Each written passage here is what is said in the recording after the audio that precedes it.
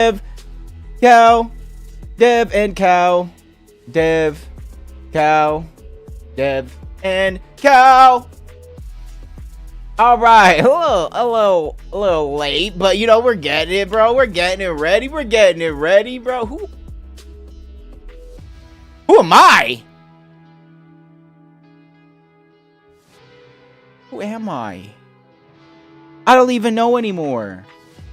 Dev, you just confused me. What's up, C Money? Damn, 5 minutes on the dot. Yeah, dude. So I know you messaged me, Dev, but I didn't see it at the time. But like, I didn't know the stuff got switched over, right? And then, yeah. I mean, I really don't know what to say. Yeah, Tuesday I just wasn't like super feeling like myself, so I was like, why stream and hate life? You know, no one's gonna like it. You know, I thought Peter was live for the title. He is, dude. Hello, sir. How you doing, bro? Good, and you? I'm very good, man. I'm very good. I'm excited to cast the what's about to happen replay mode. Bruh, yeah, no, I mean, it is what it is, but that means... I don't know what that means. Yeah, I was like, bro, I was about to say, how are you gonna? I was like, hit me with Jacob, please. Hit me with how this is somehow some crazy. I was trying to cope with my chat of like, it somehow creates excitement because like you don't know what loadout they have in endgame, so it's kind of like, are they gonna pull it off? That's the best I had. That was literally, that's all I could come up with. It was rough. It's just gonna make casting like heal offs, if that makes sense. A body block. When you don't know how long they've been in the storm. Yeah, you just don't really know too much. What's up, brother? Kill. This morning, the biggest problem this morning was everyone was. What's up, Elmo's brother? Lotto. Oh my god, I love you, Lotto. What are we eating? Waiting for something to happen. It was cool, though. Okay. Did it make casting weird, if that makes sense? Oh yeah, definitely. But me and Taco had fun with it. We did our best. But it was alright. It was fun. I love you, Lotto. Also, this is what I don't think people realize so much. It's the no points.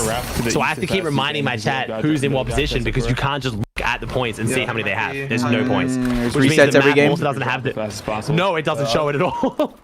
Oh, we're watching Blake stream. I'm stupid. Yeah, nah, you're all good. We got 1 more minute till replays. This was supposed to be Blake's spawn fight. That just isn't really happening. He's not really fighting. Kanata got one elim and then disengaged because it looks like Clicks and Higgs are making a play by landing up on this mountain and trying to get free tags or elims on Kanata, which is a bit cheeky from Clicks. I didn't see that coming, but I kind of like it.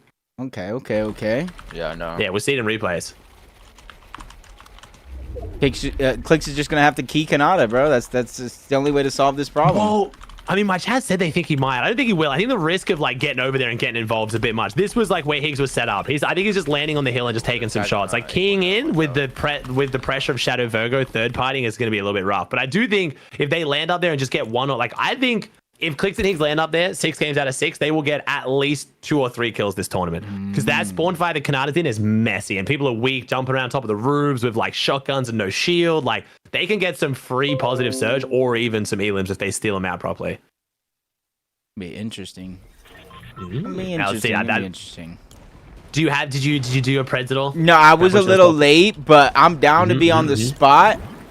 Okay, we'll do it. How about we watch off spawns, and then when we get to that boring little part, then I'll get your press. Okay. We'll get like just so you don't feel like you're rushed. Just so you can like. I'm okay being rushed, dude. That's the thing. Is like whether people hate me or like me for predictions, that's not my fault. Yeah, I know. That's what my. And to be fair, NA preds are so. Like I told my chat, like the margins of error is so like thin that you can't. Chat, what are your guys' predictions? Don't like, quantify exactly why you're putting like down, turn Ozzy clicks down, or Pete above clicks or like Shadow. But like there's so many good teams right now. It's just vibes and what you're feeling. And it wasn't. Wait, it was Higgs. Was it Higgs who landed up on that mountain? Oh, yeah, I think it is. Higgs is now going to hit a hard left, is he? Yeah, okay. So, yeah, Higgs landed up here and he's taking shots in. So, it was Higgs. Okay, we got that question answered. Josh Yomzo, that is what we're here for. We're here for Jacob. How do you think this spawn fight's going to go? Who wins it right now? Go! I think Osid and Scare probably have the best chances, but since, you know, Yomzo gets the first down, it's a wrap. Welcome to my club. Hey, let's go. Jacob hitting the fat curse here in favor of Josh Yomzo. Scare I did on purpose, bro. Right now. Yeah, okay. I know what I'm doing. Josh Yomzo, draw first blood. Osid goes down. Scare now solo, which means he's kind of encroaching in on Shadow and Virgo's territory as well. So that should technically be a 1-0 here for Josh Yomzo, I think. I think they've locked it down. And no one's dropping on the weather station. They'll be able to get the weather station as well, which is a bit of an issue for Vico today. So nice. Is nobody at Latte either, or is something going crazy right now? Good question. Did Reed and Harvey not load in? I didn't even check the teams. Yeah, there's 100. 50 teams, 100 players. Oh, it's just okay. That scared me for a second because I realized I didn't check the top left. And I was wrong. I think Curly might be taking their... Oh, he's not farming it, though. He's looting it, but not farming it. So that means Josh Yomzo can still get the material out of it. That's the main thing they need. They need that metal. Looks like Pete Poyo uncon, and they get the boss. So Pete's going to kick off with a... He has an AR, whether it's mythic or legendary. Couldn't tell you. What do you guys think? Do you think it's mythic? I think it's mythic, bro. It's Pete. He got the Pete luck, okay, yeah. Just Pete RNG, okay. Yeah. Cool. Now we got Veno. So Veno and Curve are still unconned. We've got Cold Rapid unconned, Clicks Higgs unconned. So no crazy job swaps. Bolts and Acon unconned. So it looks like it's playing out across the board. Like, oh, that's bad for my pred. That's really bad. What was your pred? Richie. I had Age Richie winning it all. And they're surprise con now. They're losing half of Sandy Strip. I should have seen that coming. This is the team that some people are telling me a bit suspicious, but they've had been popping off out of nowhere. But Kyrie and 40 Jit, the Jits coming over to Sandy Strip. Damn. That's gonna go now. I'm a bit worried. Yeah, okay, you have to loot. So hit us with the preds. What do you got? Pete Poyo, Ager's Ritual, Cold Rapid, Clicks Higgs, and Acorn Bolts. So wait, Pete Ages, Cold was it? Oh, no, I forgot. Veno Curve, dude. So what'd you do? So Pete Ages, was it Acorn? Hold on. Pete Poyo, Veno Curve, Clicks Higgs, Ager's Ritual, and then do I do Cold or Rapid or Acorn Bolts? Welcome to the club, bro. This is where it's hard. I'm gonna go ahead. What did you put? You didn't put either, so it can't be bad for me here either. So I can get yelled at. I'm just gonna go Acorn Bolts. I don't know. I want to feel it. We've got very different plans. I like that. Yeah, I kind of had to go with my head today, not really with my heart so much. I want Cold Rapid on there. I want it to pop. I want Curve and Venom to pop off too. Like, I'll be so happily proven wrong, but also Muzz going down here. I keep Muzz on my pred. I did. No. 2 of my preds getting surprise conned is just, that's bad. Chad, at least this with the out though. If they now don't do good, at least I get to have a cop out of like, to be fair, things have changed significantly. This is weird. What even happened? I still don't mind the Ages Ritual contested fight, simply because they did all right in a tournament before while contested by Victor V and Art. They did. Yeah, and I feel like Muzz and C. Yo, Rain! So we'll see. The gifted sub, Rain! Can't even hear nothing anymore! Sharkantini were triple con, and then Yapko Panzer were conned, Sky and Scroll were conned, Vico Malley were conned, and Pix and Mustache all conned for top 5. It was crazy. Tune in Game 6 on your stream and a little bit after, and I saw you talking about all of the top 5 contested. So I think anything's possible, because I think potentially, depending on how the fights go, it could help. We got Mongols Mazzino, which I believe is a Counter-Strike reference here from Sphinx. Sphinx trying to take his fight in Humble Hills, and it's Sayaz holding him down. Sayaz in focus. Not only an EU team, but I feel like an odd EU team as well. We've got a Spaniard and an Israeli going at it here right now. Not even the same friend group, I'm pretty sure. And it's 2 elims for Sayaz. Vamos, the Spaniards take it. Muzz, I'm sorry, broski. I had you in my top 5. I don't want to see it, but that's a bit rough. That's a bit rough. We got Clicks and Higgs still chilling inside Wonky, but I wonder if Acorn Bolts take shots in on them like Peterbot and Poyo were kind of doing. It seems like Clicks and Higgs are a lot more confident in Wonky land when it's Acorn and Bolts than Pete and Poyo. I'm not sure. I would agree with that, simply because you don't have, it's a Peterbot. Peterbot probably will get bored in a tournament and shoot down at him, key him, something like that. Acorn Bolts play, I don't want to say a little bit more by the book, but yeah, they play a little bit more traditional Fortnite. And we got Peterbot and Poyo. So Pete's stepping up now. We've got a bit of something going on over here. It looks like it's Chris Drew going toe-to-toe with Craze and Booger. So Craze Booger have been contested in most of the finals we've seen them in. Now uncontested on their split. It looks like it's making them push north a lot faster. Maybe a play for the vending machine. Chat, is this the only vending machine Craze and Booger have access to on this split? Because that would kind of make sense then. He comes up the tag and disengage. And then Cold and Rapid are getting out of Dark Dominion early. Looks like we got a bit of a south pull on our hands here, and it does. Rapid is definitely banking on that south pull. We've got a very far southwest pull to a Threats and Veer legendary drop. First zone and legendary drop. That's very good for Threats and Veer. Yeah, I like this rotation out of Cold and Rapid, because they see everybody fighting for the vending machine, so you got a good calculated guess means nobody's really on the mountain. So that means they get priority position, center zone, and even if it continues to pull all the way towards the west and even the north, the high ground's going to help them on this rotation. So that was perfect. Probably called by Rapid, but that was perfect. Acorn and Bolts also getting out quick from this one. Acorn and Bolts rotating off the mountain super quick. There was absolutely no play to stay up there from Acorn and Bolts, which kind of interesting. Doing good, Fear. How you doing, brother? Not kind of staying up on the mountain like a lot of teams have. How's everybody doing? Launch pads up there, even without the wingsuits. They're actually one of the teams that can stay on the mountain a bit longer if they want to. Josh and Iomzo making their way out of Frigid. I was a bit underwhelmed seeing them yesterday out of Frigid. Even the games they made it off spawn, they weren't looking as hot as what I thought. I've been gassing up Iomzo a lot this season. And Cole and Madden taking some shots into them. And right now, it looks like, again, the problem is they have to loot this entire castle, which takes forever, and then have to rotate all the way over here and farm slow metal and then rotate. Like, I think Frigid is a good drop, but I'm starting to like it less and less the more I watch it. Yeah, just instantly seeing this, I don't necessarily... It's better than, I think, the new Sanctuary at the bottom right, but it's not, I think, like a god tier POI, simply because, like, even if you get that uncontested and you go over towards the north, there's so many teams all around you that you're going to get tagged up. You're going to have a higher than Surge type game if you want that medal, so to say, because there's so many teams around you, even on the mountain with Acorn and Bolt. So there's no rotation from Frigid Fortress, contested or not. That's going to be a free rotation. Yeah, no, that is rough. But Age and Richie, I had to wait to gas him up. Age Richie, 3 Elans, baby. I wasn't even worried. I saw they were cons, and I was thinking, yo, 8 points. That's 8 free points every... Nah, I actually don't know, but that's good. Age Richie doing well. But I wonder how much this slows down the progression of their game. They do have that cube to rotate off, and they seem to like to use it. So I think they were going to wait here last anyway, but not the greatest zone for them. As we saw Rapid predict there and most of the good IGLs in this lobby, we saw Acorn get out of dodge quick. Everyone knows once you see that first zone touching the edge, you know second zone is going to pull that way as well. We are getting a definite southwest zone pull here, which is disastrous for Muzz going down early because Focus and Science, who are dead center of zone now. Yeah, when are you going to get these types of games where the zone's just exactly on your POI? BC Cold and Rapid was able to get that rotation. Yamzo and Josh, still good timing for them. Contested at Frigid Fortress. They're still able to loot up their actual POI. I wish we could see how much metal they were actually able to get, simply because I don't think, judging by how many times like you pulled up the minimap and stuff, I don't think they rotated over and grabbed all of that metal, or maybe they did, but I don't think the timing was there, especially with the zone pulling away that it has. See, now we get to play Let's Find Out. Like on the next episode, you know, I mean, this is the whole fun of the replay mode, right, Jacob? It's like, you know, we'll find out later. Maybe they die with no mats. Maybe they don't. We'll find out. You know, it's great. As Acorn and Bolts taking some shots right now. Neb's in here. I didn't realize Neb's made double finals. So Neb's had a chance to win EU this morning. Unfortunately, stumbled in game 5-6, but he double qual, which is good. The British Giovanni, it's 4:25 for me, but I'm on the West Coast. As Scare and Osid back in this one. So we're calling that as a Josh Iomzo win, but at least Scare and Osid get to play a game out of it. Exactly. It's a feature, chat. It's a feature. Fortnite's just trying to make this more exciting for us, you know? To me, it's going to get fixed. It's just a matter of when.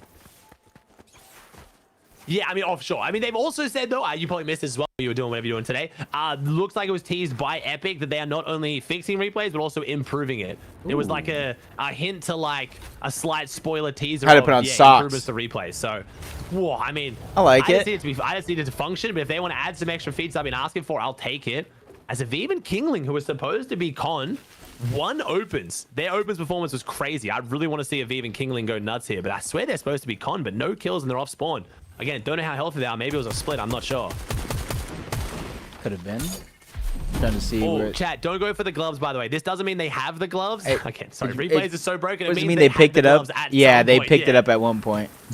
I had to learn that even before this update bug or whatever. I'm just like, what is that glowy thing? I was like, he don't even have the gloves. Like, what is this? Yeah.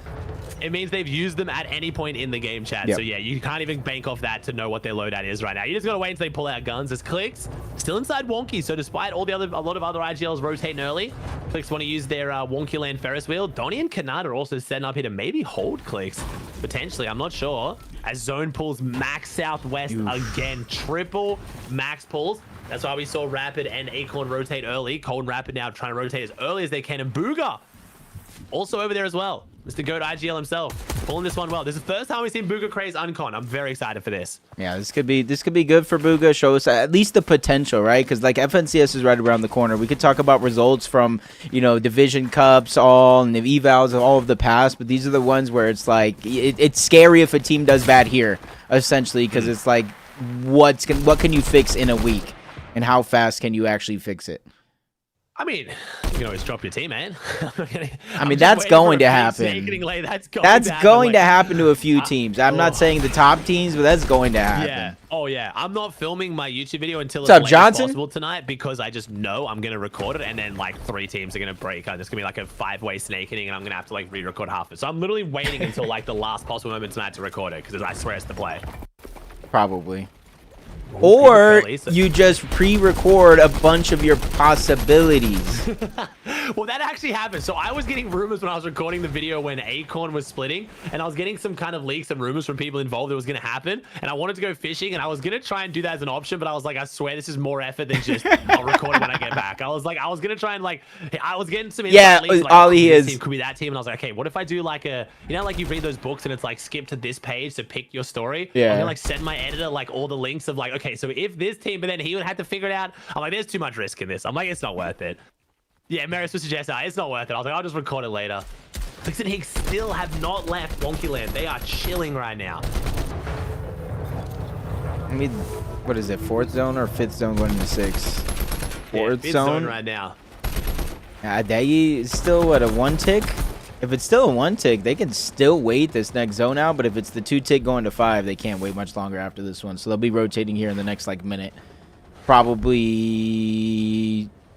Yeah, so it's 4th zone going into 5th. So they'll rotate after the zone. I think they'll wait. Yeah, they'll start the rotate and rise the zone pulls normally is how they tend to do it. But we got a bit of a fight here potentially. No, Pete's not fine right now, Chad. This is a great zone for him. As you can see, 81 alive. No one's fighting, but that's fine. That's all What's good. Up, Skelly? What's up, Didi? We got a bit of a scuffle out here with Haya, though. This is going to be a very good end game. I'm interested to see if Clix and Higgs try and, like, kind of dead-side it over here. Peterbot and Poi obviously going to... They can't really hit the rift off this, though. They can't rift, otherwise they'll just get beamed on this edge. So I guess they're just going to tank, use all the fish, and then maybe spicy fish run in. Could be the play here from Peterbot and Poyo. This could be a generationally good pull for Pete and Poyo. If they get zone up here on their fish base, they're going to be in such a good position. I don't think zone can possibly pull down here. So I think they've got to get a half here or a half on them. Let's see if I've got the IGL knowledge right now. Ooh, fish base. Okay, Peterbot and Poyo. This is where Squibbly is undeniably the best POI on the map because Peterbot and Poyo have had this rift spawning infinite fish into their box. So they're looking very, very good to take game 1 here. Like, there's been a lot of debate over what's the best POI on the map. When pulling zone, it is undeniably Squibbly. It's just when zone doesn't pull, there's a bit of debate. But this is looking really good. Also good for Clix Higgs, though, because now they have an easier rotate out of Wonky. Okay, so I... Run Surge looks good, too. No, it's definitely good. And Pete Poyo, like, if they were on edge, I was going to say they're one of the few teams that will almost always spot out, like, that Clix and Higgs rotation. And so they're one of the teams that will kind of target them out and try to get some shots on them. Rapid Cold, 400 above. Don't necessarily need Surge, but they're in zone. So what else do you do? Yomzo Josh. This is one thing we can check his Surge chat. 74. So Josh and Yomzo, despite winning that spawn fight, getting the 1 elim, only 74 above right now for them. So their Surge looking a bit rough. But Cooper Curly rotating straight into him and could have been some easy tags. Veno and Curve behind them. Veno and Curve 300 above. So they're looking a lot better. Veno's just happy to build this great wall out of wood right now. He is burning a lot of wood. I wish I could tell you how much he has, but I mean, this is probably a good play, but this is a very tough pull for Veno Curve. I feel like this is not the zone they wanted, that's for sure. Yeah, and I feel like Veno's confident that they're going to get an elimination, so he's just easily able to kind of burn through that material. But he probably burnt like a good 200-300 wood just getting there and still getting tagged out on the edge. It was almost like 400 above the damage threshold and almost immediately cut halfway. Jargu got to watch out underneath. He gets spotted out. I mean, they think he's a solo. They could go, but right now Veno's focused on getting a good spot into the zone. Ooh. Yeah, that was a tougher rotate for them. They did it well. Richie Ages, though, after their early fight again. Now that they're surprise con, going to have to make every game count. Richie Ages, a beautiful rotate. I'm guessing they just staggered in and rotated off the cube. Visuals and Braids got that 0 ping buff right now, but they could be the ones playing spoiler, and they could be causing issues for Ages Ritual because they're below, 6 below. They've got the pizza. No need to try to take a super quick fight. Zone does pull north for them again, which means that everyone's going to have to rotate. So Visual and Braids getting blessed a little bit. Clix and Higgs getting also blessed. They're in a great spot. and then Peterball and Poyo give up their infinite fish base to go back up into their old surge tower. Pete and Poyo getting absolutely scripted zones right now. They're sitting very, very comfortable above this whole lobby right now. Yeah, Visual and Braids, I don't know if they're still above or below, but it's active surge right now. So anybody below the damage threshold has to be able to get aggressive, get shots. Visuals and Braids was one of those teams, and Agers and Ritual was the one that was, let's say, positioned right next to them. They do get enough damage, barely above the threshold, and you can see them quickly falling down. That's just other teams being active and getting damage as well. Chris gets an elim in the feed. Chris gets an elim in the feed. So we're finally seeing some players go down here as now they drop below. Visuals gets beamed. He did that going for a refarm of Brick. Visuals gonna be very mad at himself. That's a silly mistake to make there. He's trying to cap out the mats, which I get, but below Surge already having a bit of a pressure on them, and then just going down there is even riskier. Veno and Curve are gonna be the ones who kind of get the extra loot from that. Don't know how much it is, but I'm seeing some shockwaves and seeing some extra materials, so Curve and Veno have gotten something out of that. As right now, most of our big teams looking pretty healthy. Focus and Syaz. Muzz might be happy watching this, despite them getting the best one in the game, Elmo. Everybody has it. Them right now, Syaz having a solo clutch, but our big names are chilling. We got Clicks and Higgs in their base, vibing out right next to this one. Love and Life, Cold and Rapid just next to them. Pete and Poyo up above. I saw Age and Richie just before. Yomzo, Josh. So despite the chaos right now on this rotate, it looks like all of our big teams are sitting very, very pretty. I kind of wanted to pull through the rift so bad. Please go south. Pull through the rift just for excitement of like what were people gonna do? Like, oh, but it doesn't necessarily go. If people hit the rift, you're right. If it goes in the rift shard, I don't think we've seen a single rotating zone go through the rift shards. I wonder if that's. We're saving it for finals. Yeah, saving it for game 12. Game 12 of Grand, of course. Ages Richie having a bit of a tough rotate here ahead of them with so many players, but they clear out this edge and they just on front side now. They made it up the hill very, very easily, but you can see from the teams that went down there, it wasn't that easy to rotate. Kanata and Donnie also looking good, 400 above. Peterball and Poyo won't be able to play height now, though. They've got too far to rotate. Clicks and Higgs, one of the teams in front of them. So this could be a tough rotate from Pete and Poyo, but it shouldn't be too bad. As long as they wait to be the last team to rotate, I think just Shockwave above the teams connect. They should be okay. Yeah, and they see Jojo Fishy go down. They know Aoxy's a solo. They're immediately trying to put down pressure. Not even necessarily concerned with the team right below them. They just want to get the elimination. One less player in their path, and that's exactly what you were talking about. The rough rotation off the top rope, and they get beamed out of the sky. 100 shield each. Luckily for them, because of the God pulls, they're so far above the damage threshold, that's not even a thought in their mind. It's just about rotating from point A to point B. We're going to use show low shocks just to get to the other side and stay elevated. That's going to be the most important thing for Peterbot and Poyo on this rotation. Yeah, I love that call out from you. As soon as I saw Poyo's toes hit the water, I was like, that is a bad spot to be. Very easily lobbied. When you drop down, you're trying to hold the builds, you like start swimming and makes the camera awkward. You do not want to get lobby focused in the water. As Peterball and Poyo make what could have been a tough rotate relatively clean. As Curve and Veno up above right now. This is a very good zone pull for them right now. They need to take advantage of it. Bolts and Acorn in a good spot. So NA delivering right now. All our big names we need to see firing on all cylinders are looking good here. Everyone's above Surge. Again, I can't comment on their loadouts. I'm sorry. Replays, as you can see, is a little bit broken right now, but we'll have to wait and see how they pull it off. Who's looking the most stacked, because right now it's anyone's guess. But Clicks and Higgs, they're looking good, and this zone should have them feeling pretty stacked. You know what? I'm just going to start making up a loadout as I go along. But 700 above, you called them stacks, so that means Higgs already has the mythic pump. Clicks has the mythic pistol, even though it's not in comp, he does have it. Good damage as they look in the back of zone. Peterbot and Poyo is right there as well. What I do like is every single team, I feel like 8 of those teams, keep the numbers going, I'm sorry, have a chance to use these shockwaves and play for high ground. So if you take zone too early, like Ven and Curve currently are, anybody can shockwave up, contest you, you run out of mats, have to give it up, and that can be repeated over and over for every one of these teams. I also want to highlight right now, one thing we can tell, even with replays as scuffed as it is, Curve has 4 eliminations right now. My man got him up on the high ground. Yes, Curve I hate it. IGL and endgames as well. There's been a bit of debate around this one. Curve is the IGL and endgames. Veno does make their high calls though, so maybe. But Curve right now, 4 elims on the board, looking very, very good. Clicks and Higgs a little bit further down there, so Clicks and Higgs staying on second high. They did win their div finals last week with a lot of high plays. So far, haven't gone from it. Also noticing, yeah, no Ages Ritual, also sitting on a pretty elevated layer. Yomzo right down the low ground. No Josh, but Peterbot actually drops down with him. So Pete and Poyo like kind of dropping down their layers. They've got Pizza and Slurpfish, and this does go back through maybe Pete's old fish base. I think that might extend over here to the right. I'm not entirely sure. Depending on what they know they have in there, it might be worth it to go through and check, but they get the wall. They try to return to the base, but they get tagged up just a little bit. Pollo going down, collecting some of the loot underneath. Peterbot's going to have to take this moment, heal up. There's just a lot of fish there that they're able to find, and this is the benefits of literally going right through your POI yet again. Sorry, I thought Pete might hit the walrus rotate there. It's a bit of a niche one. Doesn't really do a whole bunch. It's kind of like a lily pad, but it's one of my favorite random additions here at this POI. Scribbly Shores has the walrus on the beach. Pete Pollo looking for their refresh. They're playing aggressive for it. They find Ozone. Ozone and Golden have been doing really well. One of the more underdog teams, I think, coming into this finals, but running into Pete and Pollo in this endgame, bit unfortunate. Only 2 elims to Peterbot and Pollo, though. Relatively low elim affair, especially when we look at the lights of Ritual and Ages on 7 eliminations right now, and Richie has 6 of them. Yeah, this is just a big game for Richie. He's always been one of those players that, hey, he can get elims in the biggest moments, but he's a selfless player, and that's exactly where he's letting Ages right here hunt for these eliminations. He knows somebody up above is weak. He sees the edit there. It's Higgs up above, and he falls for the trap. Ritual, Ages strike. They take down Higgs, leaving Clicks by himself as a solo, but he gets redemption, getting the down on the 1. Cannot get the siphon. Clicks and Higgs go down and outside of the top 10.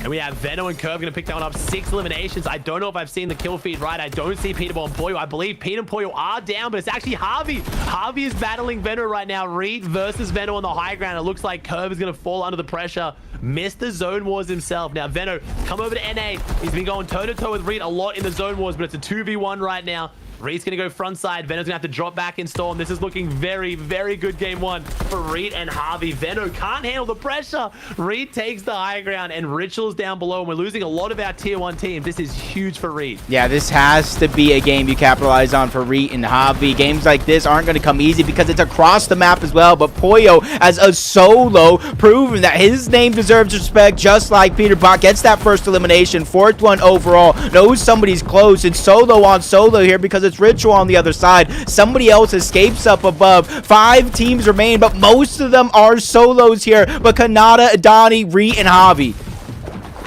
Oh, and then Matt is now going back to lobby as well. That's 1 solo down. I thought it might be Ritual, but Ritual goes down there under the pressure too. So it's a 2v2v1. Pollo's the solo in the sandwich. Can he maybe somehow make a play on a Kanata Donnie here to get a second? The win's going to be tough, but no. The assist from Reed, but Kanata swings back. We got a Max Nada moment. We're going to need more than a Max Nada moment here for the 1v2, though. Reed and Harvey up above him, closing it out. 51 HP. Kanata tries to go for the patented Kanata peak. Can't find it on the Reed. Reed's playing the smart right now. Reed playing the 1v2 advantage, but never mind Harvey. Not able to get back up and back him up. Reed tries to stall for as long as he can, and now it's up to Harvey in a 1v1 against Kanata. Yeah, the 0 builds is true for Javi down below. He could not get back up. And now there's time right here. Kanata has builds. He's going to be 200. Javi is as well, but he's running out of materials. Good shot for him down below to keep Kanata weak, forcing Kanata to heal up, not giving him a chance to get offensive here, and making him gigging his bag of tricks of resources here. But Javi going over, running out of builds, gets the edit onto Kanata, who tries to fall into the zone, but Javi still clutches up. Vamos! Now, I love that. That was the battle of the disrespected. We had Reed and Kanata going at it. 2 of the most accomplished players on NA, both seemingly unable to find another, I don't want to say tier 1, unknown teammate, right? Harvey and Donnie are both amazing, but I love the fact that both Kanata and Reed, in the face of all this disrespect, said, you know what? If tier 1s don't want to play with me, that's fine. I'm going to prove I can do it with anyone. Picks up Donnie, picks up Harvey, 2 very underrated players, and they pop off. I'm loving it. I could not be happier. That was a good game finish, but Javi going big, bro. Javi looked good there, chat. That was good, proving all the haters wrong. And to me, that was big for Kanata as well. Like, there's pressure on both Kanata and Reed, and I don't know if it's necessarily community pressure as much as it is pressure on themselves to do good, because they've been some of the best players throughout the history of the game. But a 1-point difference separates them as 1 and 2. But I was actually starting to think too, coming into today and even like into the, FNCS, I was like, man, this could be the first time where we don't see Kanata advance to an FNCS finals. Does the streak break? And then he pulls off this already. He's got the finals. Donnie's crazy. Also, again, for a lot of people kind of confused on Donnie's upbringing. Again, Donnie played competitive with Clicks back in Chapter 4. We got to pretend like Donnie's a nobody in the comp scene, but definitely Zone Wars Demon was finding a lot more success on East, has slowed down a bit since Central swap because he does have such high ping, but he then decided to, oh, wait a second. Sorry, I forgot the no delay here on Kanata. Decides to come back to Central. He's now on 0 ping for the rest of the year. So I think that was a huge pickup from Kanata. I want to see how this one went. Speaking of Kanata, I'm sorry, I did actually forget that he has no delay. Kanata just does not care today, so I'm going to have to make sure we get out of replays quick enough. And the fight's already well and truly over. Never mind, chat. I'm just going to not spoil next time and just wait for replays, I guess. Probably honestly better that way. We've only got like 2 minutes till replays anyway. Yep, Aegis Ritual, surprise contested, 76 points. Can they keep it up? That's going to be the question, though, because, I mean, a team can get lucky once, and on this region, that's all it takes is one game. Yeah, well, genuinely, yeah, literally. You lose one, you win 5 off spawns, you lose 1, and you probably won't win the finals. What's up, Michael, BMF, Warrior? Moment. Let's see if the other spawn fights haven't happened yet. Flappers, what's up? A couple minutes, maybe, but man's outside. Biscuit. The door and farm the gun. I don't know how you actually fight a painter, but I swear this is it. Oh, they're splitting it kind of like East versus West. They're not like straight 50-50, so that's why. Electro's dropping in too. Okay. Who's first? So we now have after that game, bro, it's Reet and Harvey who won that game. Reet and Harvey first, Kanata Donnie 1 point behind though. That's looking good. We just wait for the replays, chat. Screw it. Let's not spoil for ourselves, eh? It's not bad. It's not bad. Okay, let me see. Who was supposed to... QK and Helm were supposed to be contesting in Vive and King. Not saying they uncontested, but we know that's something we noticed last game with 0 elims. Are they contested? Oh. Muds and Sphinx surprise contested by Focus. So I'm trying to figure out where Focus was supposed to land.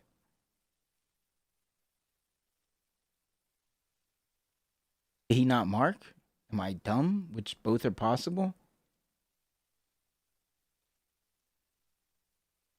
Okay, maybe they didn't mark.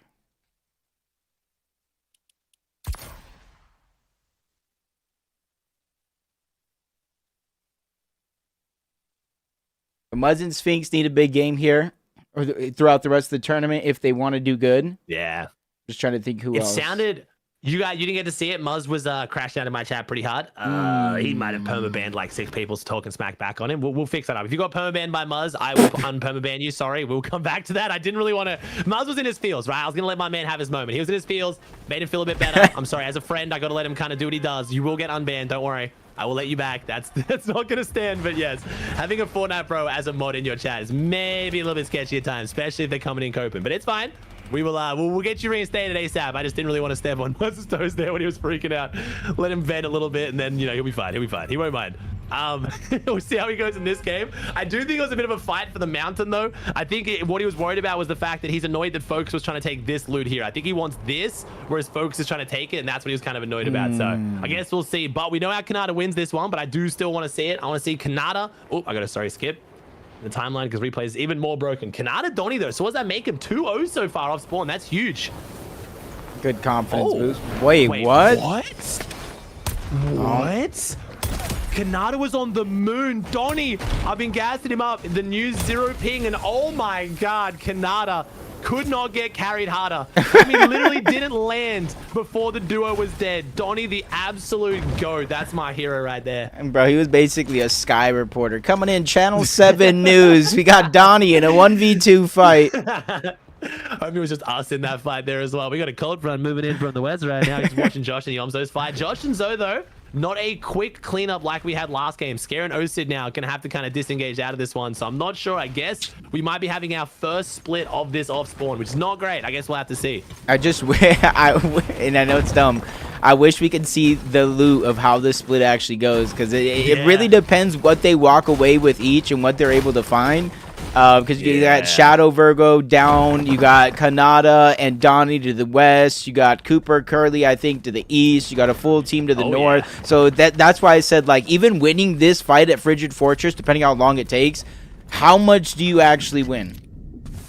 Oh, it looks like Muzz and Sphinx, my analysis was correct. So Focus and Syaz don't want to fight Humble. They want to get the loot on top of that hill and then rotate down to the lake. And it looks like Muzz and Sphinx are thinking it's better just to give it up. But one game down, that cost them, you know, a potential 50-60 points. Muzz and Sphinx have had like pretty much a 40 to 50 point average in these finals. So A big cost there for Muzz to figure out to change up the strategy. Curve and Venom looking good at Boulevard. And ooh, we have a legendary drop for Cold and Rapid. That could be a nice little boon for this team. And I feel like, again, there's a lot of people who've got this team on Snake Watch. They've already qualled land. They joined Orgs to play together. I've heard a lot of rumblings of that might be the main reason why this team does still last, though. I mean, they don't need to be a 2-0 for FNCS.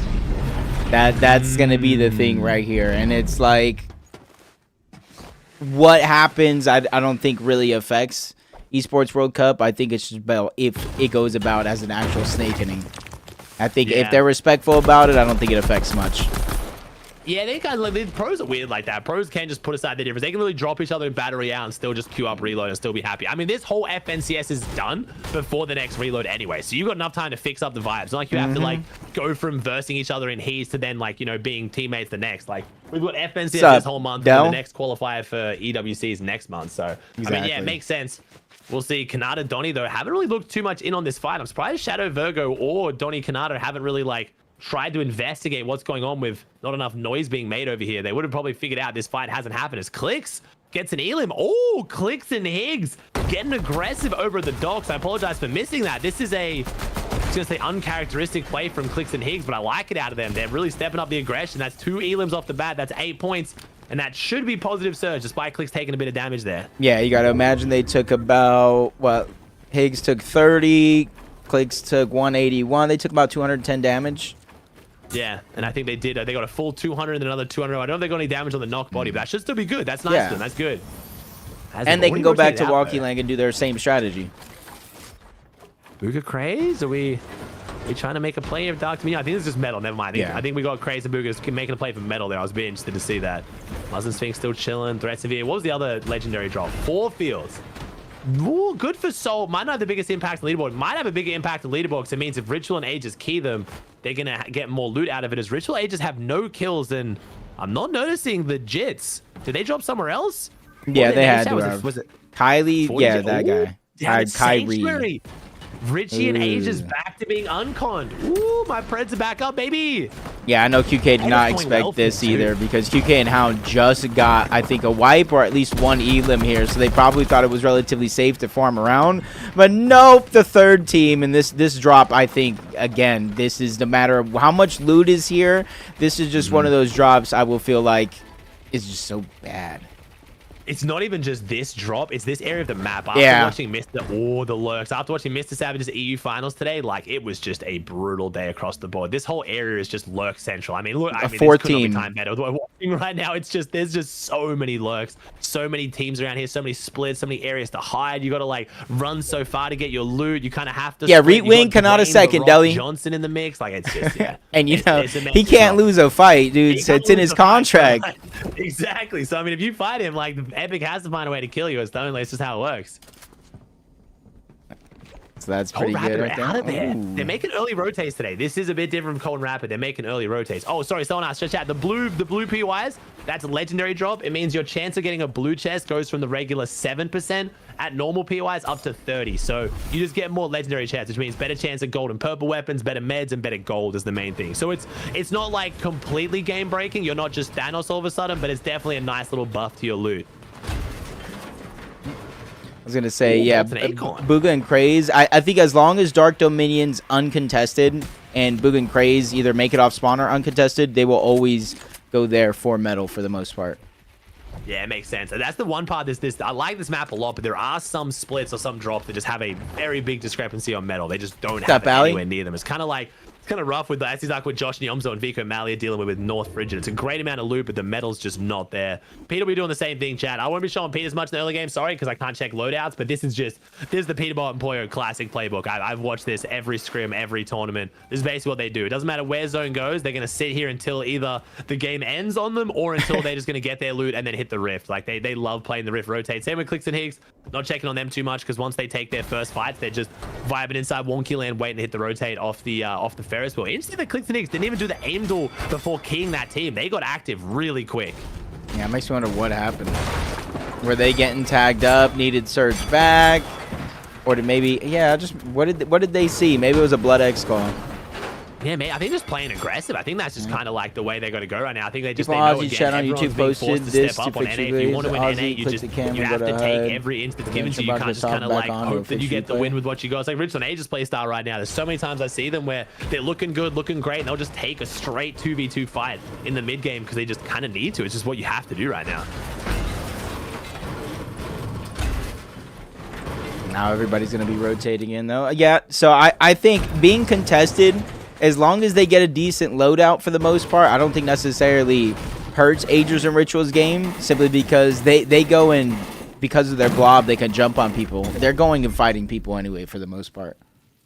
Oh, we get an east zone here, which should be interesting right now. Again, that's why, like, right now, the top 3 PYs in the map, 100%. I'm kind of, like, tossed and turned on and gone back and forward, but I'm 100% Squibbly, Wonky Land, Sandy Strip. The ability to either maximize games when you pull zone, like Rich and Aegis have now, or to easily rotate when you don't pull zone. It's interesting to see Peter Bomb Poyo. They've actually broken the strategy here. I talked about, oh, they're going to sit in zone, they're going to hit the rift. They don't hit the rift this game. This is actually them rotating out without the rift, which is a big change. A little surprising, but I wonder if it has anything to do with where they're at with Surge. Maybe they need a little bit more Surge. Don't want to use the shot. Or maybe they're just pushing forward and then going back. No, I think you hit the nail on the head there. I think they needed Surge. I think they were just they needed like a few more tags, like maybe like 100 damage there, just to be more confident, because that was 100% play zone, come out, get the damage, and now they're going back. You know, you definitely nailed that one. 100%. That was just a play for like just a few Surge tags. Maybe just they were just a bit worried that like, with them stacking later after here, Axiom below and they just have no one to get it on, they might as well be safe because they've got infinite meds to come back and play here. Like I don't say infinite like, you know, I mean infinite literally. Like they've got the it respawns. The rift shard. Oh, it's doing it right now. Like they've got their loot waiting for them. They'll come back. They can heal up as much storm damage as they take right now. So the only thing that really kills this team is the surge, not really the sickness so much. So they could be preventing sickness, you're right. That could be another like 20 seconds that they can now have. Like you got to remember though, like for them rotating that whole zone in, let's say they stay out of storm for let's say 30 seconds even, which is like probably more than what I think they did there. That's still only 3 ticks in an end game, but that can be the difference sometimes. That is the margins in some of these games, to be fair, because storm sickness is damage dealt, not time in storm. It used to be time in storm, now it's damage dealt. So if you take 10 seconds of a 1 tick, that is the same as 1 second in a 10 tick. So it's like, it doesn't give you too much value, hence why you'll have clicks and Higgs people like so this. Hold on, is Storm Surge hitting faster then, or Storm Sickness hitting faster then? What do you mean? Like, is it faster now than what it used to be? Yeah. It's 600 damage taken. It's been 500 damage taken for the warning, 600 active for like quite a few seasons now. It was just the original Storm Sickness when everyone focused on it. That used to be time in Storm, but they found that wasn't really healthy for the game, because then like again, end games, like you could just tank the 10 ticks with meds, and that was leading to like the Von Trex heal offs and stuff like that. Dude, I won't even lie, dude. I was playing a rank game and we were keying people in Storm. But like most of the game, I mean, no. Why would I camp in a rank game, bro?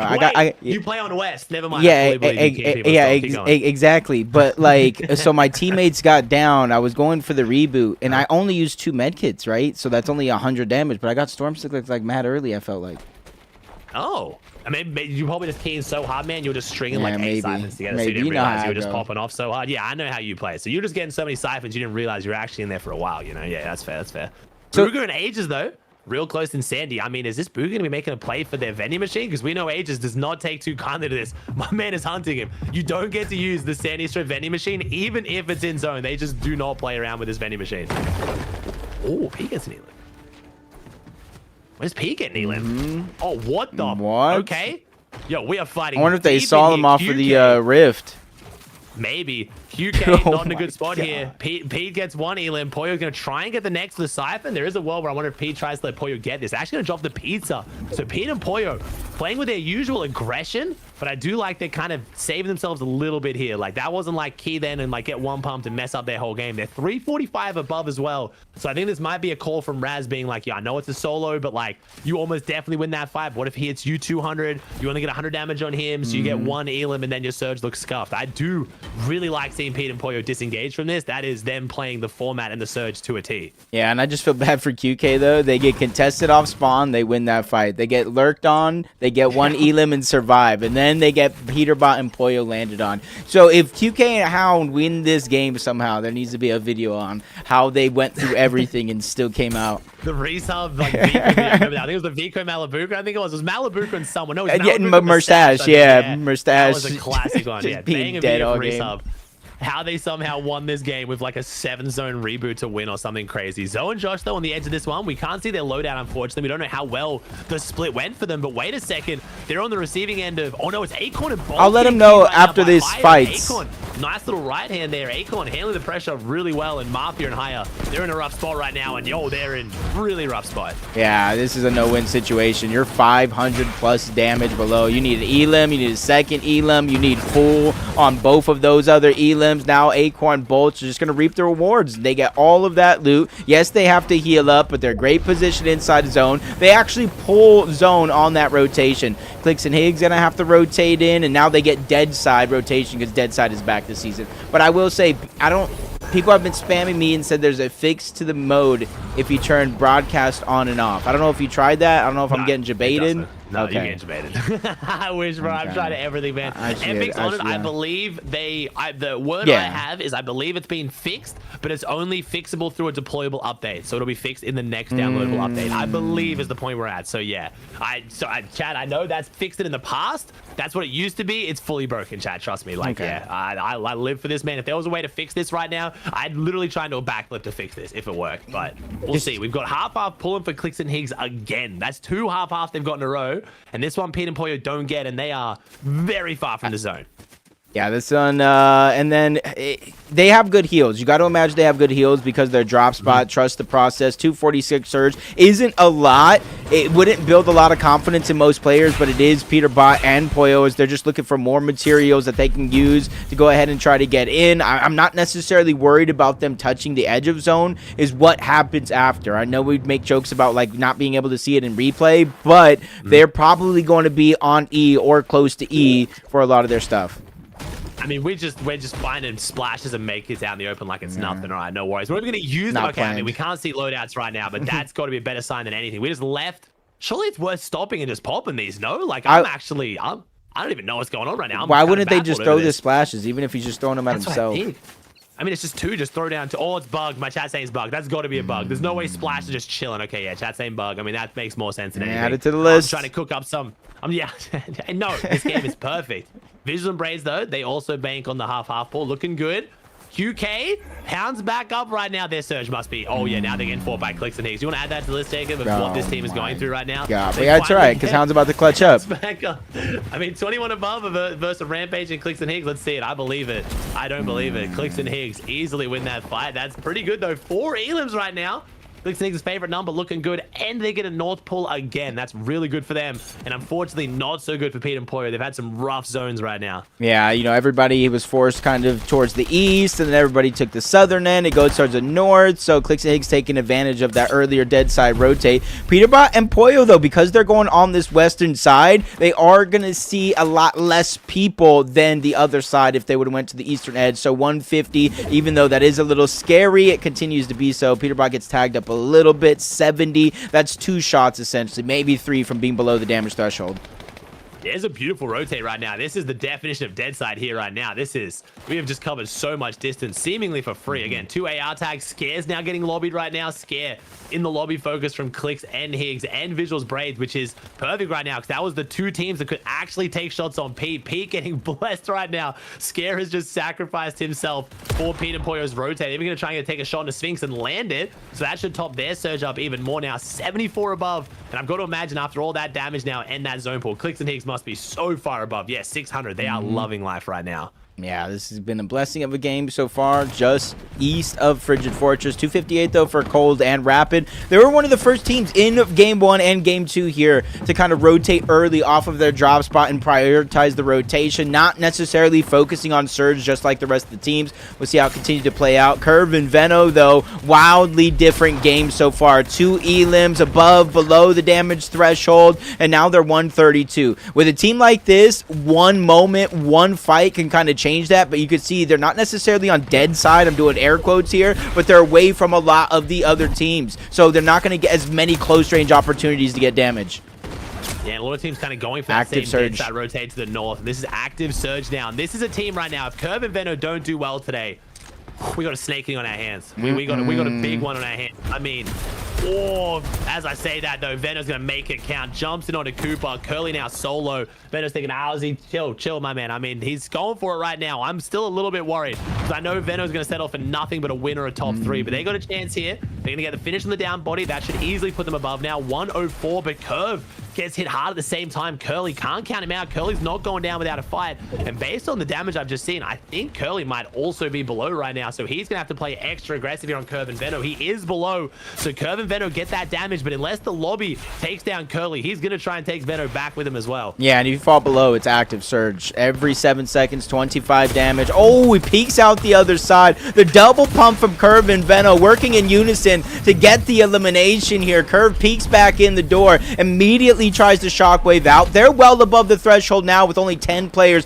needing to go down, but Tyler, you see in the feed, takes out Booga, and all this is going down right now, Ozzy, before placement points even start to set in, because now with Vibes going down, Tyler being eliminated along with Chance, we are in our top 25. We have Clicks and Higgs up on the high ground. There's an early high ground, but they're in a good position for it right now. They pulled it up on their base. Doesn't seem to have cost them that much. Peterbot and Poyo just below them. We got Muzz and Sphinx. A lot of our big teams making it deep in this end game right now, looking healthy. But like you said, this is deep in the game, but we've only got 2 sets of placement points right now going into Zone 8. These games are unbelievably stacked, and maybe a very, very good zone there by Cynics. My man, he went a little bit early. That was one of those forecast moments. I don't know if that ever happened to you. I remember having forecast and like getting myself a little bit confused, a little bit old for that, and I rotated ahead into the storm, waiting for the next zone. It's confusing, chat. It's happened to all of us. Everyone say agree with me. Everyone agree right now. As Donnie goes down, and Acorn and Bolts, though, 1,300 above almost. They are looking very healthy. Yeah, getting a couple of early game eliminations. Zone working their way because it's not far from their drop spot either. And Acorn having 2 of those eliminations, which is huge, but Jargu, Jace, they're right down below. You see the shockwave coming in. They can't make it up the mountain. I'm not sure if that was the goal or not, but they easily make it across to the other side, staying away from that ultimate low ground. Curve getting another elimination onto Slepsy. I think Agers might have had a little bit of a helping hand there. Shadow is left by himself. Ritual gets an elimination there. It's a very active endgame as we make this rotation over. Harvey and Reed now, our first place, our game 1 win is in a good spot, sitting a little bit high up. Again, we saw their win come off the back of that late height take. They might be looking to do so again. If it is Clicks and Higgs, they're still up there. And Higgs right now building some big taps, really kind of flexing on this lobby, showing how healthy they are. We've got Aged and Ritual down below on the second height, but it's quite a big layer gap between them. Braid's maybe putting focus right now from Pete. Pete's over here on front side. Sorry, he's the one focusing up onto Bolts, trying to spray in, trying to drop someone down for a refresh. Pete's only got 1 kill. That's very... Oh, going for number 2, and you can kind of see why everybody here is just headhunting for an elimination if they get an opportunity. And right there, Peterbot going down. Poyo realizing he cannot be the hero. Clicks and Higgs up above. High ground's being contested, and it's Acorn and Bolts up above. They're trying to get down Shadow, and that one is an elimination because we saw Virgo get shipped back to the lobby long ago. And now a new threat is on high ground. We have Acorn and Bolts. I saw as soon as Pete went down, Clicks and Higgs both went down in the feed right now. Feels like, again, whenever we talk about Clicks, we talk about Pete, but unfortunately this game for the wrong reasons. Josh and Yomzo still in this one. They're going to play the overdrive grenade and start dropping down. I think their mat's looking a little bit rough. Muzz and Sphinx trying to bring it back after a rough game 1. Yomzo's got them down towards that low ground, but right now it is all eyes on Acorn Bolts, but we still have first place Reed and Harvey up in this one, waiting to pop those splashes. Don't know how healthy they're looking. They're still in the metal tops at least, but I think Reed's looking pretty aggressively for a refresh. I have to imagine he's a bit shambles. Yeah, I see Bolts going down in the feed. Josh cleans that one up. I do know that Veno got the actual knock, so you got to imagine how high ground is definitely looking for Reed. Javi moving through. Javi does go down for Reed. It's almost all or nothing in this situation, trying to give him the best chance here. Popping splashes, peeking through the cone. Information is vital as it's going around this mountain, trying to buy himself time. Somehow he might get a chance to save Javi, but Acorn might not get that same possibility. Push further and further to the back of zone, trying to decide between healing and fighting his way out of the box. He's made the right decision, but now high ground. Curve and Veno up above. They not only target out Acorn, but they get the knock onto Ritual. That one gets cleaned up and tears another team apart.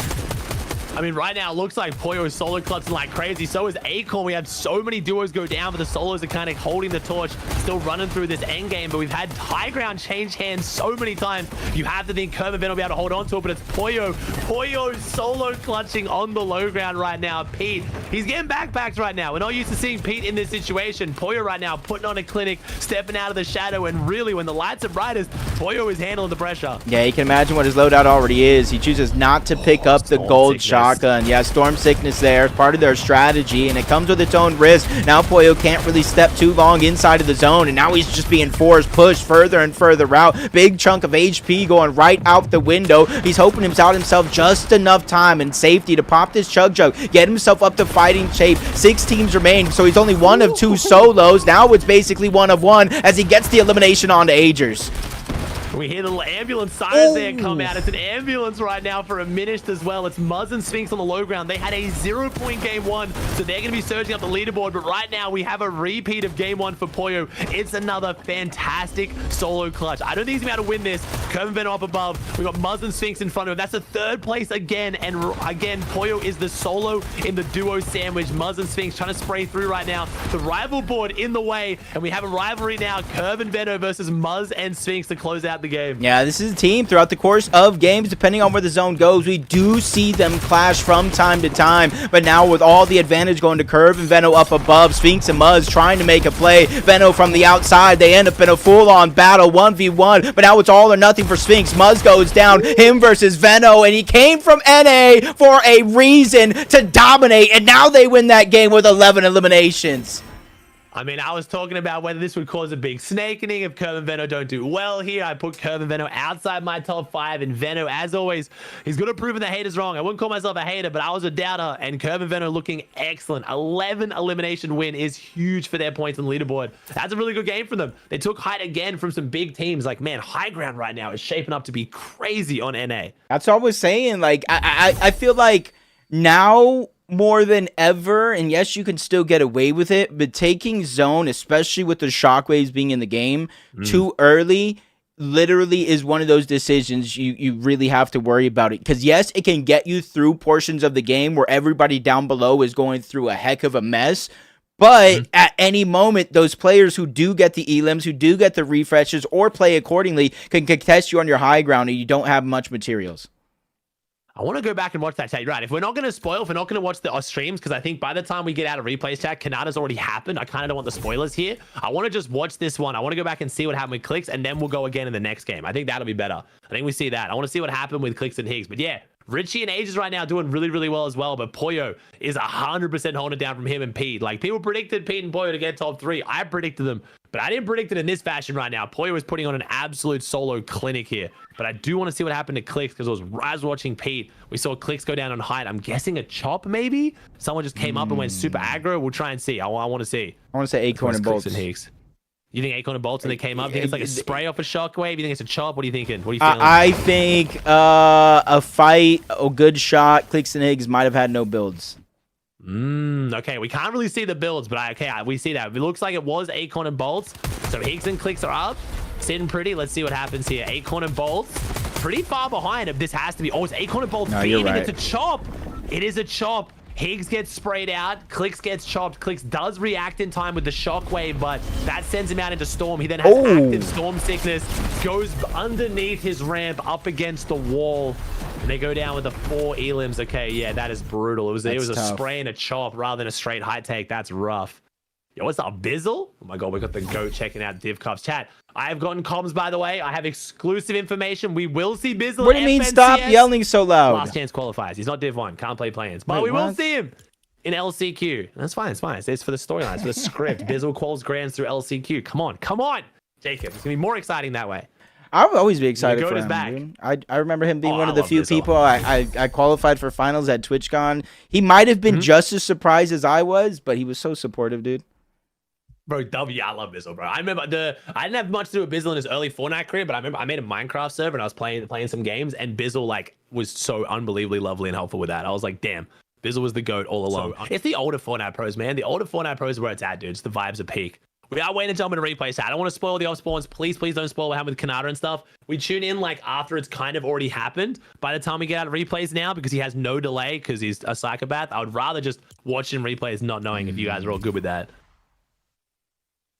Bizzle's 40 now, right? Okay, buddy, chill. Bizzle's not that old. You mean only 39? Like 20, 29? Nah, that what Bizzle? 25? 25 Bizzle? You gotta remember, chat, some of the bro, Thomas AC and Queasy are pushing 25 at this point. Like, let's not. Queasy just won globals at 23, I think, going on 24. Like, let's chill a little bit here. Come on. Age is relative. Age is relative. How old do you plan to be in your life? Right? So if you 110, then I don't think you're old until you're like, let's just say, at least halfway, which is what, 55. Yeah, yeah, exactly. I'm like, and I'm 32, which is basically 25. So I'm like halfway there at most. Like I'm halfway to the halfway point. I'm young as. Yeah, you're not even in your prime yet, dude. Exactly. See, that's why I love Jacob. Thank you, bro. Appreciate that, homie. But that's just how I look at it. And then people are like, man, you're old and playing video games. I'm like, well, I hope you're my age and don't play video games and see how much you love life. Yeah, exactly. I hope you're old and miserable. No one loves you. Your wife left you. Your kids don't even talk to you anymore. No, sorry, too much. Yeah. Hey, too old to play video games is like, no, fuck that shit, bro. The age is when you figure out you don't give a shit about what other people think, man. You just enjoy what you enjoy. Yeah, I hope the next time they get a 20-piece, they forget their sauce. Like, I hope to, you know? Damn. Okay, what I said was crazy. That might be a little bit too far. Mm-hmm. I wish they, you know. we got to see if Kanata wins his off spawn here. Kanata's now last game was the Donny clutch, right? Yeah, so it's 2-0 right now for Kanata. It's 1-0-1 for Josh. Like we kind of had to split last game. Can't really call that for anyone. They both went on to have decent games, I think, but I'm definitely not giving that to like anyone's win here. But where even is Kanata? Am I stupid? That's Reed. I thought Kanata would be over here. Oh no, I'm way further left. I am just stupid. All right, we got it over here. There's Kanata. Let's see if Kanata hits the floater again here, because Donny absolutely carried the hell out of that spawn fight. That was crazy. And wait a second, I can check. The Jits are gone. Ages Ritual uncontested. Sandy, let's go. My Preds are back up. Let's go, baby. Yo, but I don't know if they got an extra placement, but when they were getting the revive in the end game, I don't know if that was the Jit team or whatever, but literally one was in the reboot van, the other guy got knocked. They didn't get eliminated because he was in the reboot van. No way. That might have actually been the difference then. Donny is the gun Donny was talking about earlier today. He's got the good scroll wheel, but Kanata letting the spawn fight down right now. This is a Donny clinic right now. If Donny can win this, all hype to Donny right now. He is carrying, you know, one of NA's most decorated players of all time in this off spawn. Donny has to dip because we talked about it earlier. Higgs is playing spoiler right now, setting up on that hill, trying to get some free shots in. Donny pulled out a big pot there that I don't think he drunk yet, but I'm seeing no shotguns in this one, Jacob. Nah, nothing yet. Probably doesn't want to heal up because he's just kind of scared to push his builds in a second. Then it kind of going right out the window.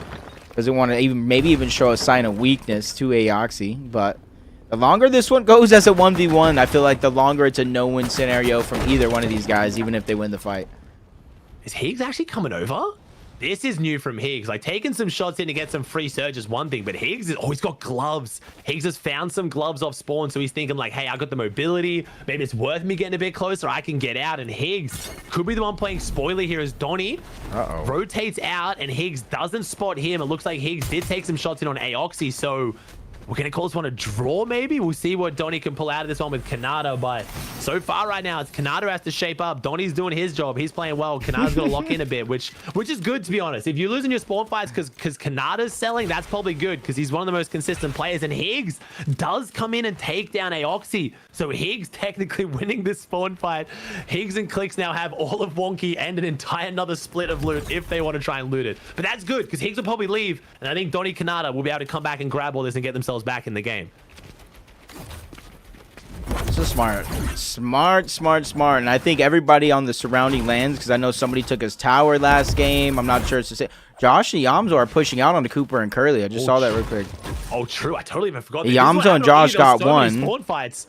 So Curly goes down. Yomzo's in. They're fully taking this fight right now. And Cooper and Curly will not be having a great time with this one. Cooper's now going to try and 1v2, and he's shockwaving out. He's not fighting it whatsoever. He had that chug but Yomzo and Josh making it count. But does that mean Scare Bear and Osid? Oh, Scare and Osid claim Frigid. So Yomzo and Josh. Oh no, Osid's down.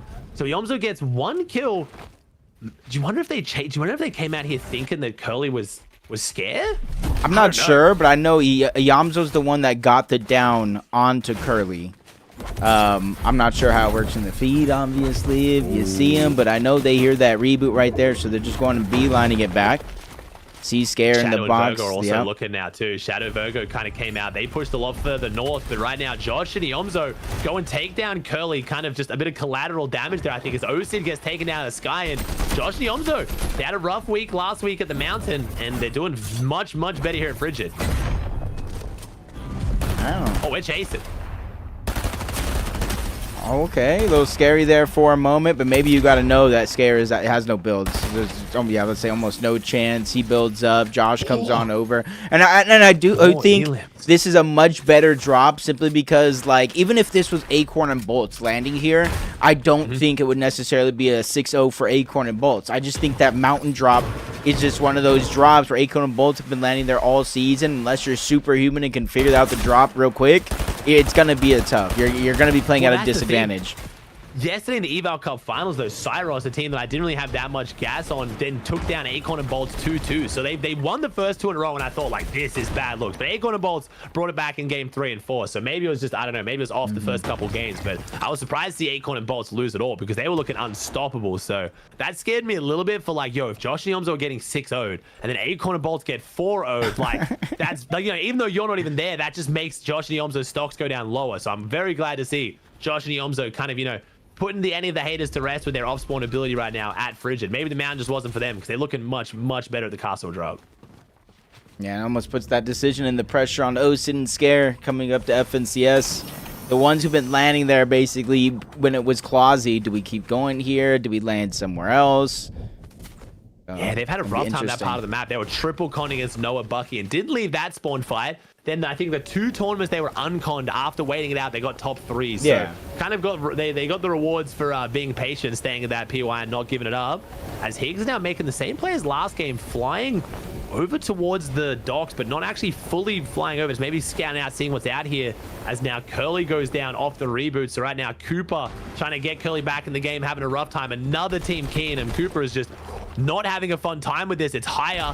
Cooper gets out of that one with no damage taken, but this is going to be a tough 1v2, and it looks like Reed and Harvey are sniffing around the edge of this one as well. Yeah, that might be Cooper's inadvertent guardian angels here for this situation. One too many footsteps makes one elimination seem like too big a risk, and that's exactly why. Harvey, Reed, whoever it was, it's a haymaker, a punch on to Mafia, and now it goes Cooper trying to come in on the other side, and there's a whole button there. He can either play for the shot, he can play to try to hit the button itself, and right now he plays for the shot, he gets boxed up, he misses the opportunity. 13 HP, they're spraying their way through, and decisions, Cooper. Those are ones right there for Cooper. You'll never make that mistake again. Yeah, I mean, you hit the nail on the head there. It was definitely an overthink, right? It was like, do I hit the button here when he runs through and then catch him? Then I'm on the edge now, so I got to run. Like, you could tell that was, if that's just a normal left-hand swing there from Cooper, that whole, like, button isn't involved. He plays that so different. If you guys haven't played this season or haven't watched it somehow, you don't know, that button, if you hit it, the roller doors close and you get 200. You insta-die right now. And you can shoot it, you can interact with it. It's very quick to come down as well. And I think Cooper was going to try and make a play with it, couldn't pull it off, shot, panicked, and then it all went bad. That was definitely an overcook there from Cooper. Clicks and Higgs still inside Wonky Land chilling right now. Again, I'm sorry we don't have the leaderboard for points. The points are one thing that we lost as well. I will read out the leaderboard again in case you just got here. Currently, we have Curve and Veno in first place, 169. We have Age Ritual in second on 152. P-Poi on 144, and then a bit of a drop down for Kanata Donny on 118. So the top 3, Curve, Ages, and Peterbot right now for the top 3. And what to note, though, is, you know, Poyo putting up a couple of those solo points. Those are solo points, yeah. Almost all of their points are solo off the back of Poyo right now. Once they figure it out, man, and yeah, I feel like we can definitely see it, but, like, this is one of those tournaments where you're obviously maybe putting high stocks in Peterbot to win FNCS, obviously. But again, just like I think the last major of trios last year, I was just like, there's like 6 teams that could win this entire tournament. Yeah, it's gonna be tough. I mean, it's kind of weird. I'm not sure. Maybe I know Pete's been grinding harder this week as well. I want to see Pete start like hitting his stride like crazy. What's up, Pop? It seemed like the last Kerm Venno already winning a game. You know what I'm saying? Thank you for the streak, Johnson. Back, and then we saw him play 3 regions this week. He played both days of Asia, both days of Central, and both days of West. Only just missed out on qualing on Asia and West, unfortunately. But Pete's definitely got the passion back. So it's interesting seeing him struggle a little bit here. Day 1, I think Pete also said day 1 Div Cups. He said it was his fault. He apologized to Poyo and said, "Yo, I played bad this day." Day 2 opens, he played much better. So Pete is a bit up and down right now. I'm not really sure there's a reason for that. I guess we'll have to see. Uh-oh. Oh, Clicks is taking an interesting stance on this one. Just stay low. Just stay low. He took it a little bit too serious. Wait, right now we have realize Zeal. Is it real? I'm gonna call him Seal. Seal taking it too serious right now as well. Hitting the water rotate. We got Quick here too, and Clicks is. It's that Tifu tech, bro. Replays is a thing of beauty. That's that Tifu tech, bro. That's something Tifu be doing. Yep, like with spamming the emotes or whatever, like with the wall pickaxe wall. All right, Clicks is flying around this one right now, keeping himself nimble in this fight. They're gonna disengage. Clicks and Higgs get their damage, and we're seeing this trend a lot with these tier 1 players. I think they have full confidence to close out these fights, but I think their logic is the risk is not really quite worth the reward right now in pushing open fights. It seems like pros are finally really adapting to the new surge, and it's just they know half the time going for these fights is just not worth it. Yeah, now you take into account like the situation of them having like low HP before it even happened. And so they boxed up. Getting into those boxes is going to take time. Do you use your heals now? Even though they have extra heals down below, what is worth what? So I do think they make the correct decision. Peterbot and Poyo doing something similar, but Peterbot is at least getting them the early damage here in a lot of these games, going on the mountains, going on the hunt, trying to go for these opportunities. Curve and Venno this time kind of taking early advantage of this zone pull. They usually sit on top of that mountain. This time they rotate rather quickly just outside of Sus Studios. Yeah, it seems like we're having a very big switch up right now in how some of the teams are playing. And some of the teams rotating early. Age of Richie should be loving life. It's always been that way. It's more so the community trying to take notice of it. You know what I mean? Muzz is doing all right, Warrior. Good, bad game 1 contested. Good game 2. I am enough. Now, this is the 4 fields team, and I talked about this with the legendary drop. I wonder if this is a play from Aids and Ritual to be more aggressive towards Sultan enough because they know their loadout's better. Sounds kind of silly because obviously, like, you know, you don't want to fight a team that's stronger, but Aids and Richie have had maximum confidence the last few weeks, and I think they're going for Sultan enough knowing they're going to be very stacked with that legendary drop at 4 fields. A lot of chests out there, and this team doesn't seem to spend too much of their gold before rotating, so this could be huge. That's definitely good damage, at least. That in itself is a win. It's just how greedy is Ager's Ritual going to get? Not greedy at all. Immediately go back. They have their vending machine. They probably either have med kits already set up or the gold to access it, and they can easily rotate out without even spending too much gold here. Yeah, they're going back to this vending machine. They keep very well conditioned. Let's see what they buy. So look at the pizza right now. Pulpit Pizza is probably going to buying splashes. That's how you know they're rich. Because right now, splashes economically are not great. I don't know, like the FORTNITE economy is really weird right now. Their gas is like $1.90 a gallon or something ridiculous, which we know that's fake. But also the price. Damn, Lotto, that probably stopped your heart. So blown out. But if you have that much gold, splashes are great. So some teams are still buying it, but you have to be unbelievably rich to buy splashes out of the vending machines. That's how you know a team has a lot of meds. As you see Clicks and Higgs, they're going for the much cheaper, more respectable option. The patch up, not often you'll hear Clicks and more poor in the same sentence. It's just crazy how 2026 economically we're thinking what do you most value for a buck, right? We got to be shopping at Costco or Sam's Club. Oh, okay. I thought you were talking like what's like the best investment right now. I was gonna say for price per dollar. I mean, actually, RAM price is finally coming down. By the way, Chad. Again, exciting. If you guys are trying to get your first PC, it's the world is healing somewhat as Clicks and Higgs. This is a great rotate on the teleporters. Yeah, you kind of thought when Dark Dominion first got announced, Loop Labs, whatever it was called, was going to be the best PY. The teleporters get you anywhere on the map. I was hyping it up, and then early game it just is a death sentence, just teleporting blindly. But end game, it really does make for some really cool rotates if you can piece them together and actually kind of understand how the map works. Is Tony and Kanata are coming in unbelievably late here, and Peterbot and Poyo hitting a real dead side south pull.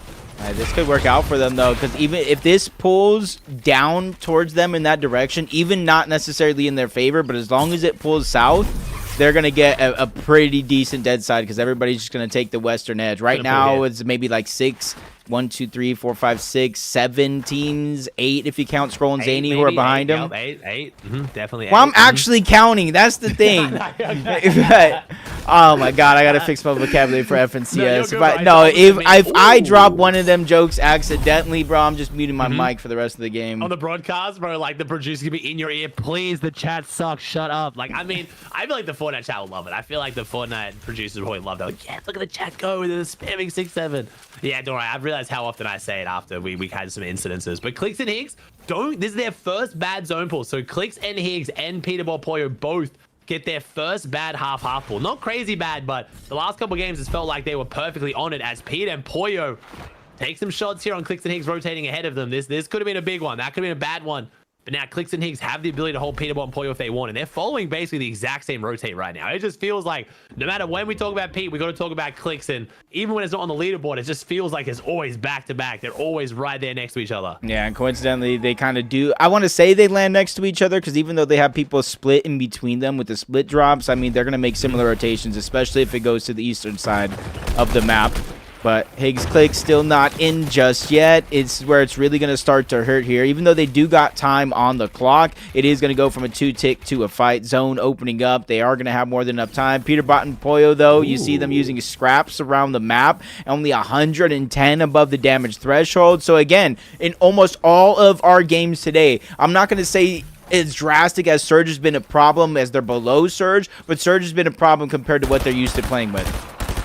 Yes, it's also just even more commendable how good Poyo solo clutches have been with active Storm Sickness. Like, they really have been playing as much Storm it's a headset, this one. And usually that means your end game gets a little bit worse and you kind of lose the ability to make plays you would otherwise do. But, I mean, Poyo's gotten back-to-back thirds to solo with active Sickness. So, right now, I mean, Tank Storm is apparently the play. Clicks and Higgs are over here. Beautiful open up for them, though. Curve and Veno, and it has been these fifth zones where it seems like Clicks and Peter being getting favored. But it's after that where they start to get some bad zones, but never mind. Clicks Higgs getting blessed up with a great zone 6. Peter Poyo right on the edge as well. And now I'm noticing is there are other teams in the top 3 who are now, I'm thinking, nowhere near this rotate. They should all be opposite sides of this one. Yeah, this one's going to be tough for a lot of those teams because now they're all the dead side or the stack side teams are going to have to rotate into one another. Rapid goes down. Ritual goes down. I want to see what Curve Venom went. Never mind, Curve Venom already here. Sorry, I thought they were going to be more on the other edge. I thought they went dead side and had to pull back. But Richie Rapid down. Taking a big fight outside. Right now. Oh my gosh, replays, let me click on them. It's Ages and Cold right now. Squaring off against each other, and it's Ages below Surge, and Cold, I have to imagine, maybe isn't too much healthier either. He's going to disengage, but this is disastrous for 2 of our tier 1 teams. Yeah, and he knows he has to get damage right now. 5, you're going to have to survive as a solo here. He's getting a little bit more above the damage. Not sure where Cold is at, but this is one of those chases right here. Both of them probably on the line or below. Exactly. So throughout all of this rotation, unless they rotate close to somebody, when it seems like it might be active Surge as well. So they're literally trading off, tagging each other and trading off the Surge tags with one another. And for Agers, this is dangerous. It's already active. He has to stay in there, but he can't take a tick. This is all or nothing for him. He drops down into Cold's head. Cold's 100-100. There's just no world where Ages wins this one. Replay is struggling by replay standards. And we just had 2 of the best fraggers in the world just feathering each other's Surge in zone going down. But honestly, with 9 more teams to go down for placement, it doesn't even really mean that much because I don't see Cold pulling too much more out of this game. This was a very, very disastrous turn of events for these 2 teams. And it's Peter and Poyo holding them. And oh my God, Cold somehow aim dueling 2 of the best aimers on the region, Peter and Poyo, and beat them out. I think Cold took 1 AR tag and somehow dealt 3 or 4. That was insane aim from Cold, but he's still getting shot from the sides right now. He's building in wood. Yes. We know what this means. The lobby focus, drops back into Storm, stops moving, and it's all about who got the E limits, visuals and braids, but Peter Poyo with a big assist there, and that's super unfortunate for Cold and Ages teams. Yeah, I mean, this makes you wonder, like, what happened with that fight? Was one of them already below the damage threshold, Agers versus Cold in that fight, or at least the 2 teams? Was somebody going for a lurk or a play? Either way, it probably didn't expect having to rotate max pull after that happened. But Peterbot and Poyo, they're going to have to rotate. They're setting up a wall for a shockwave. Clicks and Higgs, we're getting closer to the zone. And there's where they have this decision. We're in the 7th zone. Do you build up? Do you try to claim height this early, invest the materials? Because Clicks and Higgs is already one of those teams throughout the first 2 games. They've tasted high ground early and realized what happens when you invest the materials and you don't have enough. Yeah, it's been very aggressive high takes so far. So if you guys tune in, that second place Aegis Ritual going down right now. So we got Curb and Veno taking the high ground in first place, and then Peterbomb Poyo, we just tuned in third place right now. They got a bit of a gap over fourth place, which is Kanata Donny, who looked like they had a bit of a rough game off spawn this game, but Curb and Veno in a great spot right now. I really wish I stuck to my guns and kept my Preds right now. They're looking good, but you did just talk about it then. The teams that have taken height early haven't gone on to have good games in the first two, so we'll see whether Curb and Veno can break that, because they're one of the teams that's been causing issues for the other teams on height, though, so maybe it's better for them as Veno runs right down on a Minish wall. Kind of scared by this one. That seemed very risky. Yeah, it was a Minish, actually. That was the guy. So A was in the reboot van, and Minish went down, and they might have got some extra placement there in that last game, but 600 above, unless anybody beams them for the rest of this game. Curb and Veno don't have to necessarily worry about any bit of damage for Surge. They immediately shockwave over. They do take some damage, but that's a worthwhile sacrifice for them. They immediately build up once they get towards the front end and look back, trying to look for eliminations. Peterbot finds another from one to the next. Joe does go down, 600 above. So I talked about going into the last couple rotations, Surge being some of their struggles. Well, at least for this game, they fixed it. I mean, Surge isn't their struggle, but right now the lobby is. Peterbomb and Poyo have staggered their rotate, and they are just getting absolutely beams. And Peterbomb and Poyo, I was going to say both getting out of there, but that was a tough rotate for Poyo to follow. Pete kind of gets a bit fortunate. The shockwave sends him up and breaks some of the line of sight, but Poyo doing his best, trying to follow Peterbot here, but that was a very, very rough zone pull for Pete and Poyo, and I think them staggering to play for that refresh cost them, but I don't know how badly they needed it. Maybe Peterbot and Poyo was shambles on material or something. Poyo gets a bit of a refresh back there on the backside, burning everything he has, trying to get back to this front side, to get back to Pete, and Poyo edits there on the duo. One of the only players in the world who would go for the edit there. Poyo hits a big shot, and now Peterbot and Poyo somehow find their way back together. Wow, perfect timing and decision-making by Poyo, but great selfless play by Peterbot. He could have went the rest of this game as a solo. Hey, it's my turn to clutch, but he worked his way back, reunited with Poyo, and now they know they need an elimination here, preferably trying to give it on over to Poyo. They run him all the way off of that layer. Chance having a better one down below. He works that way to survive, but they're still lurking around backside of the zone. There's opportunities all around for these eliminations. Curb and Veno haven't been contested yet, but you already see Acorn and Bolts, Clicks and Higgs, Reet and Javi, all players that have contested the high ground late in these games already. Yeah, Clicks and Higgs sitting on that second height, and it starts to get to the point where Clicks and Higgs know they don't need a good game, they need a great game. This team already talked about how much last Div Cup Finals meant to them. If they didn't pop off, they were thinking about splitting, so we know this is a team that's not settling for average placements right now. They're getting big beams on low ground. Higgs going to pick that one up on Electro, his third elimination of the game, but to be fair, Clicks did a lot of the damage there as well. It's Gemini that's stuck behind him, but Clicks and Higgs back to their home ground layer. We haven't seen them playing low ground as much recently. They found great success last week from high ground, but I love seeing them back down here. This is when I feel like Clicks and Higgs look at their most dangerous, when they look the most comfortable, and it's looking very good for them right now. Yeah, both of them finding respective eliminations, but high ground looking messy. We knew the inevitable was going to happen. They get contested. Veno goes down. Curve stuck as a solo. Forced outside. Chug Jug to survive. Peterbot and Poyo appear out of nowhere. They take down Reed. They take down Javi. They take down Veno. They took down every big name that was on that high ground. But Bolts and Acorn, they might be that next threat. They're in backside of zone. If they have the fizz, if they have the shockwaves, we can see them fighting next, and they're just trying to survive. They're just barely trying to survive outside, waiting for them to lose focus of this one, because now they come into the mix. Acorn flies on over, but now he ends up in a battle against Poyo all on the high ground, but Bolts is nowhere to be found. He's already fallen down below. He gave up this fight long ago. Yeah, it looks like Bolts didn't quite get the trajectory off the shockwave. We saw him fly off on the right side of the screen. So Acorn and Bolts made a play for it. I saw them on backside tanking. That is the Acorn class. He loves to tank Storm on backside and then shockwave up over on the high. It didn't quite work. They didn't lose too much for it, though. It looks like they are both still up here, I believe. Curve is further down, though, trying to hold down things after Veno went down earlier. That wasn't only a big high take from Pete. It's the fact that he was in third place and potentially took down first. Now it's Bolts and Acorn, but Curve goes back up above as a solo. Curve bides his time, and replays is glitching right now. We don't need replays to tell. Peterbot and Poyo are shambles. Poyo goes down. Pete gets stuck in the box. Is it Higgs? It is. No, it's not. Higgs on the low ground. Clicks goes down. Higgs the solo. It's Yomzo. It's Acorn. It's Bolts. We have all the biggest names in NA colliding right now, and Acorn Bolts, I think, should be able to close this out. I don't know who made the call to give up that fight. They wasted the builds, and they did it right, because when they took it, they forced Peterbot and Poyo to lose a little bit more more materials, and by the time they gave it up, Peterbot and Pollo had nothing, and they fell right into the palm of their hands. Perfectly played for a 10 elimination win. There's a lot of things I want to go back and watch here. I got to see how Higgs killed Clicks. I got to see what happened with Acorn and Bolts taking the height at the end there. This was a tough one, chat. This was a tough one. And oh my gosh, that's how Bolts and Acorn survived it. They dropped down, gave up the height, and they got another refresh on the backside there on an Aloe, and that's what gave them what they needed to go back. So what happened to Clicks and Higgs here, though? How did Higgs kill Clicks?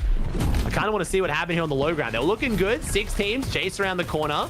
They played this great, though. 8 elims, 4 apiece. This was still a great game for Clicks and Higgs, but maybe it was just kill feed bugging out here because they weren't even high enough to take full damage here as Clicks. Oh, it's just, never mind. Yeah. It showed it as Higgs killing Clicks, but maybe, oh, it's just the kill feed is how it looks. Never mind. Clicks goes down to Storm Sickness. Higgs the solo down below. Acorn and Bolts took that height. And man, what a game, bro. NA is delivering the action. Yeah, this is looking good. Looking like a good, entertaining tournament. I think that was like, I don't think their intention was to necessarily go up, waste the builds, come back down. They know they wanted high ground, but if you can go, I was to say, if you go back and see what happened with Bolts, why'd he give it up? But like, his shockwave was just terrible. Oh, okay. Yeah, you did say that. You did say that. Yeah. Yeah. And Bolts just kind of went off to the side. I think he just got like a really weird shockwave. So Acorn was stranded, but I respect Acorn and Bolts for giving it up. I love a team that can go for hype, but be like, yo, this isn't working. We'll make it happen again later. So good. Curve Venom now in first. So that doesn't change. Curve Venom hold on to first. That was a great solo clutch from Curve as well. He responded really well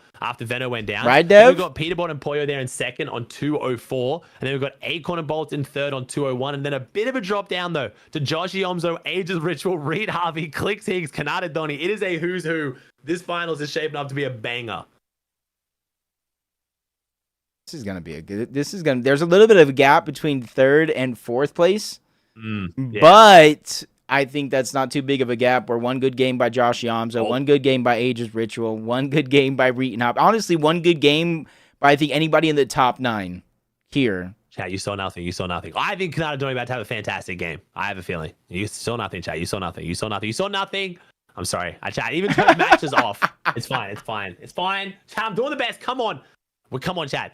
Right now, again, I got to show some love to you guys on the FORTNITE community showing up big. Thank you so much for the love, despite the fact that replays is totally broken. I want to give max props to Jacob as well right now for making this entertaining. Like, we're doing our best here. Thank you for watching. I know you guys also don't really have an option, so I know that's a bit of a factor as well, but you could just not watch it. So thank you for showing love and sticking around for us trying to do the best we can with what we got here. Replays should be fixed for the next time we need to use it, from what I believe. So this should be hopefully the last time we have to play the guessing game. But come on, tell me there's not like an element of slight excitement in the end game where it's like, do they have it? Do they not? Like, kind of figuring out, like, I don't.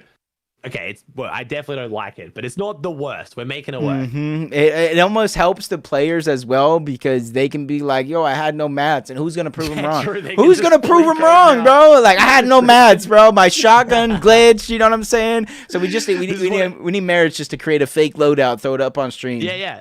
This is what FORTNITE used to be before Kinch Analytics and Osirian, and also the replays being so accessed. Because back before there wasn't tournament replays. Unless someone gave you their public replays, you couldn't watch their games. So that's How do I what say your Grand name, Finals Jen? was. You could have had the most horrendous grands of your life, and you just had to gaslight and lie to everyone. Bro, dude, I was on high. My teammate had full max mats, bro, and he played so bad. He didn't do it. And like, oh, dude, I did so much damage, man. I was carrying all of the surge. You couldn't prove him wrong. You could just lie to your friends and no one would know. But now with Kin stats, like, you get checked, bro. You get stat checked real quick. And now with replays, you know where to hide. I like that from you. This is the ultimate. That might make the snaking even worse, too. Because you can just absolutely slander after this Div Finals if you're trying to get a new duo. Yeah, until they fix it and all these replays, you people go come back and check. rewatch. Like, Yo, wait, what? the Carfax came back, and guess what? You were in an accident.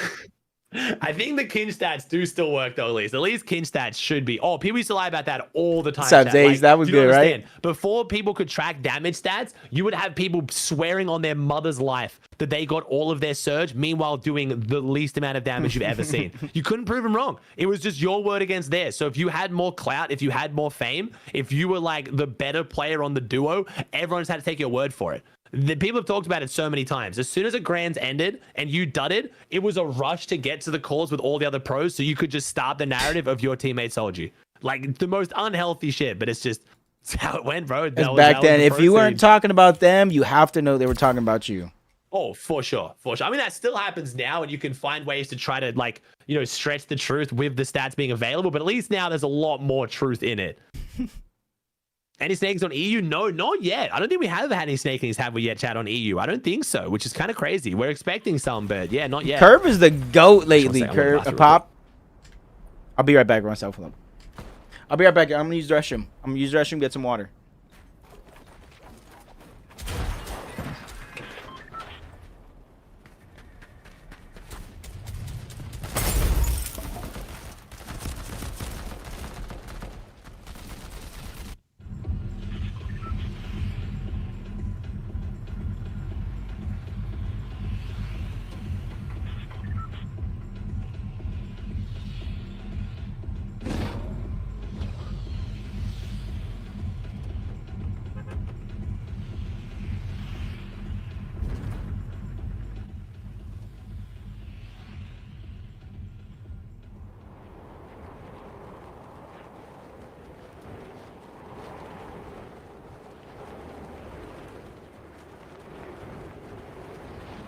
Okay.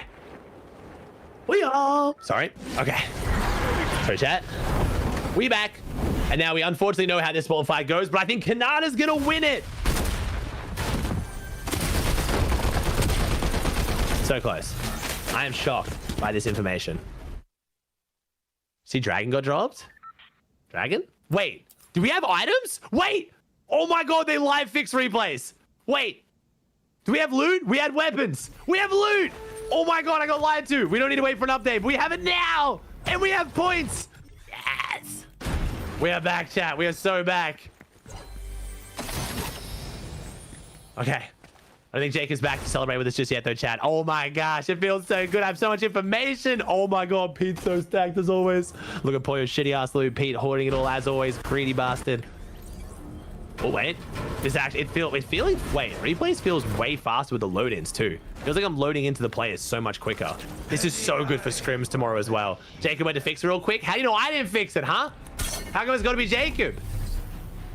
Yeah, that's what I thought.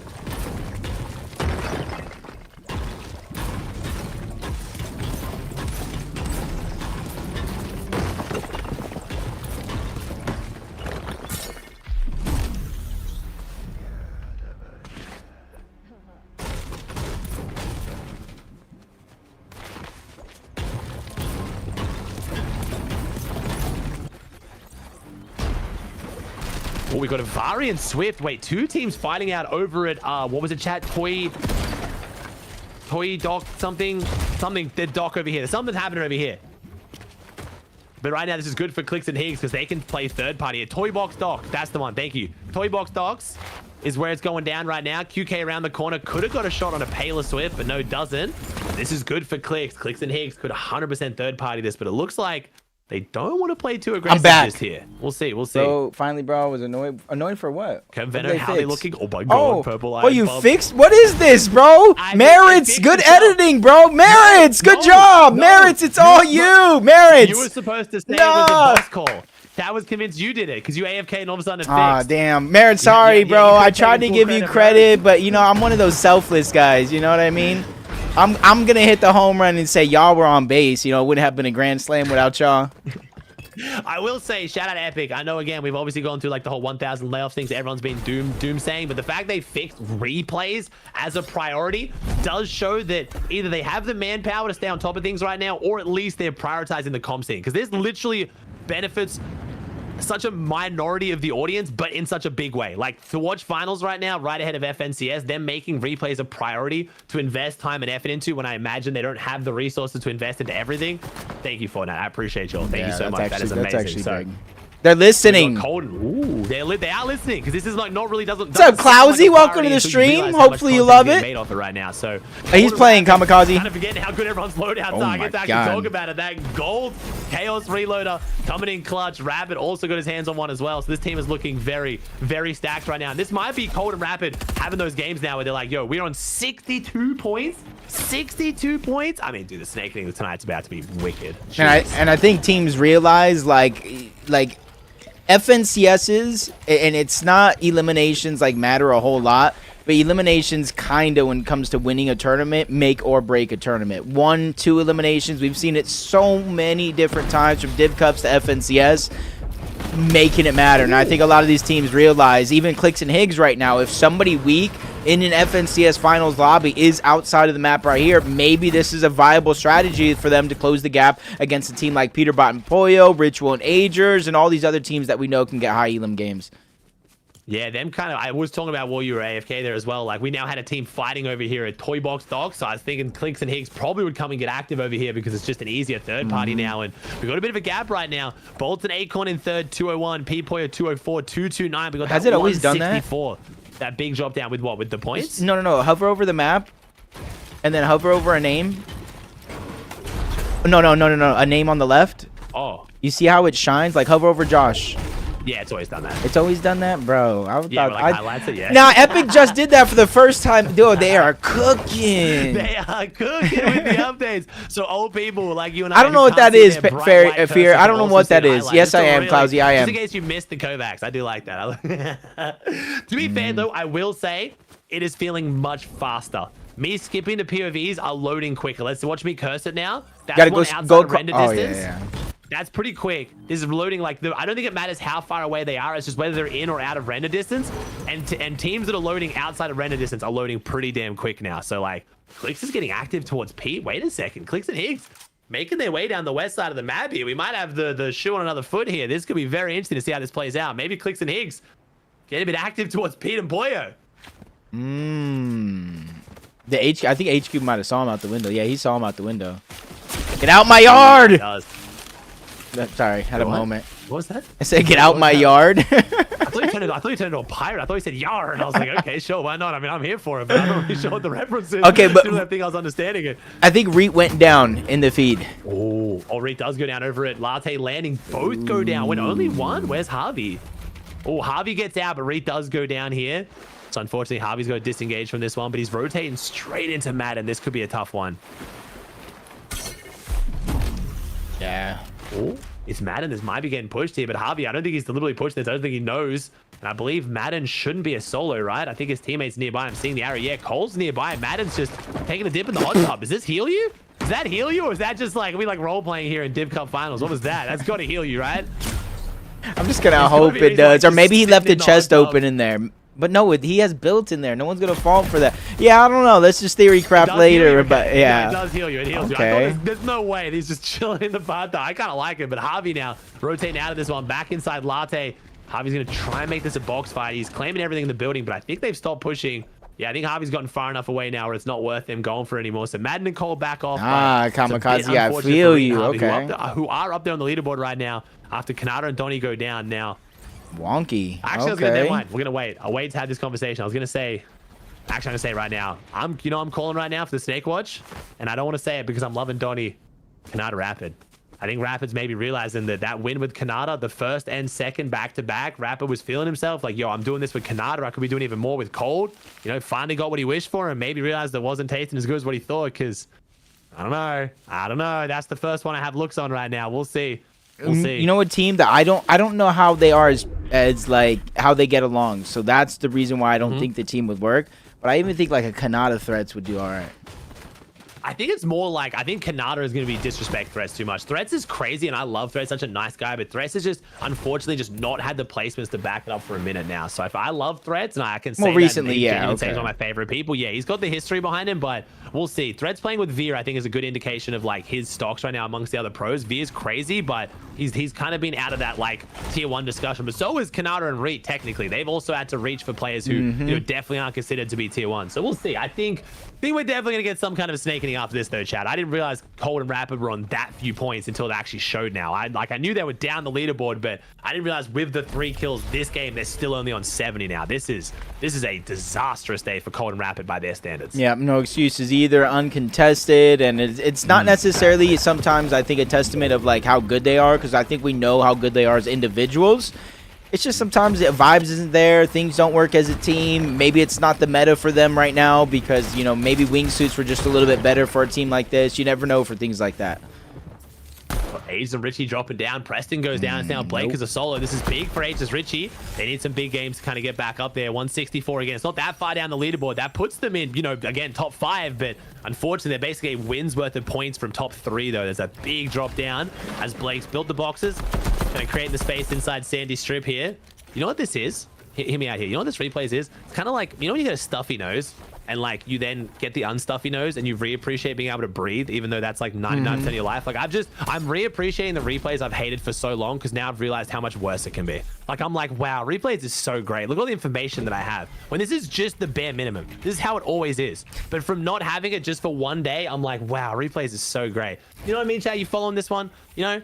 It's just not being able to see, because I mean, to me, it's just like knowing the loadout determines so much. Why did that guy push that guy? Well, especially in Fortnite, where you know people randomly push other people for no reason at all, and it could be a loot thing, it could be an ego. It matters so much.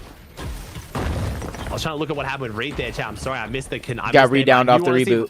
Yeah, I want to see if Reed and Ages get the fight there as well, but he goes down off the reboot, but I can't see Harvey either. Oh, no, he's back up. Never mind. It's a painted palms. I was looking more towards Latte. Okay, so Reed gets knocked off the reboot, and Harvey gets him back up. Sorry, I was checking the map to see if I could tune into that one real quick. Ages, Richie, close out the fight as Sandy. They're looking very, very again, healthy lurked now, on, though. So Ages, somebody's lurking on Reed. Yep.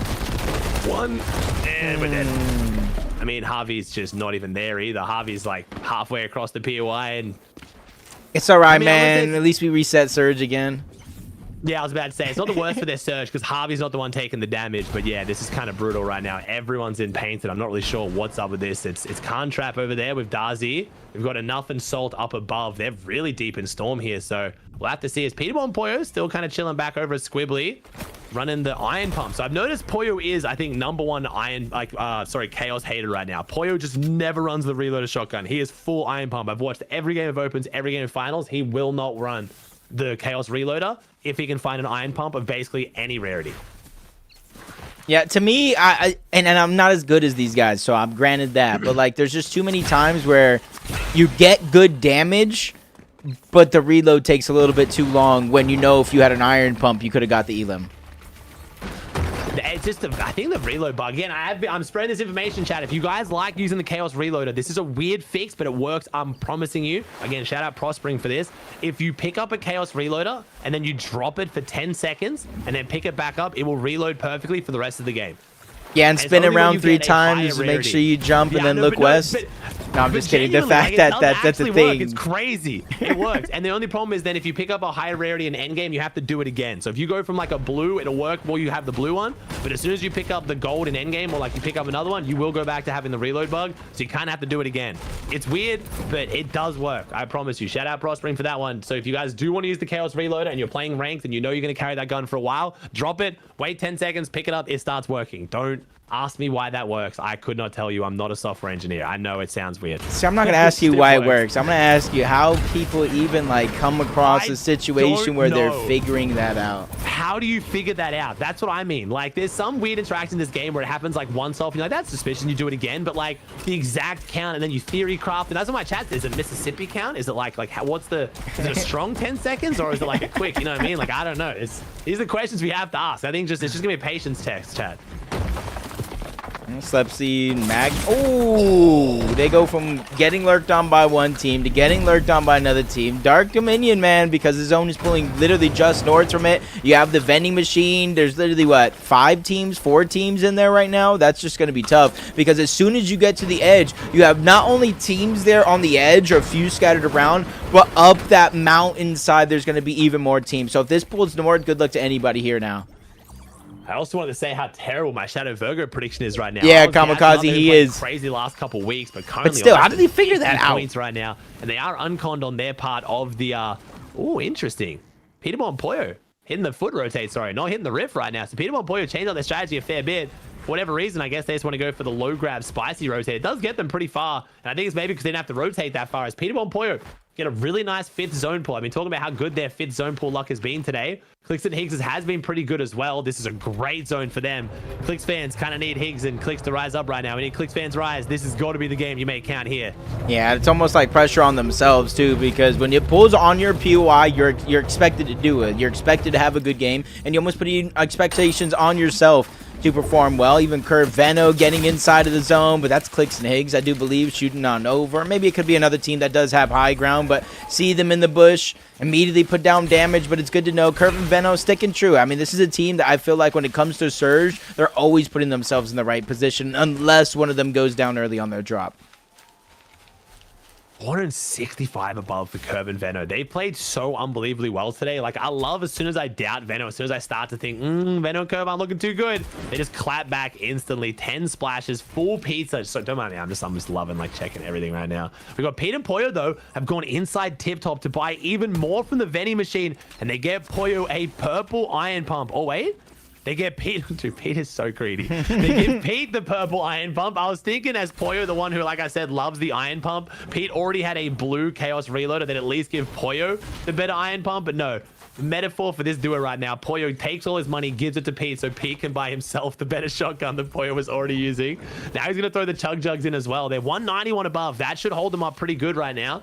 Acorn and Bolt's also getting a good zone. So right now, a fantastic zone for pretty much all of our top 5 teams, except for maybe Richie and Ages, but they probably hit the cube rotate, but 53 above, so maybe not as clean of a rotate here. Yeah, and it's going to be tough because they get a pull towards the north. A lot of those teams you were literally just talking about are on the edge. They're already up a mountain. I see Curve and Veno with the mini map already rotating in. So Ritual and Ages have multiple things to worry about here. All the teams that are scattered around them and Storm Surge. And just keep in mind, just because they're 156 and climbing above the damage threshold, they're in the meat of the pack. There are so many other teams around them that might be below the damage threshold, that might be in shambles, and might have no choice but to go for elimination. And who knows, Ritual and Ages might be the first team they see.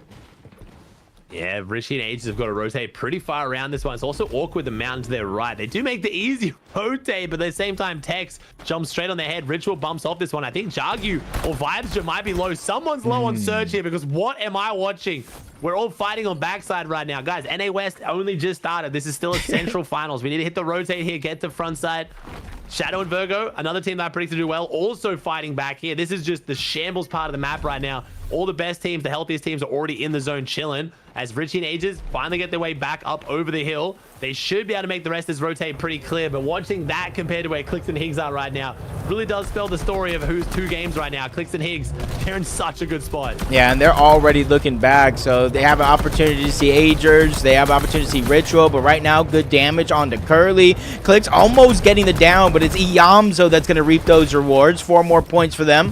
Depending on if they can pick up a loot or not, might be a whole nother question, but Josh actually gets the cleanup. Maybe he was able to pick up the loot. The overdrive effect is going to be needed as they continue to try to move their way forward. Extra barrels down below. Iyamzo's trying to look where the path is. They don't want to go head first into all of this, so they're going to shockwave towards the side, and hopefully something opens up for them. Yeah, Yomzo and Josh, I've talked about a bunch. Yomzo seems to be the most comfortable out of any of the IGLs to tank Storm, and it does work. I'm not controlling the cameras, Chase. I see Ages you know, absolutely chopped down to ribbons, but we should be able to pop some of these meds here. We've got the heal grenade down. We've only got 12 minis, which in this meta is essentially as shambles as it gets right now. That everyone else is gonna have full pizzas, chug jugs, heal grenades, everything else. Zone does pull somewhat in their favor. 312 above. It's a good zone pull for Clicks and Higgs, depending on how they play this one. They should be able to jump straight off it, but it's Curve and Veno who make the early rotate and early height take, but we already potentially have another team right up there on the leaderboard. Peterbot and Pollo, terrible throw there. I think that was Veno. I'm not sure who threw that big bomb, but we definitely missed. But it's Peterbot and Pollo who are lurking down underneath them, and that's 2 of our teams in the top 3 right now. That's first and second set up right on top of each other, and Peterbot and Pollo are going to be able to top their way through this one, clear out the bush. But Acorn and Bolts also already get zone here, so all the top 3 teams looking great. Yeah, they're all stacked right next to each other. Ages and Ritual still playing a little bit catch up here, because they were outside of that, like 200. It was about a 40 point or so gap, but they've been going through it, so they deserve all the credit in the world where they're at here. But it's only top 27. Placement points have not come in just yet, but they immediately gain a little bit of elevation on this rotation, making sure they stay away from the mess that they've already endured so far. Clicks and Higgs from the top of their throne, they're going all the way down below. Interesting decision for them not to grab a higher layer, but this is a team, you even said it yourself throughout that last game, they seem to find that comfortability through the bottom and lower layers. Oh, it's Ages and Ritual making a play for height. Now we've got the teams again. Ages and Richie They're not here to take part. They want to take over. They're 5th on the leaderboard right now, but that's not good enough for Aids Richie. They want to play for the win, and that's why they've set up for this aggressive high take, and they get the zone. Wow. They gamble on it, and Curve and Veno don't pull it, and you can see Veno, a little bit of frustration there, trying to spray them out, trying to condition it, and Curve and Veno are starting to ramp up for it. We're going to try and shockwave on this. We got an aim duel right now. We got a straight 2v2 aim duel. 4 of the biggest names in the game, and Curve is going up for it right now. They want to take this. This is the most Veno play I have ever seen. Veno is not giving up this high ground. Holy, he is trying to alpha this at everything. Yeah, people ask, yo, how do you condition your drop? How do you condition other players? This is how you do it. When you're on top of the leaderboard, one of the teams in the top 3, and you're still willing to make risky and wild plays just like this, and it works out perfectly. Ager's Ritual, they give up that high ground, they go down below, and they're just trying to play the rest of this game out, figure out what's next. And now Veno and Curve, they have a bird's eye view looking at every other team using those shockwaves, trying to make it through from point A to point B.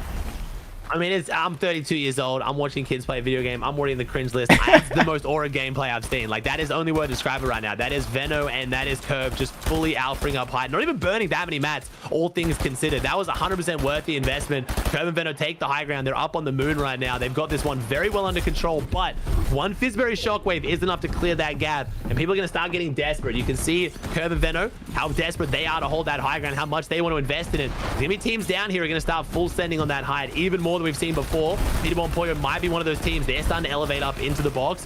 214 above. They've got about 90 builds each right now. Good meds on this one, but no, Peterball and Poyo start dropping down layers, not up. And Acorn and Bolts are now the ones looking up. Acorn and Bolts starting to get very aggressive. They don't have the double burst SMG they normally like the shockwave hype. With those Nemesis ARs, they're putting down good structure damage. It's Veno who drops, and Veno gets hit hard. Acorn and Bolts have done some serious damage to our first place team on height.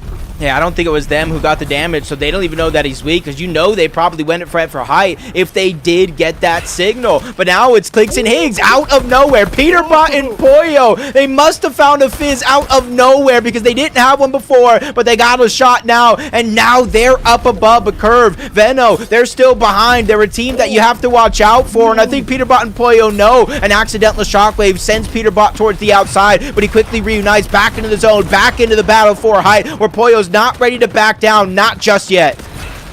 I mean, as I've talked about so many times, you see the double burst SMG, you know that team wants to go for high ground. It's so strong off the shockwaves, but it's Veer and Threats.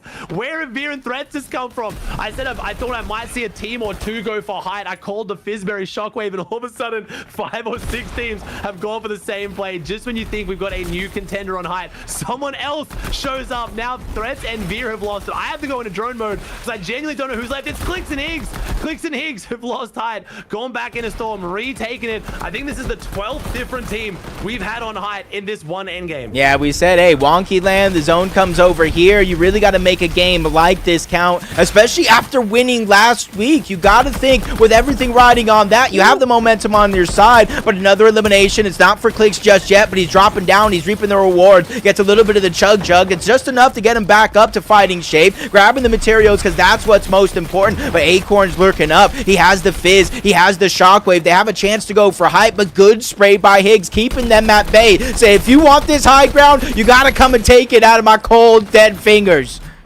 I mean, Higgs has got 2 builds right now. Clicks has got 7 of them, so they're running out of mats pretty quickly. Having to splash together. I did notice Peterbot's gone down. We also have Veno going down as well, so Clicks and Higgs, this is their chance to jump up the leaderboard. We've seen big names go down, but can they handle the pressure? No builds. They need the refresh very, very soon. You said from his cold, dead fingers, I don't think Clicks and Higgs would want to go out this early. It's 5th place. There's big placement left, but I think everyone else has run out of gas. No one else can go for high ground here. Yeah, everybody here is either solo or in shambles as a full team. There's another elimination there. 2 of them go to toe-to-toe. More players dropping like flies. A full duo down below. I am enough and Salt, but you can see one of them missing a whole lot of shields. Clicks missing HP. Tries to get the jump onto Salt. They both go up. 2v1 onto Higgs, but he sends himself flying in the sky yet again. The shockwave. He gets the down onto 1, but Clicks goes down as well. 1v1, but Higgs doesn't lose those. 7 eliminations and a win. They rise up the leaderboard, Ozzy.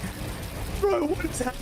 I mean, like, bro, Fortnite is just, this is so fun, dude. We have got one of the greatest. We got one of the all-time seasons on our hands right now. Like, genuinely, what is happening? Clicks hits his icon emote. Clicks, fans rise. I mean, it's just, I could not in a million years try to recap and describe to you what just happened. I witnessed it, and I kind of have a rough idea, but to try to actually play by play what we just witnessed was ridiculous. I saw a lot of that coming with thinking people were going to start going aggressively for height. Did not think it was going to be that crazy though. Clix Higgs pull off the win, jump up to 4th place to make things even more perfect right now. This is genuinely scripted. Curb and Veno hold on to 1st. Acorn and Bolts jump up to 2nd. 249. Peter Bonpoyo still on the podium on 240. Clix and Higgs just behind them. Aegis Richie just behind them. And then a bit of a drop down to Josh and Yomzo. But we have 5 of the biggest, baddest, and best teams on the region. That's my top 5 right now. Is that your top 5? P, Poyo, Curve, Veno, Clix. Damn. Okay, I told you I was feeling an Acorn Bolts, dude. That was, you know what I'm saying, bro? Hey, doing well. That is good. That Pred looks very, very good right now. Definitely. I mean, we gave gas to Taco last week with her Dozier issue call. So that was a good call. Give you the gas there. That was a good one. But hey, looking good. Unfortunately, my kind of like pick with my brain, not with my hearts, let me down a bit. We got Muzz and Sphinx down in 11th, unfortunately. We've got a few big teams struggling a little bit, but Buka Craze down in 28th sucks a little bit right now. Damn, where did Kanata drop down to? Kanata and Donnie are 12th now as well. Didn't have them on my Pred, but I was hoping a little bit more. But Cold and Rapid jump up to 7th. That's a 10 Elam 3rd. We were talking about, maybe Snake Watch. They might split, maybe this, maybe that. They bring it back. Looking good. Don't spoil. I'm not clicking on any teams that are conned. I've learned my lesson. Chill. We got 2 more minutes to get in. I'm chill. It's good, chat. It's good. I'm the best, Elmo. Relax. But, 27 Elams right now. Aegis Ritual. I know it's not a ton, but 5 Elam difference. If they were just a little bit more consistent, they'd be in 1st place. You literally clicked on Kanata. Who? Oh. Good thing I didn't see it. Right? Yeah, I didn't see it. You didn't see it. Well, there you go. There you go. Sorry. We didn't see it, chat. Don't spoil it. Me and Jacob are as old as each other. We didn't notice, so we don't know. Don't spoil it. If you saw it, unlucky. My bad. But I'm sure a lot of the mobile viewers definitely didn't see it either. So we're fine. We got 1 more minute. We got 2 more games. What a banger tournament, bro. I'm just so excited for FNCS. Genuinely. Bro, my gosh, this season is just an all-timer right now. And it's the fact that it's the most stakes we've ever had for a major one. Normally, major one is like fun because we've had that break and we're excited for FNCS. But it's like, one team goes to LAN. Like, it's cool, but it just really is just the grands by itself. But this is the easiest technically LAN we've ever had to qualify, which means it puts the most pressure on every tier 1 team. Like, if any player misses out on this LAN, there is no way to cut it differently. They will be extremely disappointed. It's only going to get harder, especially in Central and EU. It's only going to get harder. Yeah. And that's the potential to then go on to LAN. If you get a top 5 at LAN, you then get the first ticket to globals, which means you then have huge priority going into major 2 as well, which is so big. Just alpha up drop spots left and right. Brad's cooking up with the strats for Pete. They have barely 14 kills, maybe less. Okay, hear me out. Yeah, they've just shifted into the new Surge really well, yeah? I just thought of it, dude. I don't know. This is going to take a lot of misfortune, right? So Clix and Peterbot in Major 1. Somehow Peterbot doesn't qualify for globals out of the summit. Clix qualifies for globals out of the summit. For the next 2 majors, Clix griefs Peterbot out of FNCS and global spot, and Peterbot does not go to globals this year. Saying that'd be the ultimate revenge if it can happen. I'm just saying. I'm just saying. Who got the last laugh now? Are we presuming that Clix wins LAN and therefore that's his first FNCS win, or we're saying Clix would rather give up? He doesn't have to win. One thing missing from his life to grieve Peterbot, because I mean that would be criminal. I respect that level of hate though. What matters more to you at this point? The ultimate revenge or an FNCS win, dude? True. I respect that. I mean, I don't know if that'd be the last laugh ending his career with no FNCS wins and Pete with that still 5 at that point. But you know what? I respect it out of you. No, it's going to be The Rock retirement, bro. He's going to come back next season and say the job's not done. I got to win an FNCS now. Now we have Clix for 2 more years. I don't think there's any world we lose Clix to GTA. I've seen Clix potentially slowing down on Fortnite, moving away a bit, maybe playing a bit more for content, not taking it seriously, but it will not be GTA. I don't see a world why you can't do both if you're Clix. I mean, it's going to be tough, dude. The fact that you're already doing both right now with content and playing like in this is kind of crazy. But I blame Ron. Bro, it's console-only storyline. Like, you really think Clix is going to get on every day being like, all right, guys, today we're doing a challenge on GTA 6. We're going to try to beat the storyline with no guns. Like, see, I'm not even thinking Clix, that's what it is. Yo, Clix is going to be the guy in the GTA RP lobbies with his own server. You're going to see Clix World. I agree with that. No, I agree with that, but that doesn't come out right away. GTA 6 is launching console only, no PC, no online servers. That's what I'm saying. Like, that's what people don't realize. You should see my face. That scared Osid, though. Unfortunately for Kanata, Donnie look like they're maybe getting the last laugh here at the end of this tournament. We now have... Wait. What? Oh, sorry. This is the wrong fight. I've already missed the Kanata fight. Wait.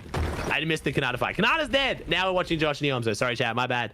I got distracted there by the GTA 6 conversation. I'm sorry. It's all right. Yomzo, though, can maybe clutch this. He's got the dual gray shotgun. It doesn't sound the craziest weapon, but he barrel stuff's hard enough. It looks like he's kind of playing this one a bit safe. Doesn't want to open the chest because he knows once that chest audio goes, that'll be a clue for Osid and scare of where exactly Yomzo is positioned here. And Josh hasn't got finished yet, though. They're trying to find him. That's wrong. Do a great spot right now, but eventually he probably has like 30 seconds on him before he bleeds out anyway. Yomzo has that long to either get away or get the jump. And right now it's going to be getting away. I think I'm professionally rage baiting my chat. I spoiled for them who wins the off spawn, said, don't worry, me and Jacob don't know, and then didn't watch it. Like, it's actually like, I'm doing such a bad job. I'm so sorry, chat. That was a horrific job by me off spawn. Okay, I've been pretty locked in on these each week, both regions. Like, I gotta give myself some credit here, but I'm sorry. That was horrific. My apologies. We've got Virgo and Shadow, though, pulling up onto a fight with Jojo and Aoxy. Jojo's now 1 HP. And they might be getting the last laugh here. So, I mean, hey, even if Kanata won the spawn fight, it might not have mattered. Shadow and Virgo, I had them in my top 5, and they're on 50 points going into game 5. Not the position I wanted to see them in. Hopefully, they can somehow win the next 2 games for a respectable finish just for my Preds. But the win is 100% off the cards now. As, ooh, Pete and Poyo getting aggressive. They heard them shockwave. Just a matter of did they hear the footsteps or see the footsteps, I should say, of Peterbot there. It does look like they look back for a short moment. Not sure what the visuals, because Peterbot and Poyo have a little bit of trees, mountain edges on their side, but they're still on the lurk. See the footsteps right now. Now's the chance. Tries to Thunderburst into the box. Poyo on the other side tries to get in as well. They do get the first knock, and this is a good advantage right now because now they already have a 2v1. Peterbot now gets the shotgun, multiple shockwaves. So, hey, they're probably playing for the win here, and they don't want to wait till game 6 to make it happen.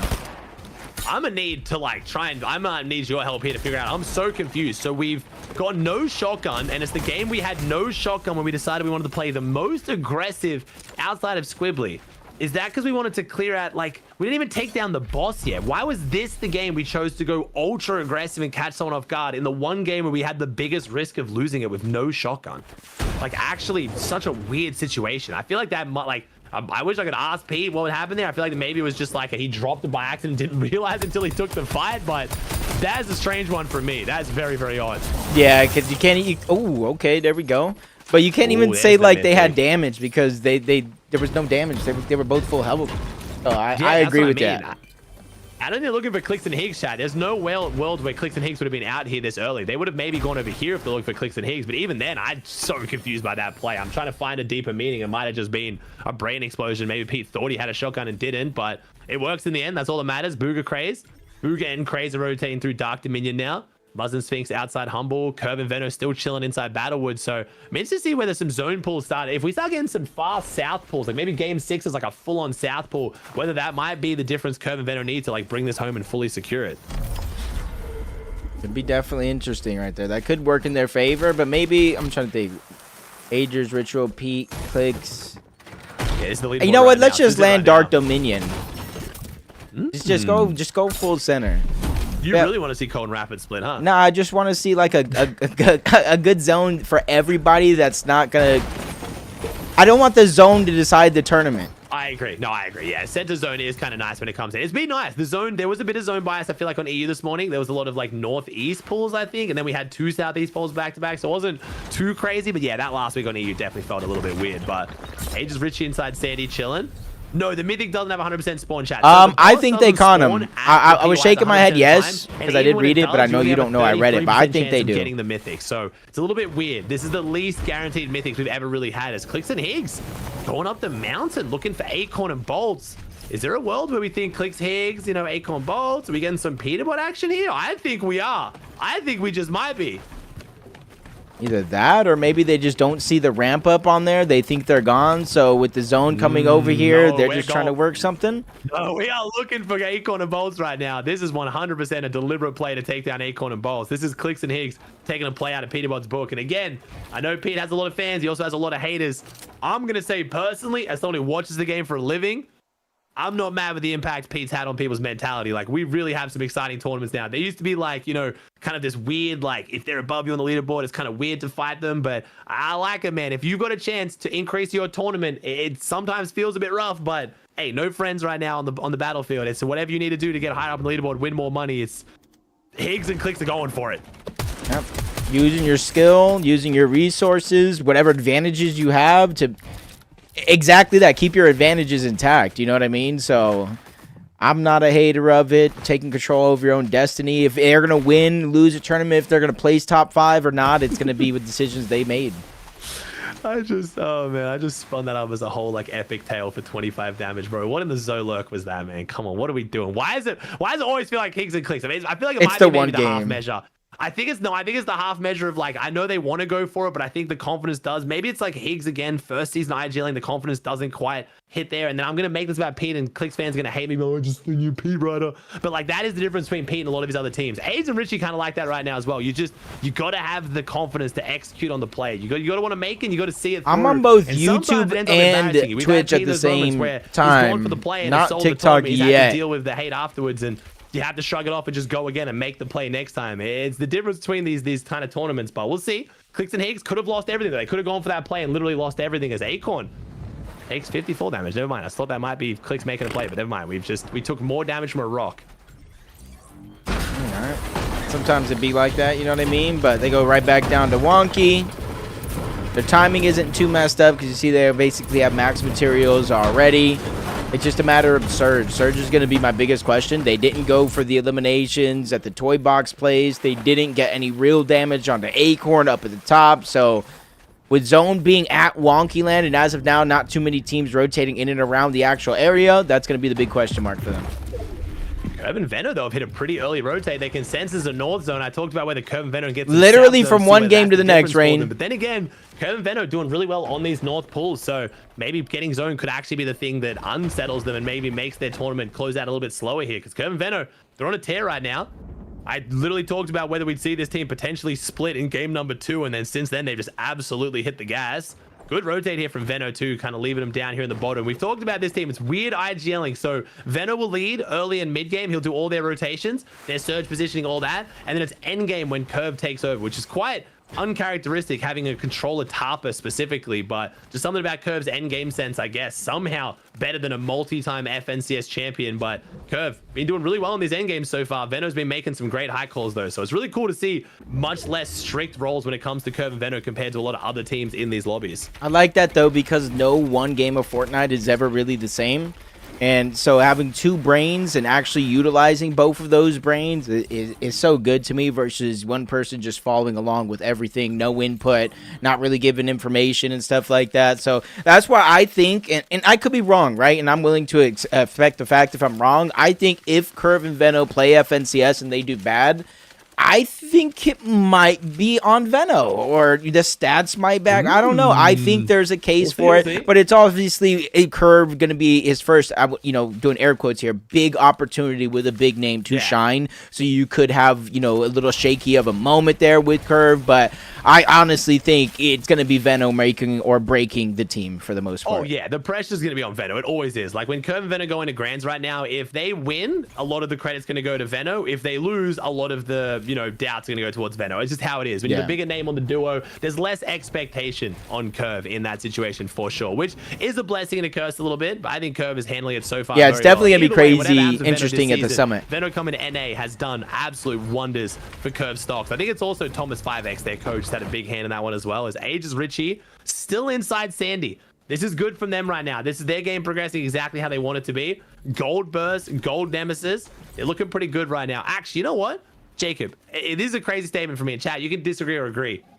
I'm kind of coming around on the Surge. I never thought I'd say it. I want to see it tweaked a little bit, but there's been a few situations today, especially on EU with the off spawns, where like a solo got out, they were kind of shambles, disengaged, rebooted on dead side, rotated back in, and none of that would have been possible if we were an old Surge. Again, I'm imagining obviously with trading. Without trading, I do miss old Surge a bit, but for the situation Epic was in to fix trading, I'm not hating this. These have been some exciting ass tournaments. Yeah, and I'm speaking from a watching the tournament perspective. Yes, again, exactly. I'm with you on that boat. I didn't necessarily like it at first because I felt like there was it put another element of the game that was outside of your control, in the sense of if you get a max pull, no matter what, if you're above or below Surge, your game just got harder for no reason, all because you're on the wrong side of the map. You know what I mean? But compared to some of the games I was watching and casting last year, it's a worthwhile sacrifice. And you know what I mean? You're seeing a lot of teams kind of either rotate early or in some aspects utilize certain elements of the game to stay in zone longer so they can, you know, rift out, launch out, you know, fizz pad out, things like that. Yep. I think it's just a case of, dude, these FORTNITE pros, again, it's going to be the maximum glaze chat, but I think they're just good at figuring out everything. They somehow Divinity, find a way go outside if you don't want to hear the yapping. Or put it on mute, but stay in the chat. The entire core mechanic of the game. And I think they fight or split, but I don't think either one of them moves. It's getting pretty exciting now. We're not watching too many fights right now, I do also want to see potentially Ted Timmons kind of, my man promises some good mid-game objectives. That's the one thing I'm going to hold my man accountable for. I haven't seen that yet. And I say yet, hopefully later, because I feel like with this Surge, we like sprinkle in some like, you know, like a Rift Island type of kind of situation. And we could be up for some bangers, because with this Surge, kind of having to be investing like, oh, if I go for this, but I get hit hard, I might not get that mythic or that medallion. Like, I want to see some kind of mid-game objectives in the mix. And then I think this Surge is actually super entertaining. If we just have something create a bit more fights at this point, like that zone 4 into 5, I want to see you get a little bit spicier. Yeah, I like that as well. I didn't necessarily mind when the island was worth, what, 15 points or something like that? Yeah, that it was just cool. It's something worth fighting for, and you didn't have to go for it, especially if you were ahead. You didn't have to go for it. Even like with the weapon caches down below, like if you saw another team boxed up on it and you were in shambles, obviously you had to go for it, but it didn't necessarily have to. You weren't forced to. It would just put that extra element of strategy in the game, especially when you can find other teams' caches that weren't even a part of like the two sharing. Yeah, no, I love the caches. I'm kind of interested to see what two more games. This is game 5. There's game 6 after. I wouldn't say it's a specific rotate for any reason as far as around clicks, but it is that rotate that brings them both close together. They've been rotating very close together throughout this entire tournament, so I think it is just them having similar strategies in the way they play zone, and they're obviously both two phenomenal teams being coached by two phenomenal coaches. They have a very clear understanding of the game, and now you see situations like this where they both play for the same zone priority, where now Clix and Higgs right on the edge of this half. Same with Peterball and Poyo, but Acorn and Bolts get a phenomenal zone pull as well, and I feel like I'm going to, tune back in with Age and Ritual, and just like last game, they always feel like the odd man out. They're always the team that just as soon as all the other teams get blessed, they're just back against the wall with such a tougher position. Yeah, just they're going to be the odd people out just because they land on the other side of the map. While every other team's getting blessed, they're not going to be. But the same thing's going to happen. Imagine FNCS, where majority of the games pull over towards Sandy Strip. You know, a lot of that top 5 might look a little different here, but Ages and Ritual taking it in stride, simply just trying to rotate over. Curve and Veno as well. They made early rotations here, and it's working out because they don't have a long distance to go. I'm just interested for the most part for Clix and Higgs. Remember, they have some builds on the side of that mountain that's in zone. If they're able to position themselves where, that'll actually be perfect.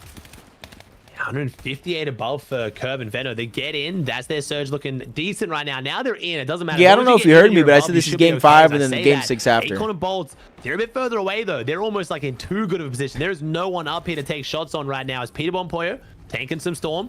They're making their way through wonky land. This is definitely enemy territory here, as I want to see where's Clix and Higgs. They still set up there. No, Clix and Higgs have hit their Ferris wheel rotate, and they have taken a ride over. Oh no, they dropped down. We've got Clix and Higgs and Peter Bonpoyo both lurking through the same POI trying to make this happen. This could be very interesting for these two teams. Ooh. Like, that AR is good for getting Surge, but in getting burst damage is the way I'm going to phrase it. It's just not the best. And getting into the box, so this combination of the chaos and this AR, it's just like, Got to make sure you play your cards right here. Now they both have it as well. There is a pistol on the ground, a green one that they can grab. But the zone is opening up. They're already inside of the house, and they're not necessarily building, so this could be a good lurk if anybody makes their way on over.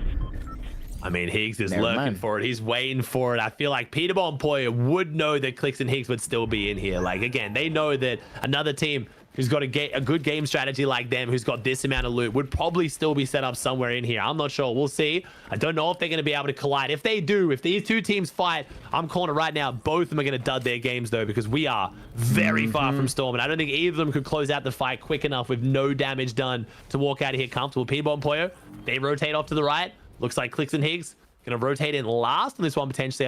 It's probably not a world where they can go back and tank for the Ferris wheel, but they're still taking more shots in here. So Peterball and Poyo getting ahead of them, and I'm starting to get a bit worried for Clicks and Higgs. They're really staggering this rotate here. Yeah, they're just falling further and further back on timing. Acorn and Bolts, they got all the timing in the world. On top of the mountain, using that first shockwave. They're inside, immediately drop down and build up. And this is one thing I think, yeah, it's definitely risky coming down, but the difference between trying to hop in and get deeper into zone versus just boxing up, that's going to be the world of difference for Acorn and Bolts.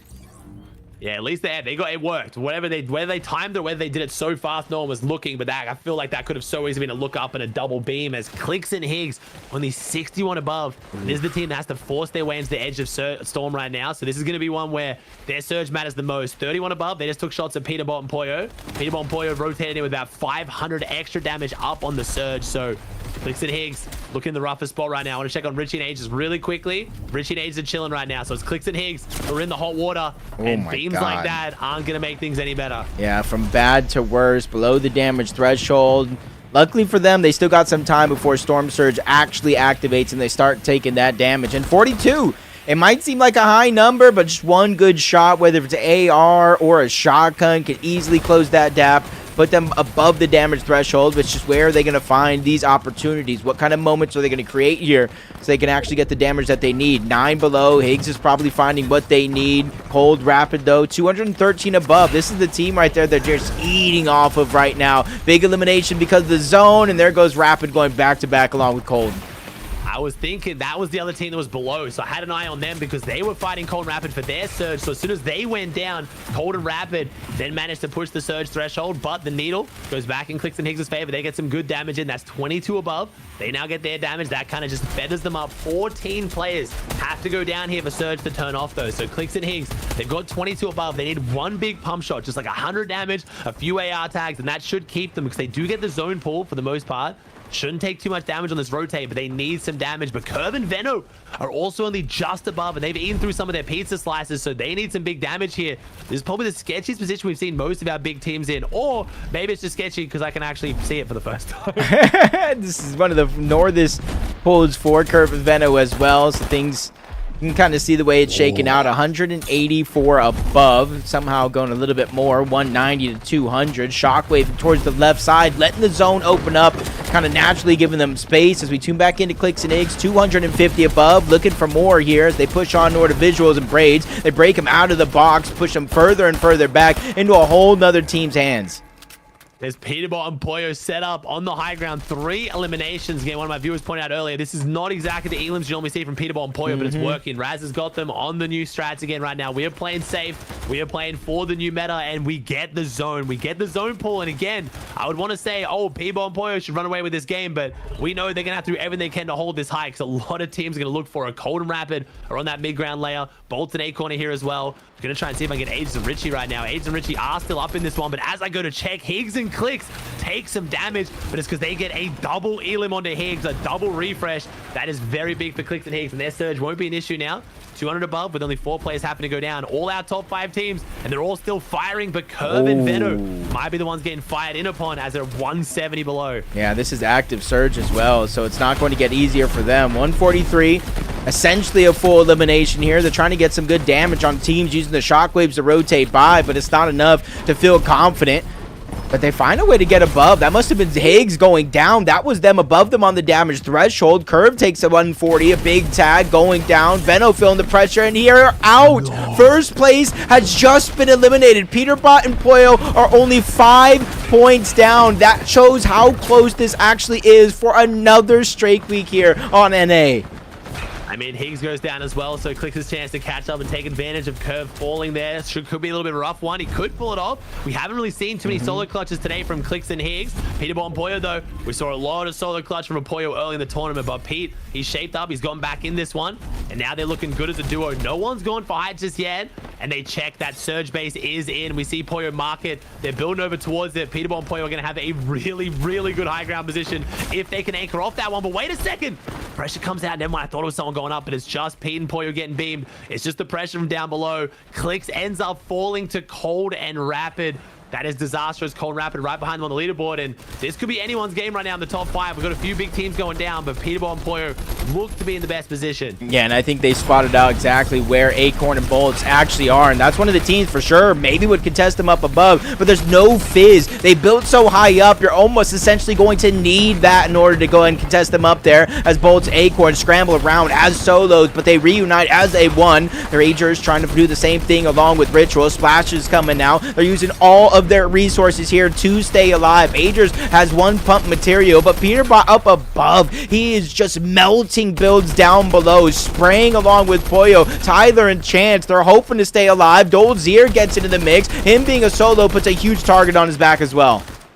And again, high ground, it does feel like luck sometimes. Like, how did Peterbot and Poyo get so lucky that no one's going up for them? Last game, we had 8 teams going for it, and it is also a matter of conditioning. All it takes is one team to come up, one team to challenge you. All of a sudden, the rest of the lobby hears that, and then that's the green light for other people to go for you. Peterbot and Poyo haven't given an inch. They haven't given any chance for anyone to look for this high ground, and right now, they're looking good from a Cold's now solo. Rapid's going down. Ritual Ages surviving this one, but they're running out of material quickly, so it could be a bolted Acorn versus Peterbot and Poyo right now. Yeah, basically going toe-to-toe to see who can get first place after this one's said and done. Agers, not sure if the feed is updated or not, but that could have been another elimination there. It is. They get belted onto Braids. They get the elimination. The Siphon match as he tries to pass him around, but Peterbot's ready to drop down. They're ready to kind of clean up and reap some of the rewards of these eliminations, and they're using the Mythics, all of their tools in their tool belt to build this one as he beams down Bolts. Acorn barely staying alive, but Peterbot's not done just yet. He's not only wants that elimination, he's looking for more. Chance Tyler there in this line of sight as well. Peterbot in his relentless right now, asserting his dominance here late in the game. Finally gets to clean up on the Bolts, forces Chance and his teammates to drop down below. They have full control over this game as they get another elimination on the Acorn back of zone. This is when Peterbot and Poyo are at their most dominant. Poyo sitting up above, sitting pretty, just securing the win as P drops down and does what he does best. He's got that mythic AR, and he's putting down so much pressure with a good damage on a Chance. Ritual almost gets target swapped onto there. Peterbot almost switches on him, but Ace and Ritual, they're the biggest threat right now. That's a healthy duo on second high. Peterbot's aware of that, and little does he know, that is one of the teams that has the biggest threat to him on the leaderboard, but A just loses out on that trade. Ritual has to take over the topping, and it looks like Peterbot's going to close this one out with hopefully some big points for him, but hopefully not for this lobby. Peterbot and Poyo look like they're going to get another win here in Div Finals as Ritual around the corner. 2v2. Can Chance and Tyler, the brand new duo, stop the Titans? And they've been going through it right now. They've been on the receiving end through most of these rotations of the pressure, but they try to go up. One gets blocked off. Chance goes up by himself, and now they have a chance here with the 2v1, no pun intended, but a nice shot by Tyler. 6 HP, the 1-2 punch. Chance gets the other. Poyo in a 1v1, but he has just been on fire as a solo to clutch this game. 11 elimination win now. I'm pretty sure as well, I think going into that game, they had, what, 16 kills? So Pete just gets 11 elims in one game when they had 16 going into that. So I think this one's probably cracked the leaderboard wide open. We'll see. We did have a lot of other big teams make it far into that game, but it's just so many points off the elim, and it's Pete Poyo in first on 349, Ages Ritual in second on 312, Acorn Bullets 301. Wait, 24 elims. So they had 13 elims in 4 games and get 11 in 1 with the win. You'd think that would like absolutely skyrocket them, but Ages and Ritual with the match history, 3rd, 5th, good elims all the way through. Acorn and Bolts in 3rd place, still in the run, and then a bit of a drop down to Curve Veno and then Clicks and Higgs. But right now, it does still feel like anyone can win in that top 3 at least. Yeah, especially obviously there's what, a 37-point gap. That's around top 8, inside of the top 8. So I mean, Peterbot and Pollo, they have to go deep into this next game in order for it to be mathematically impossible. So it is pretty close right there. One mistake is all it takes, and who knows, with the way these games been going, with Clicks, Acorn kind of scared to get dropped on, maybe Peterbot and Pollo can get the taste of their own medicine here. That's a rough last one there for Peterbot. Sorry, Curb and Veno, 22nd there, going down really early, unfortunately for them. They kind of got lost in that. It was like 8th. I think it was in like 9th zone-ish kind of transfer. Peterbot and Pollo doing well here. Now we'll see. Peterbot and Pollo, they've made a lot of enemies over the last few, I'm going to say few weeks, but few seasons, couple years at this point.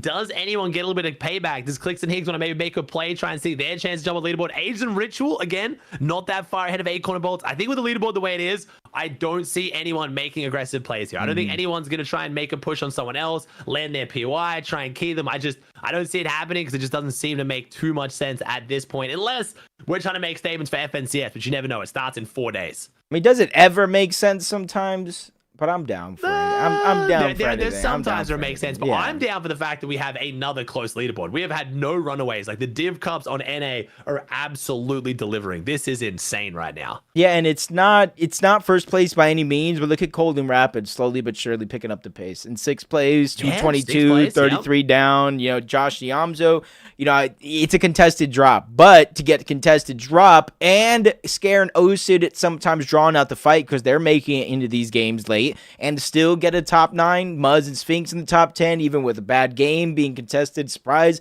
So I feel like, man, this is going to be one of those seasons to where we're either going to be disappointed and happy by a runaway train by one of these teams, or this is going to be another one of those close FNCSs. I mean, so with it starting in a few days, I'm actually so excited. I'm a bit interested as well because the play-ins format originally, I don't know why I remember FNCS. I felt like the first round of FNCS was kind of pointless and everyone made it through. It's top 150. There is a world where some of these big teams, they have a really rough day, don't even make it out of play-in. So it's going to be super spicy coming into heats and everything like that. We've got one more game to go, chat. We'll see how we go. I'm very excited on this one. Do you have a pick for who you think is going to win it? What's the call? The tournament or the game? In your pred. The tournament, the game. The tournament. Right. The way they're playing Peterbot and Pollo. Yeah, they are playing. There's just the way they're playing right now, and it's not even through eliminations. For first right now.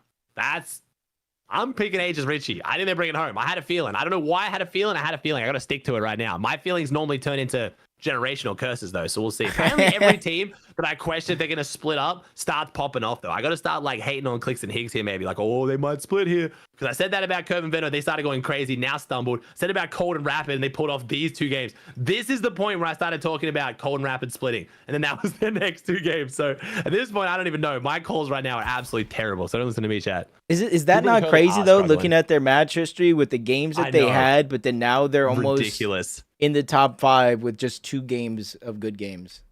Yeah, it just kind of feels like, I don't know, it's weird. It kind of just feels like once it forces their hand, like all of these tier 1 pros, just once their hand gets forced, they're just like, oh, cool. So now I've got to start just dominating everyone. And they just kind of start putting it up. Like you kind of feel like they start to go down. And then you see them start to play passive, maybe like Curve and Veno are now. And then it goes against them. It's obviously me super simplifying here a lot. But man, it's why NA is so crazy. Chat, I'm about to put out a prediction. To the rest of the lobby is just insane. They just hopefully flick a switch and look see if like it works. There you teams. go.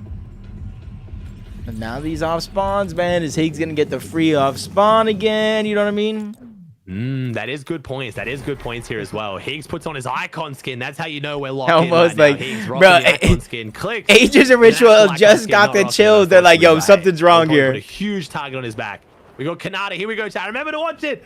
Kanata and Donnie here, and then we'll go watch Josh and Niomzo because this fight has been a quick one. And I thought we had floaters, but no, we're landing. What is happening here?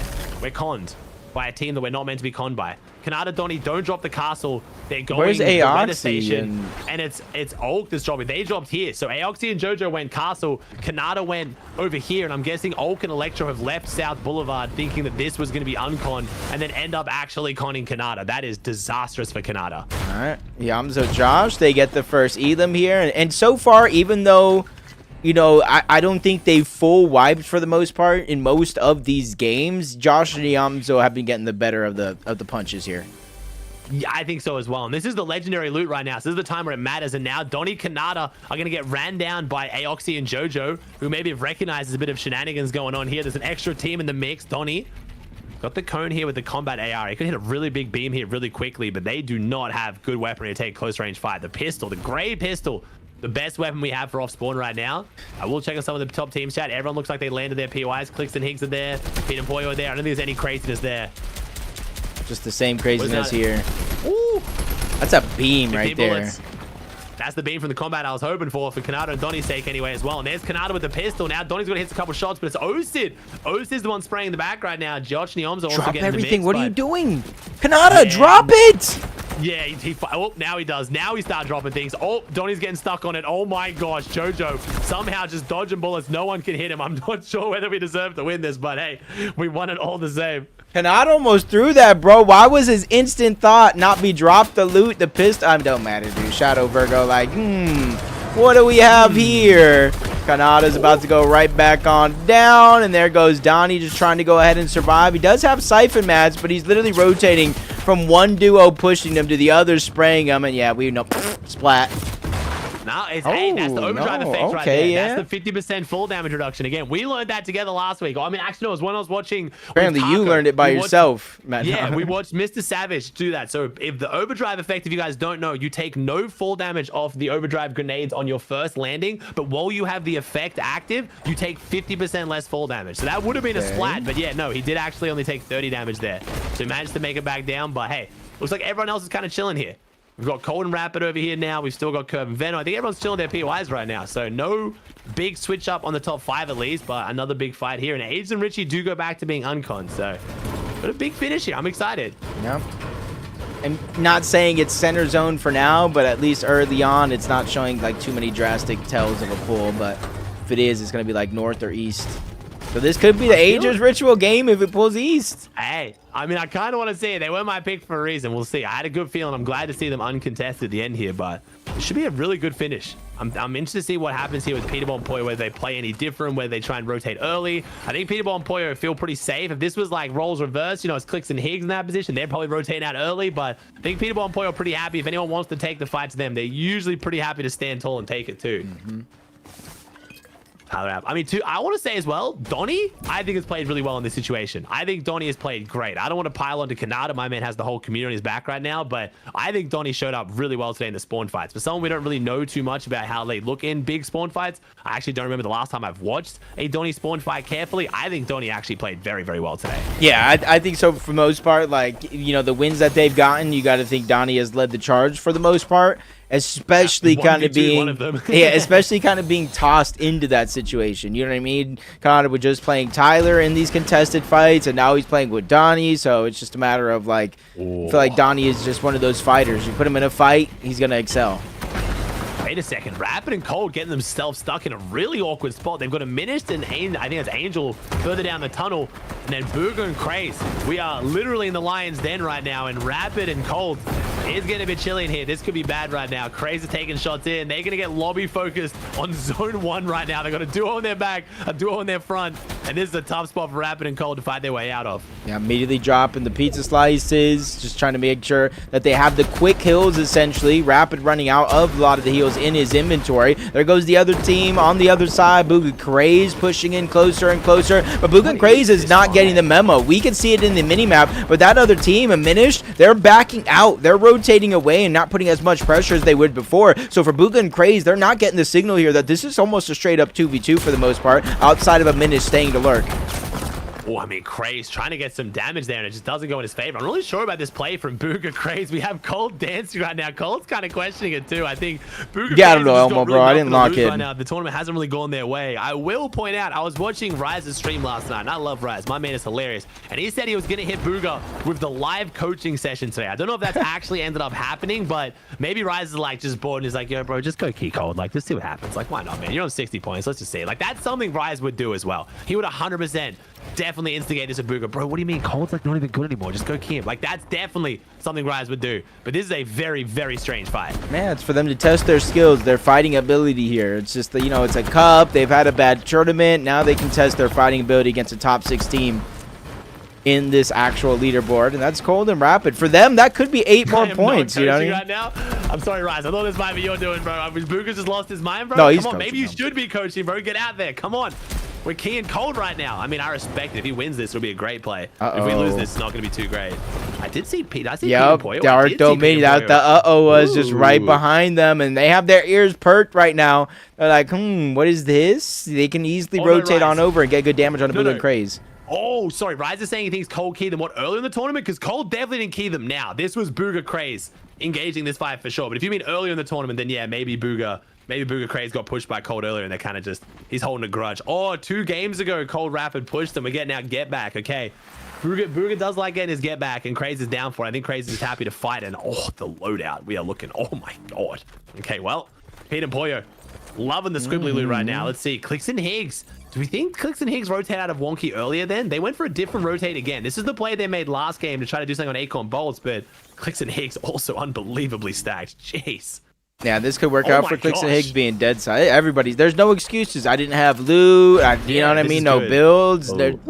Acorn and Bolts might be the only excuse, kind of. I mean, still there. Still not bad. It's just like green shotguns versus purples. They still got great meds, though. I feel like this is what you want, man. You want to go into the last game, all top 5, no one getting griefed, everyone just fighting full force. This should be a good one. 255 for Clicks and Higgs right now. I feel like, yeah, it is really a 3-horse race, though, to be honest. I would love to see Curve and Venom or Clicks and Higgs maybe pull off a miracle here, but with 349 first, 312, 301, it feels like that extra little gap between Bolts and Curve, probably enough to make the gap feel a little bit too large, unless someone takes Peterball and Poyo out early. If Peterball and Poyo don't go down early, though, it doesn't really matter for anyone here. Yeah, that's one of those situations when you're watching, you know, Sunday Night Football or like ESPN, where it's like, oh, they get in with a win here and a Patriots loss. Like, they can still win the tournament, but it's not necessarily in their own control. They need other teams that have been on fire and been some of the most consistent on the day to go down earlier than they would have hoped. And Peterball Poyo, I think they're kind of learning as the game does go on. They need to rotate a little bit quicker on some of these rotations while simultaneously farming up and saving as many material. They dodged something there because Poyo almost got beamed, and that could have been bad for their surge.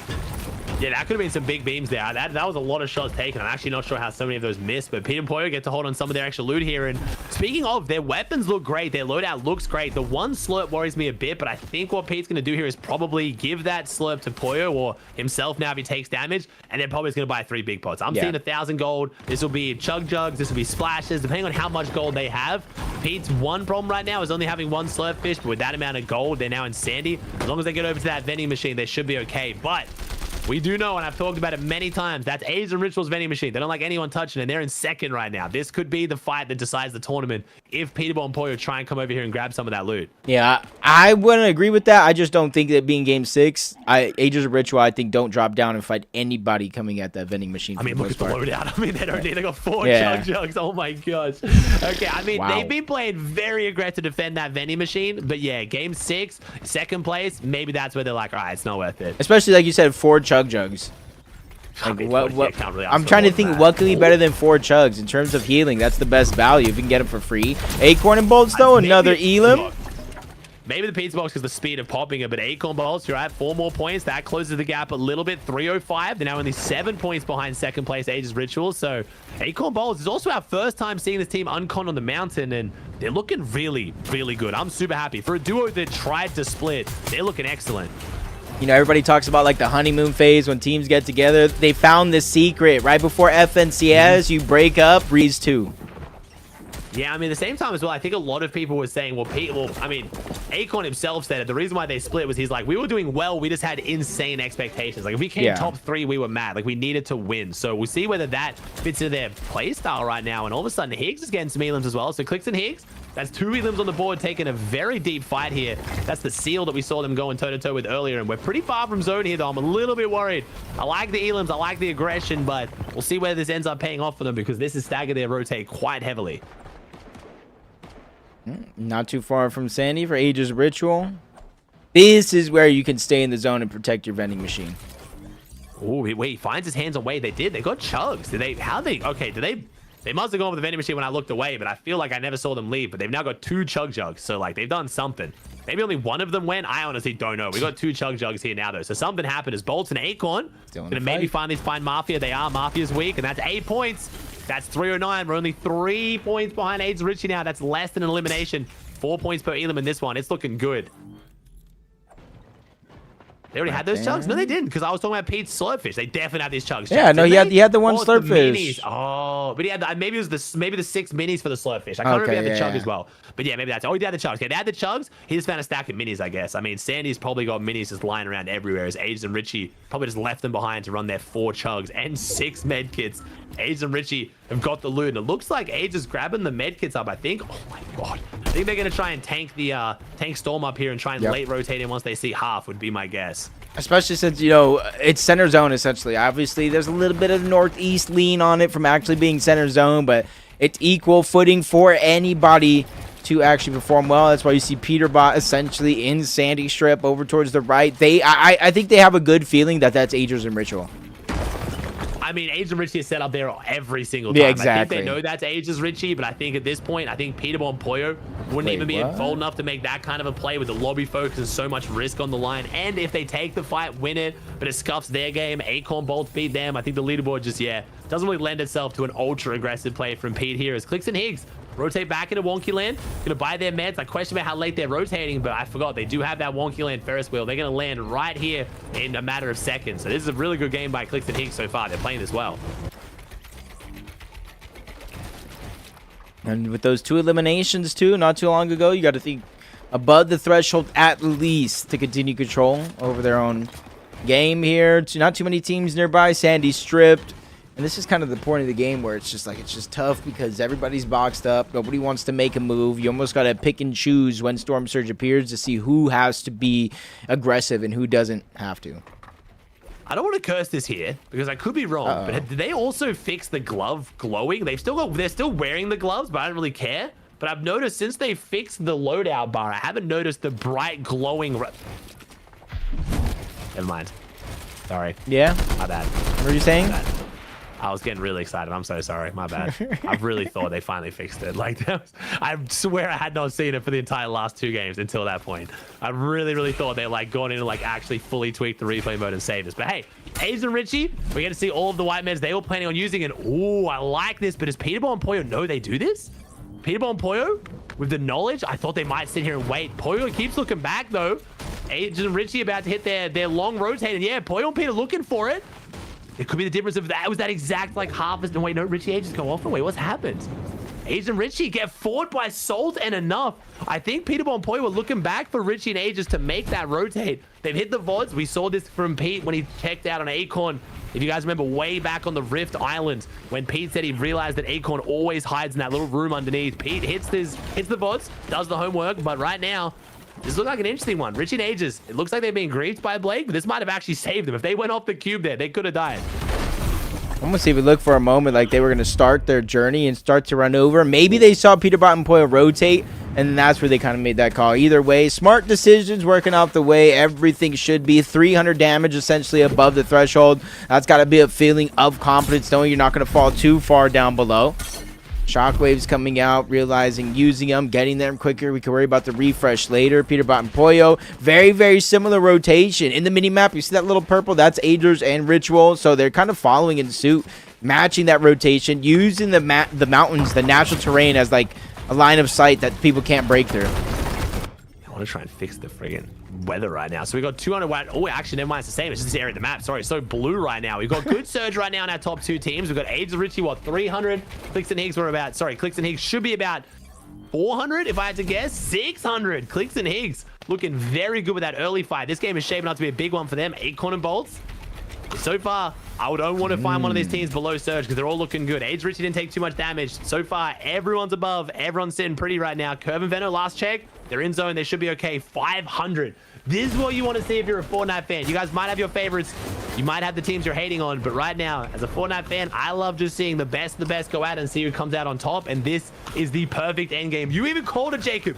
You got your Dark Dominion Game 6. Oh my god, literally center of the map here. Anybody's real chance to victory, and this is where it starts to really matter, right? There's 7 teams that need to go down before placement points start to come in. If you're any of those teams inside of the top 8, you could kiss your chance at winning goodbye. That includes first place, that includes second place. So for Curve and Veno here, 375 above, you're confident there, but with every other team stacking the north side of this rotation, you're already at the bottom. Information is important, so hopefully nobody boxes up above you. Uh-oh. They're staggering their rotate a little bit here. We've got 2 shockwaves on Pete. We've got 4 on Poyo, so we still have a bit of mobility left. We are taking some damage. This rotate's looking slightly sketchy here. Age and Ritual, meanwhile, looks like they had a cleaner rotate. Still got 2.5 of those chug, 2.25 of a chug jug, and 2.25 of a chug jug here. So Rich and Ages, quite a few meds left here. Still got good mobility as well. Hit him on Poyo. That was the riskiest shockwave, I think, so far of their rotate. Poyo takes a couple shots in the back. That's the shockwave that can cost your whole tournament, but they pull it off well here. 31 teams, 60 players. So almost all full duos in this game right now. We've got a very stacked game coming right down to the wire for game 6. Pete and Poyo on 349.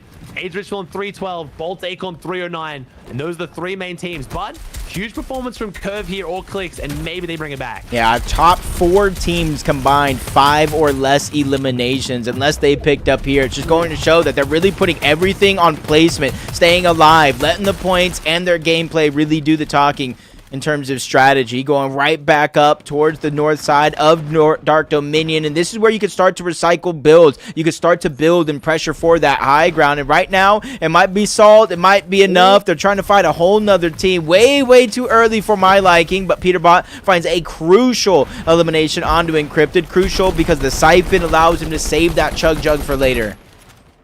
Peterbot and Poyo, I thought for a second there maybe things going against them right now. 50 builds for Pete.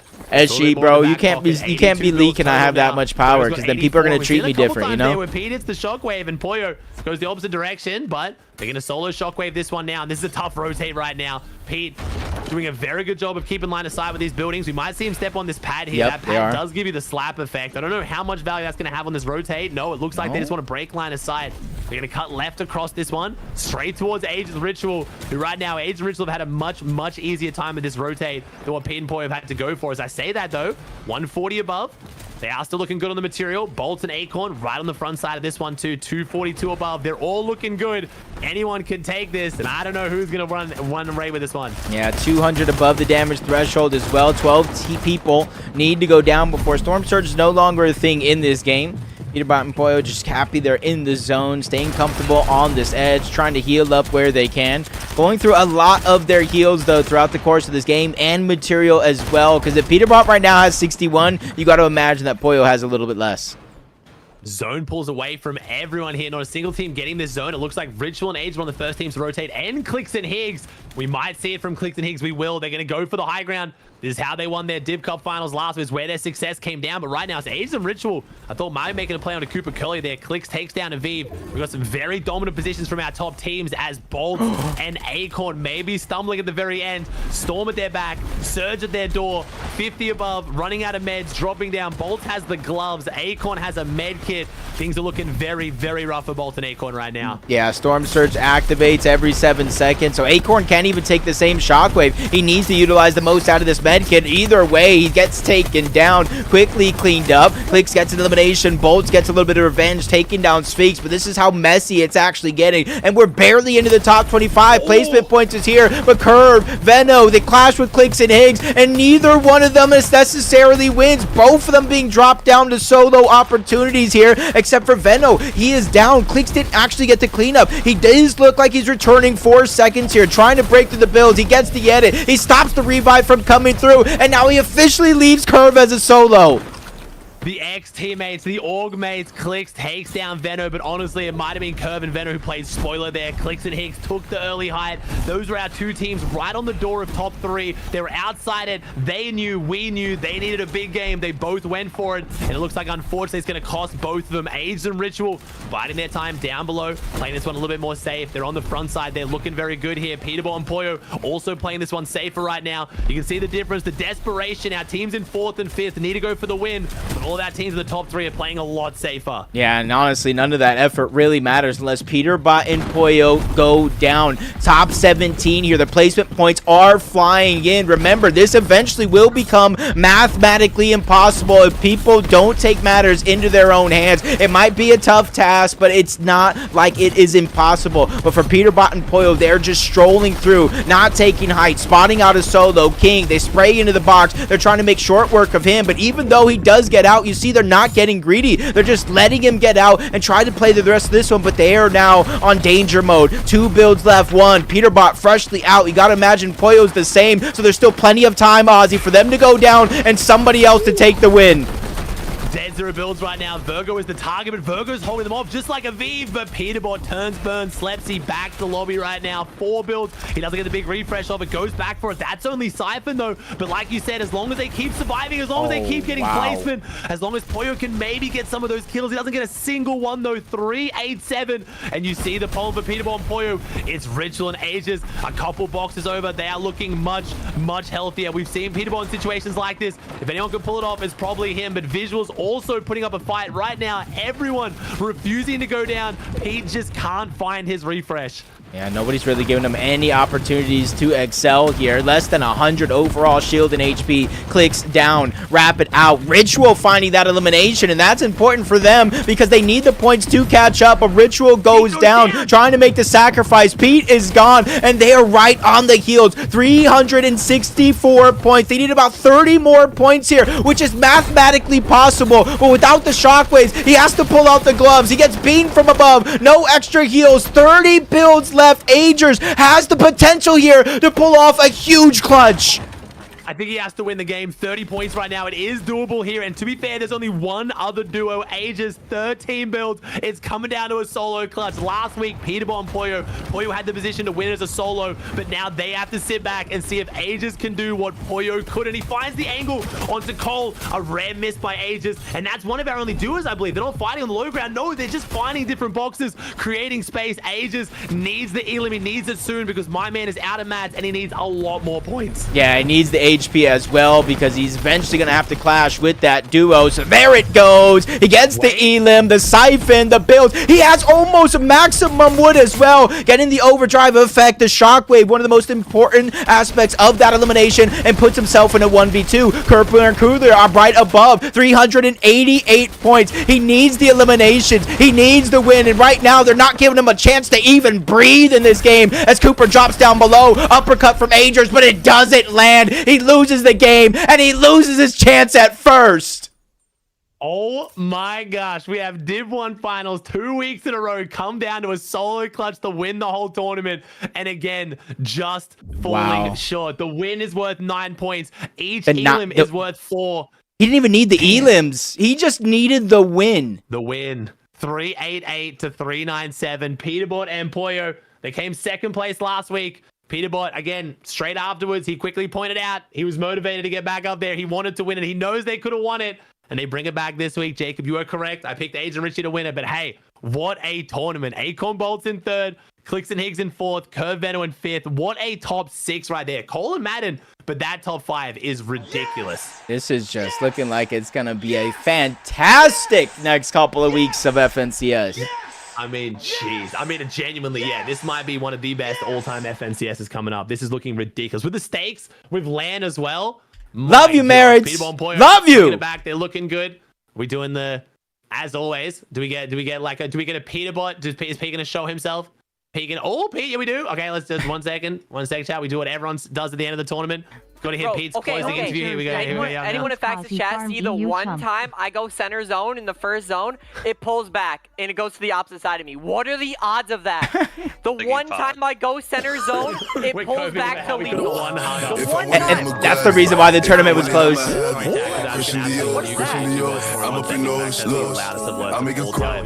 Peterbot getting frustrated. He could have won harder. What a classic Peterbot moment. If you don't have that mentality, why do you even do anything in life, you know? To be fair, I mean, that's crazy. That was a good ass finals again, bro. That's 2 ridiculous finals. I had so many kills with the AR. It's gonna be crazy. Like AJ. No, I did. What do you mean? gonna be crazy. Dude, So is there no actually more too many Div bots. Cup finals until after Let's get our FNCS? two- Yeah, so there's Div 2, there's Div 2, 3, 4, 5 going on right now. Like, they'll go on during FNCS, but no, now it's just play-ins, it's LCQ, it's heats. We have eval cups, we don't have Div Cups, no. So we don't have a set lobby until at least what wait, heats? Are we getting on? I'm down. Yeah, first set lobby is going to be heats, yes, and then LCQ after that, yeah. Well, I've eval been cups. spoiled. It's just I've been spoiled. You know what I mean? Every week getting this type of action, and then now we gotta wait a few weeks, and then even then, it's not even this type of action because the best teams are split up between 3 different lobbies. Yeah. I mean, all it takes, though, is like a spicy heat. All it takes is for like a few big teams. We can get like a peanut click same heat. One of them pops off. One has a Yo, bag, Higgs they try and update go with from the there. raid? I mean, Let's hey, go. We are going to Spice, West we're after waiting this. for the snakening from this. There will be a snakening after this for sure. I can't wait. I can't That wait. means they'd be once Maybe every somebody will fucking pick me watching up. West? Yeah, I Yeah, am. they did. Let me say. Ooh,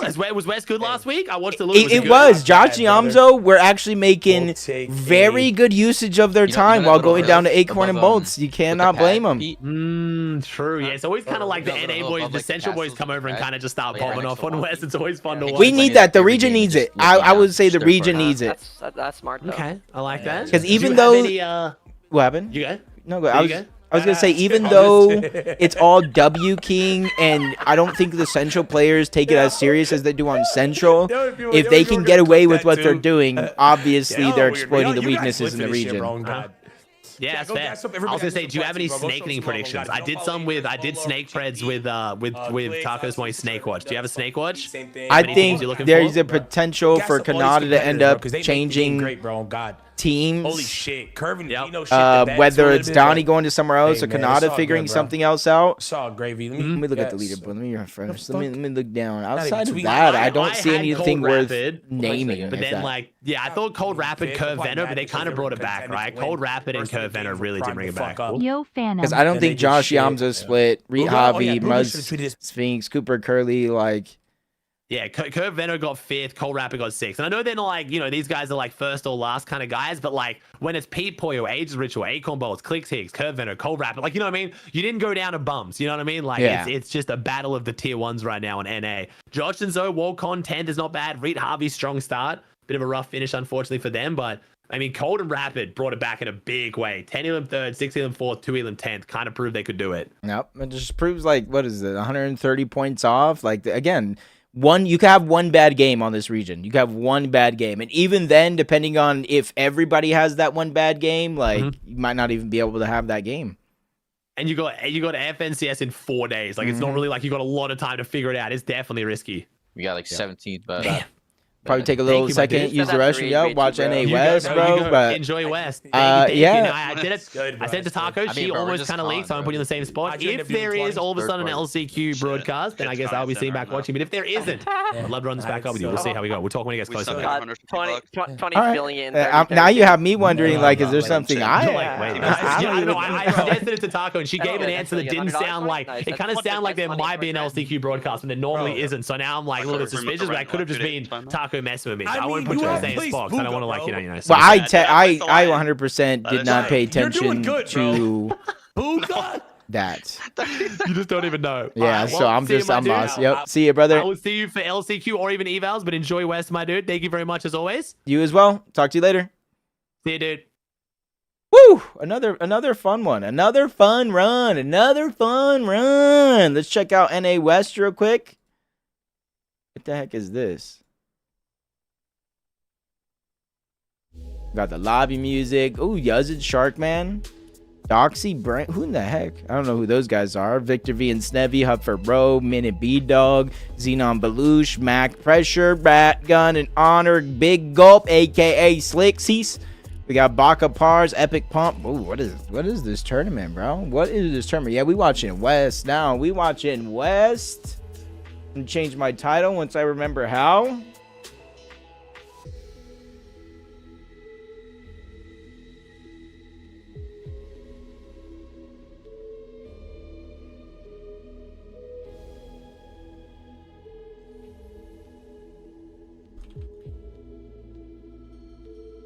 There we go. Got that going. Got that cooking. Boom, boom, boom, boom. Changed it. Oh, I already did. Watching West, best region. We got the leaderboard up right now. Trying to figure out Yuz and Sharkman. Are they actually West, though? There is no current match going on for West yet. There's no current match. Arc is not with Victor V. Arc's count is inactive right now. What's up, Liz? We got Ethan, Val. There we go. Send Dirks, bro. Your voice is so good for casting, bro. Thank you. Thank you. But the Higgs update raid, the merits raid, we really got it going. We really got it going on. Arca's hoping to be able to play before finals. But I'm going to be right back. I'm going to run downstairs when we come back. Hopefully, we got the action for NA something, whatever region this is. Hold up. But I'll play this real quick while I'll be right back. Hold up. Here to pull off a huge clutch. I think he has to win the game. 30 points right now. It is doable here. And to be fair, there's only one other duo. Aegis 13 builds. It's coming down to a solo clutch. Last week, Peterball and Poyo. Poyo had the position to win as a solo, but now they have to sit back and see if Aegis can do what Poyo could. And he finds the angle onto Cole. A rare miss by Aegis. And that's one of our only duos, I believe. They're not fighting on the low ground. No, they're just finding different boxes, creating space. Aegis needs the Elim. He needs it soon because my man is out of mats and he needs a lot more points. Yeah, he needs the HP as well because he's eventually going to have to clash with that duo. So there it goes. He gets the Elim, the Siphon, the build. He has almost maximum wood as well. Getting the overdrive effect, the shockwave, one of the most important aspects of that elimination, and puts himself in a 1v2. Kerpler and Kudler are right above 388 points. He needs the eliminations. He needs the win. And right now, they're not giving him a chance to even breathe in this game as Cooper drops down below. Uppercut from Agers, but it doesn't land. He loses the game, and he loses his chance at first.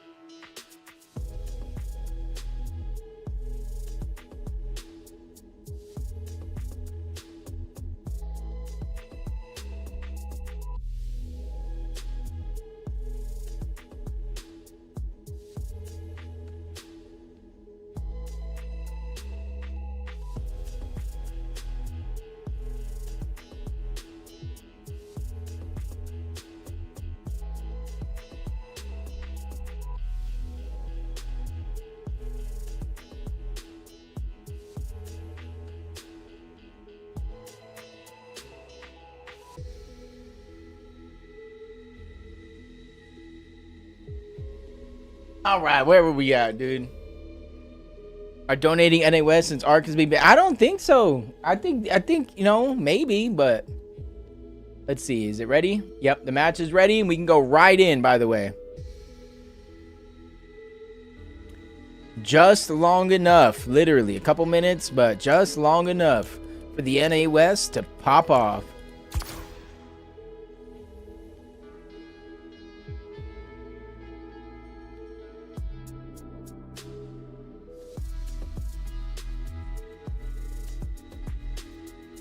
Night's been good so far, Smitty. How about you?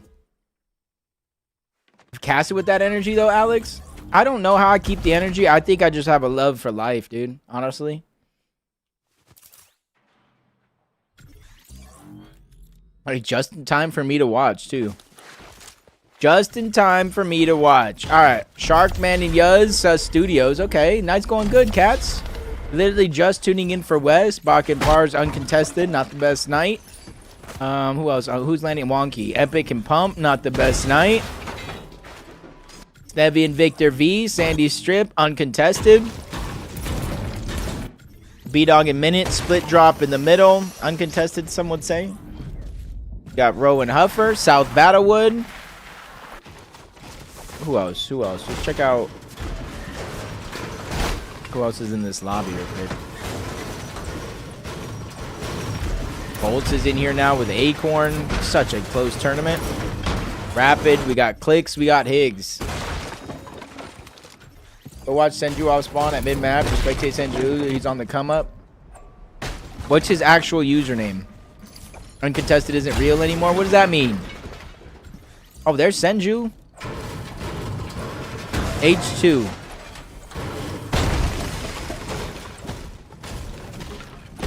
He's one of these guys, no? No, he's this guy. This is game 3, Smiles. Game 3.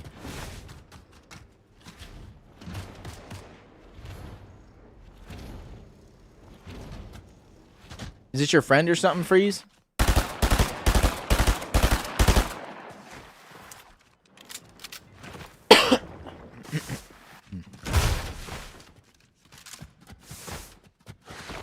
This East? Yeah, this is Weast. This is Weast. N.A. Weast.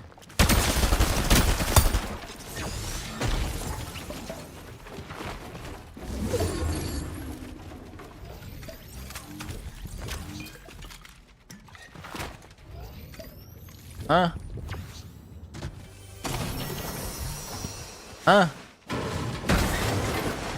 Huh? So, Trezzy, is this guy good?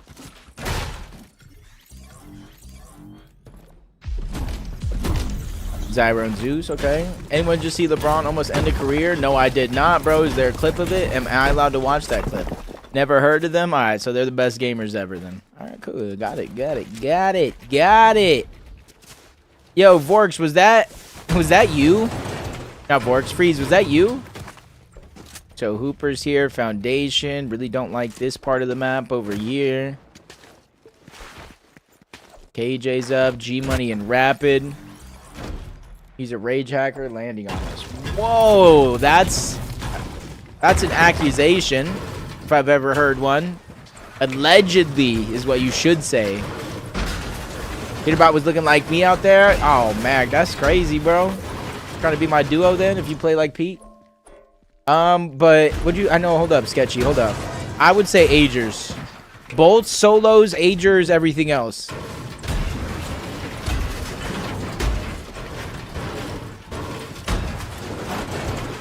I don't know, allegedly. I think he's pretty open about. Oh, I mean, I don't really know him. So, Acorn Bolts against Alec and Exotics, trying to go ahead and land on them. This is where if they want to win money, if anybody from Central wants to win money, they got to get aggressive here. Do I ever play Zero Build? Once in a blue moon. It's not my go-to mode, but if I'm playing with other people who play it, yeah. Like, you should see me and Zeke in Zero Build mode, dude. Probably the best team. Me, Zeke, Vivid. He stole his pizza, bro. He stole his pizza. They stole his pizza!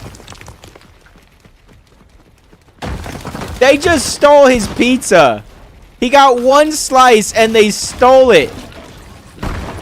You gonna let them take your pizza like that, Bugs? You got oh, drop the pizza down again. You can edit the pizza down. Drop the pizza down. Nope. No time for pizza dropping. I got 400 zero. We should run some rank sometime. Ooh. Maybe, you know what I'm saying? What's up, Ninja? Thank you for the raid, Ninja. Yes! How was your day, Ninja? Yes! Yes! Yes! Hopefully your stream was great. Thanks for the hope. What's up, Kosuki? Long time no see. Yes! Yes! All right, same strategy as Clicks and Higgs. Clicks and Higgs looting the rest of Treetop. Blink and Quastra over on the far western side.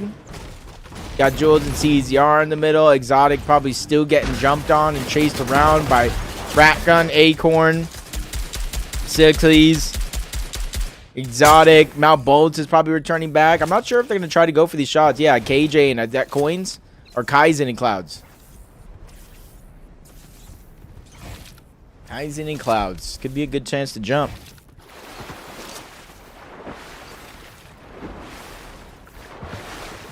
Oh, 60s finished that elimination there.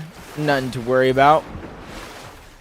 Is Higgs looking? Is he playing aggressive? Oh, he's lurking underneath. Higgs is making the lurk play here on the Quastra. Trying to look out of the window and spot him out, but they did not see Higgs down below. Quastra might see Clicks. He might see Clicks rotating and think he's a solo. Oh, good damage on the Blink.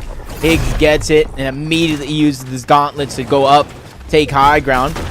And now Blinky isn't even the primary target, at least for that second. He gets in, gets the ramp, gets the wall, trying to break both. Clicks on the other side, trying to keep Quastra busy. But more than enough time has been bought for Blink to heal up just a little bit and for Quastra to return fire onto Clicks. Time for popcorn, Dusky. What's the dude, Dusky, bro? I'm getting no. Oh my god. Damage on the Clicks, and already he's getting his revenge. Hopefully your day's been well, Dusky. Shockwaves for Clicks. Higgs still has the gauntlets. Still chasing down Blink. Box in. But Blink is doing a good job of prolonging this fight right now.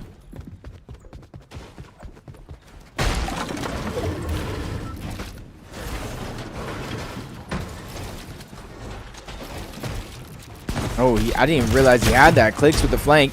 Holds the wall. Blink back-to-back shots. Already getting him dropped down to about 20 HP. Returns back. Clicks gets another shot in to get the down. Higgs on the other side. Cones off the top. Trying to close off any options, but he's able to make his way through. Quastra doing what he can to stay alive here. But Higgs breaks down into the box and cleans up the other elimination. Oh my god.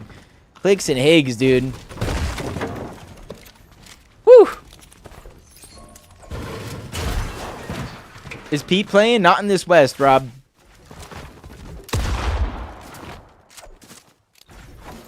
Sharkman and Yuz. First place currently. Moving north of Humble Hills.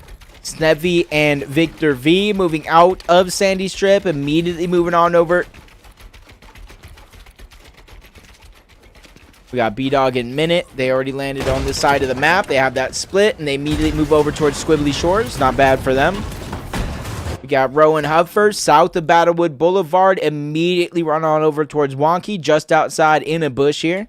Just waiting for the opportunities to come to them. Xenon and Velo.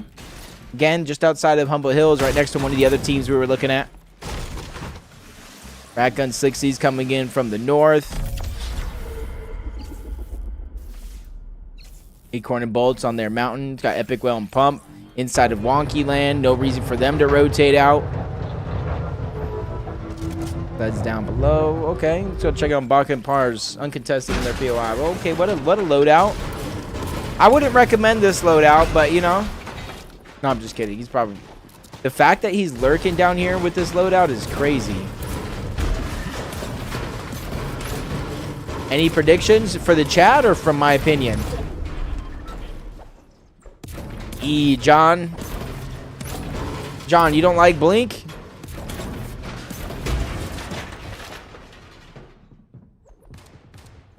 What am I watching, Chris Moore? You're watching NA West Finals. Your opinion on who's winning West? Right now, I have no idea, because I thought it would have been epic. Maybe like a... I don't know, because the people I thought would do well aren't necessarily performing well outside of Victor V. Is Clip playing this? Yes, Clip is playing this. Clip is playing. Isn't Sharkman cheating? I don't think so. Sharkman has been playing for a long time, no? Damn, Viper, what's up, brother? I haven't seen you around these parts in a hot minute, brother. Is this West? No, this is West.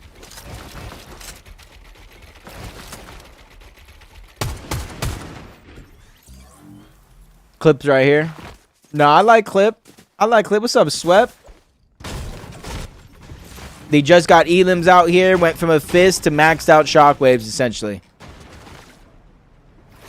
We've got Rapid and G Money in here. Would they be a broadcast for Heats?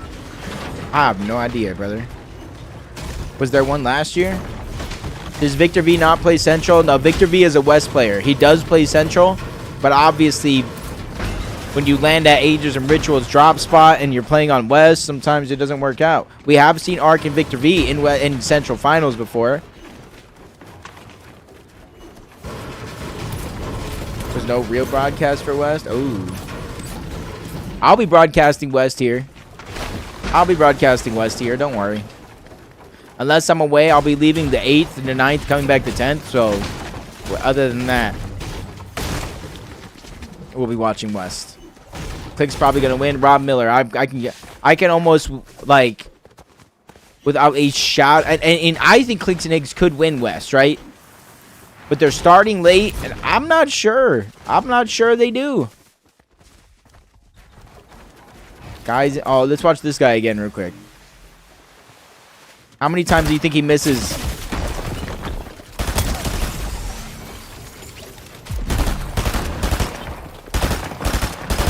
What am I watching, dude? Bro is pre-firing everything.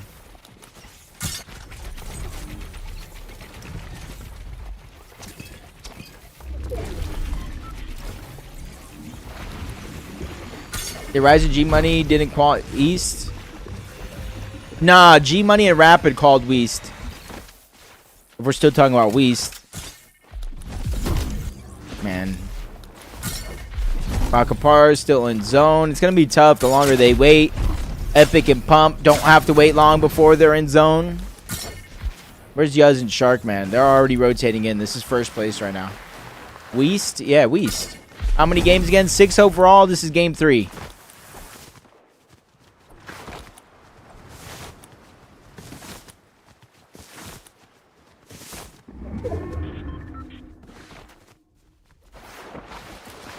Sharkman easily makes his way in. Snivy and Arc already in. B-Dog and Minute. Good damage on the Jules, but Minute does take some damage as well.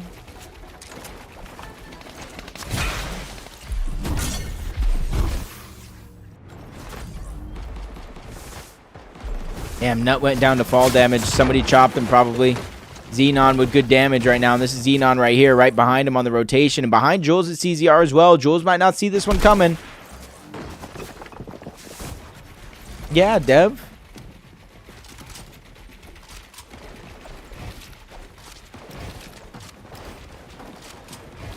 I'm going to reach out to whoever wins, even if they're not here. They have 24 hours to reply, or let's say, 48 hours to reply, something like that. If they don't, then we re-roll it. Dev, it's not as easy. Not everybody has equal chance. It depends on how many of those things that you purchased. With channel points. 5,000 channel points, honey. Look at the channel points rewards.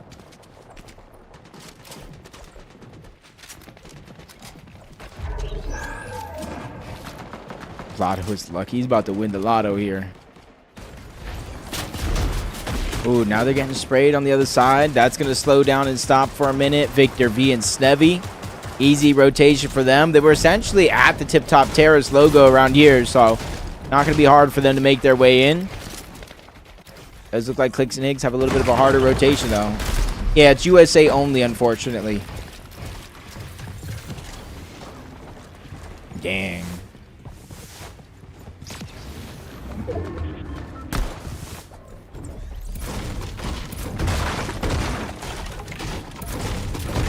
I mean, I could, and I would need Lotto and like Dev and Elmo's permission to kind of like delay it until the next time I stream. Give people a chance to earn, so I could run some predictions tonight, but I would need permission from the regulars in the stream because it would be unfair to them, you know? I said one of the first streams in April. This is the first stream I've done this month. Yeah, see? Dev wants to win. He said, more people in there, there's less chance for me to win.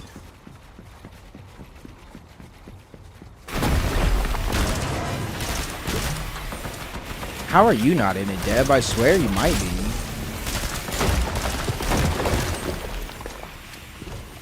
They get the other Elim as well, down at the bottom. Alright, let's go ahead and close out real quick. See where everybody's at. School, Zeno's there, Rapid's there. Fear's up there. Compton on the tree. They're using the tree strats here. We haven't seen a lot of teams do it. Most of them over on the side. We are moving back towards the south, though. Zone pushed a lot of teams up from the south. So for a lot of these teams, it might be tough to make their way back. 15K, like that, dang. I mean, Canada. Oh, Dev. Okay, that makes sense, dude. So then you don't get a vote, dude. Wheat, Lotto. Imagine.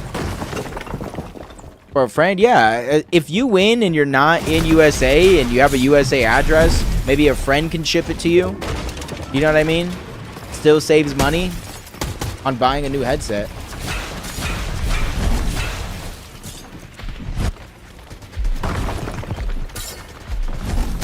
Oh, Victor B's trying to make it over right now. Oh, good damage on the clicks. Higgs making his way over, making sure he doesn't get peeked on. 415 above, so that's not even necessarily the point. Zyro's running inside. Manny and Z-Links, 54 points. They have a lot of catching up to do. But you've got Acorn and Bolt starting a little bit late, but still making it in time here for game number 3. Tagged up on their way there, but they're way above the damage threshold. That's not really going to be a worry for them. Around CZR's in the mix. Baka and Pars underneath. 178 above. Pars building the tarp. They're just getting pressured. CZR, Victor V, so many threats around every one of these turns.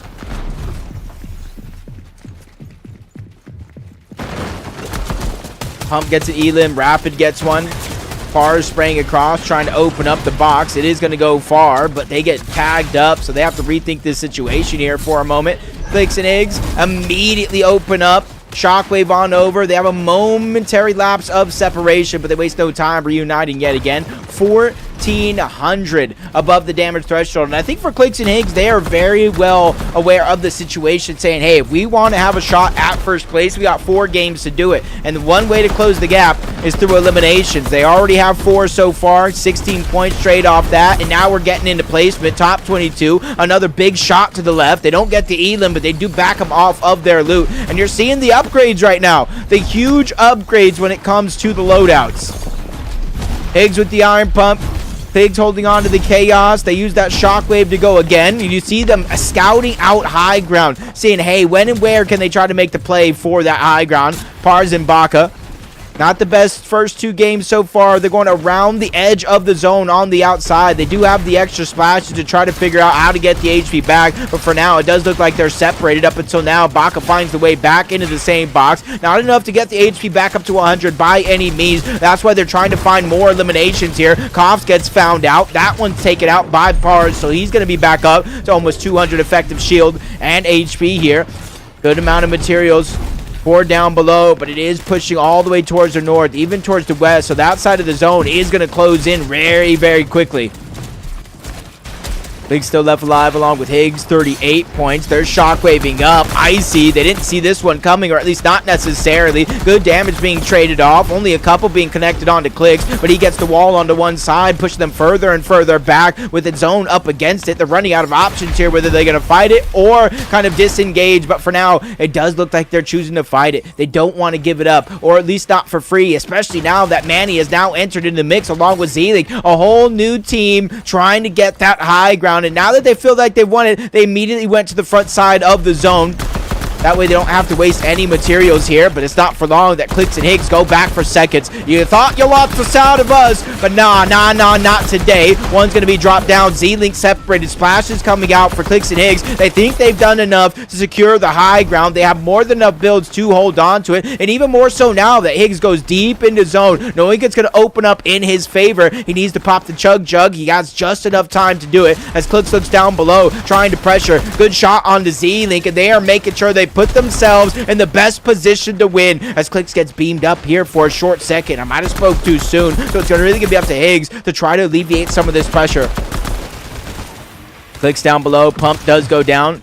Zeus and everybody as Epic Well just trying to stay alive by himself. Slice of pizza, that's all the HP he can get back. Tries to get to the front, drops the med bomb, trying to get as much shield as possible. He can worry about the HP later as he's open up these side walls. Sees one team there, doesn't get the opportunity for the shot. The pre-edit is in, sees a whole nother third over on the side. That's a third party that's causing a little bit of confusion, but finally Epic Well re-peaks, gets the elimination onto Z-Link. The Siphon comes in, but he gets tagged up. A whole duo breaks into the box. That's Icy who goes down. Not a worthwhile sacrifice as Compton gets sent to the Shadow Realm all the same. Top 6 situation here as Jules thinking he's flying on a high. Xenon is down below as well. B-Dog admitted a full duo. Acorn even left alive down below as Xenon knocks on the wrong door. He gets it slammed in his face, sent back to the lobby yet again. Clicks finds his 6th elimination for the team. 3rd for the individual. Drops down for the loot. We talk about how to close the gap. 6 eliminations and a chance to win the game here. This is how you do it. But B-Dog admitted they're not going to go down without a fight, but they're out of build, so they might not have any other choice. Jules still down below as a solo,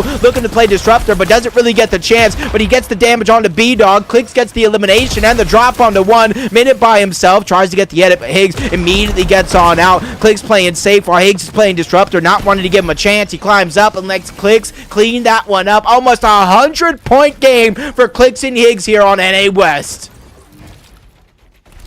Third party that's causing a little bit of confusion. Bang! Well, re-peaks, gets the elimination onto Z-Link. The Siphon comes in, but he gets tagged up. To, slow it down, but not.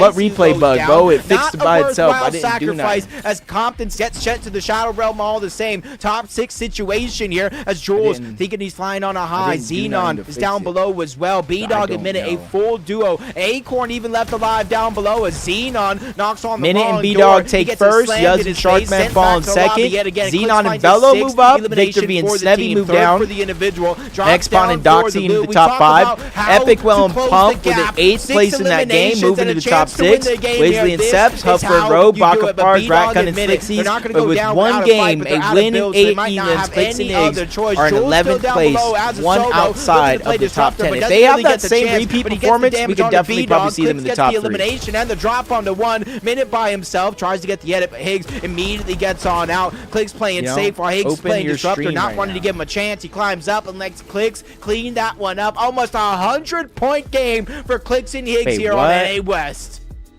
Is it because of that? I accidentally kept that up, and I think as soon as I hit the replay, but so did that pop up after the game? Did that pop up after the game? Yeah? Okay, I know why it popped up. I had a setting on, so as soon and so when I do my replays, I have a button for it.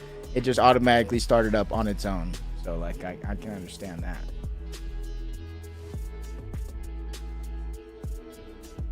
I can understand that. Bro, I'm gonna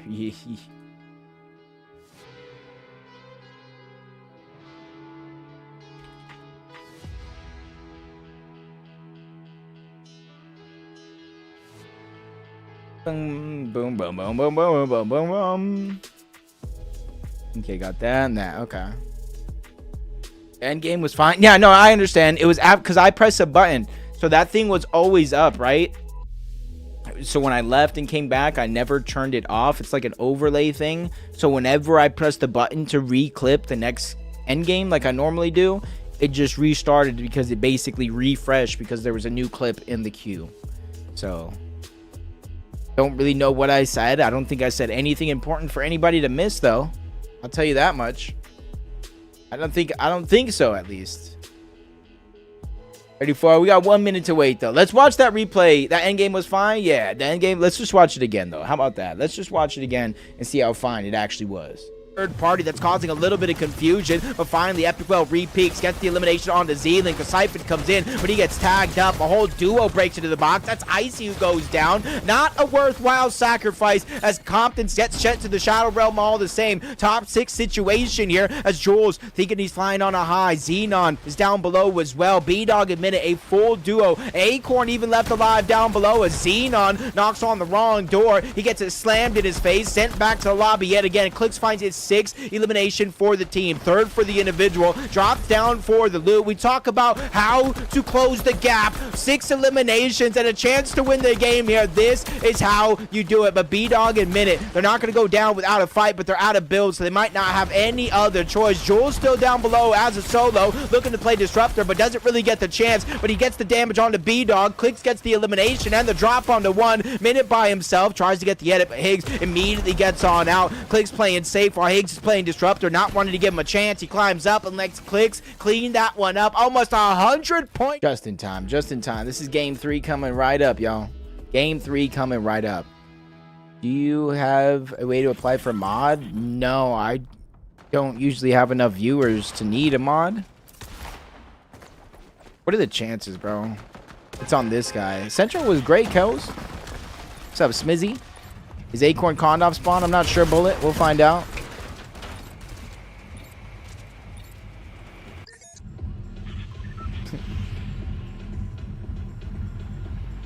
I do have some mods, though. They help out. What's up, Panda Mint? How you doing? If I didn't say hi to you before, hi now.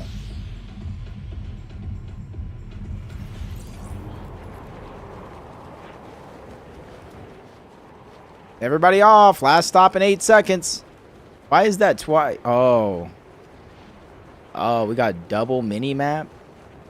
We got double loadout. Well, I spoiled that. Sorry, Vorks. Sorry, Freeze. Shouldn't. Yeah, we're, you know.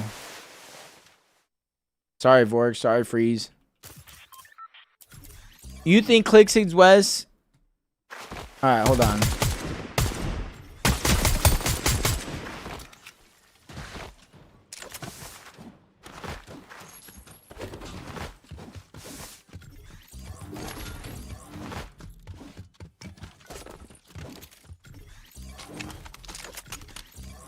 And then who else? Hold up.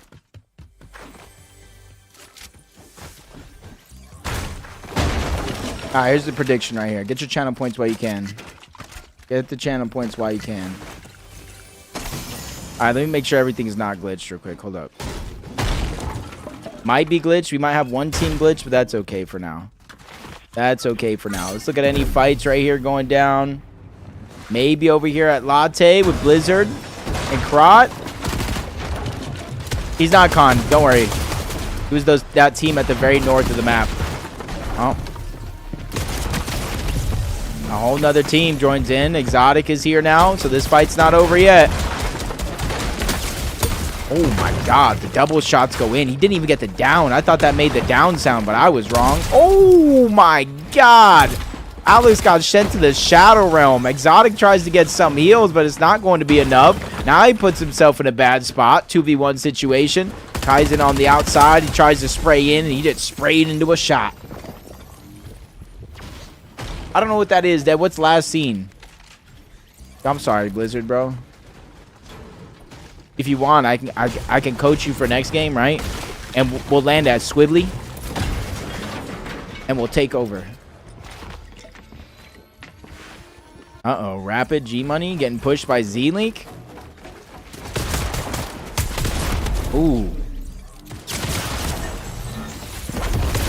Ooh.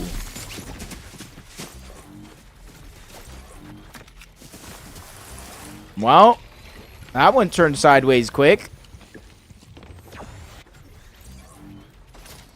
Big sack for life.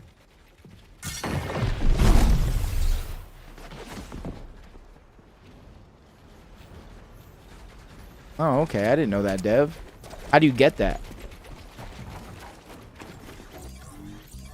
So I know Minute is somewhere in the middle. I thought Minute and B-Dog were somewhere in the middle, but maybe I was wrong. Oh, they're over here in the middle. Okay. Not bad. We got Pressure and Mac. What's up, Lil Mac?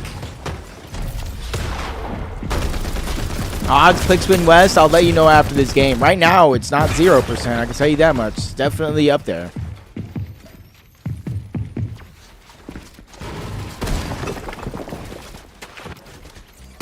Bro, how did he end up so far away from the fight? He's letting Lil Mac take this one by himself.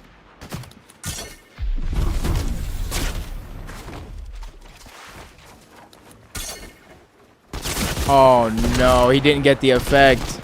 He didn't get the effect. He didn't shockwave away.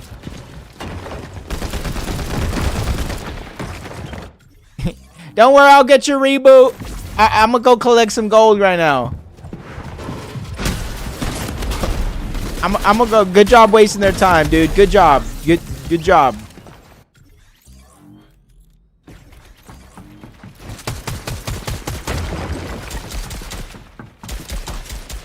Like, this drop isn't even good uncontested, let alone contested. Compton and Icy, Gabix. Ooh, Susie.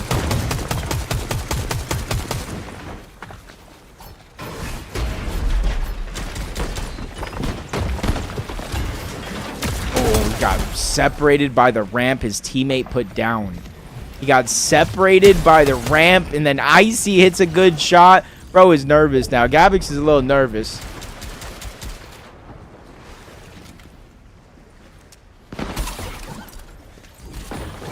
He's like, yo, let me get that body real quick, yo.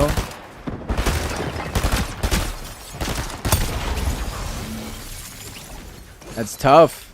Tough way to lose a fight. Lincoln Quastra, Clicks and Higgs probably up here towards the top. Full, almost gold loadout here with the slap and the fizz. We got splashes. We got 2 med kits. We're going to lurk around the back, see what's left over. Acorn and Bolts, though, on the mountain. Similar strategies to what we just saw in Central out of both Acorn, Bolts, and Clicks and Higgs. 80 points for Acorn and Bolts for the most part. 97 for Clicks and Higgs in that game. OC and Larcos, though, you got to watch out.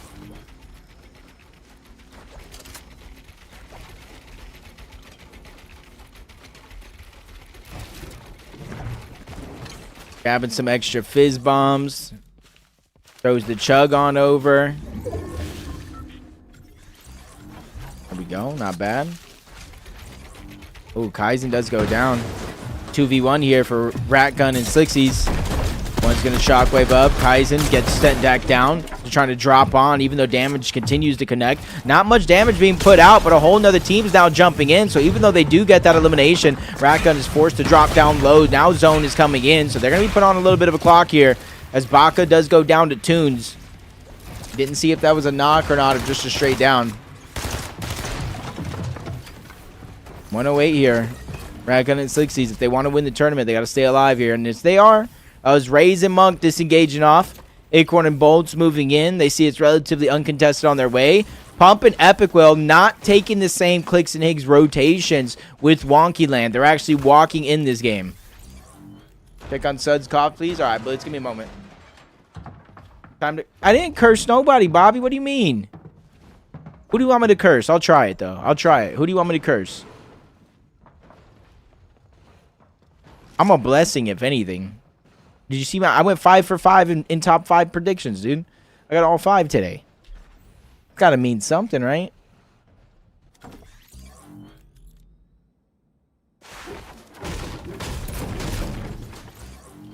I cursed Epic last week. Yeah, see, you cursed him. Oh, you. Oh, okay, never mind. All right, so who we cursing? Who are you cursing this week? What's up, Dax? How you doing? If I was gonna curse Clicks and Higgs, right, it would be within the next 60 seconds.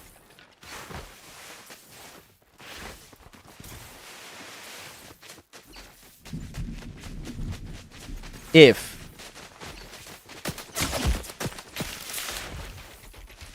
That's OC making sure Larkos isn't rotating alone. OC, great damage here. Nothing is free, Clicks.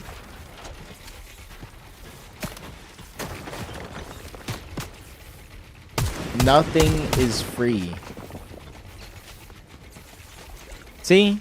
Has it been 60 seconds yet? Can we click off? X-Pawn and Doxy. 131.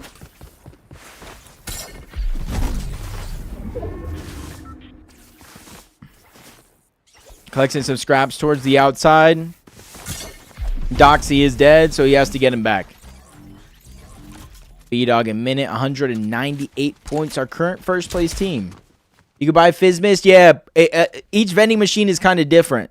I think it's like Splashes, Chug Jug, Fizz, and I don't remember what else. One game on and we were conned, like GG. So obviously you got to get last place, game one, and then start to get a couple firsts afterwards, you know? Sharkman and Yuz, what are they, top 3, top 4, something like that? 164, maybe even second.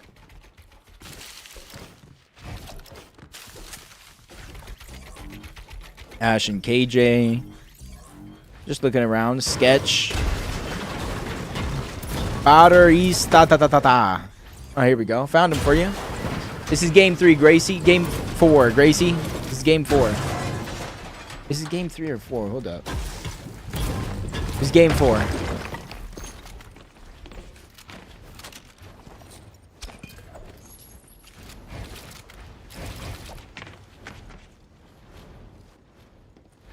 Going to check the other loadout. Double iron pumps, minis, fizz, minis, pizza. We got 11 shocks, AR, and SMG.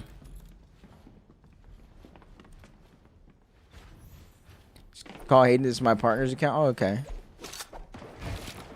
If I remember is the problem. Sometimes I just read whatever's in front of me, if that makes sense. I'll do my best. Who's purple with? Centro?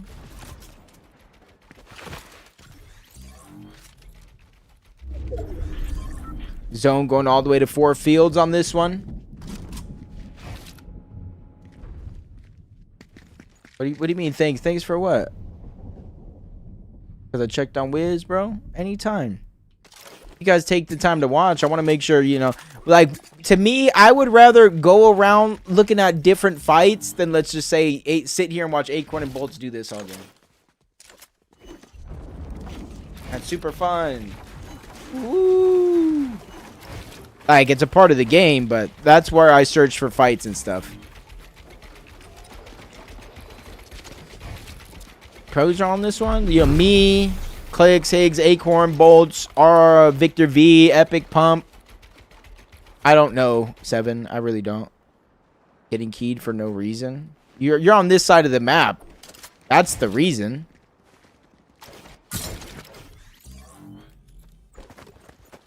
Check Victor, please. All right. Good call. Good call. We haven't checked Victor so far this game. That's a good call. Good call. He's giving Snevy the shotgun. Interesting. I know he would do the same thing and give it to Ark, though.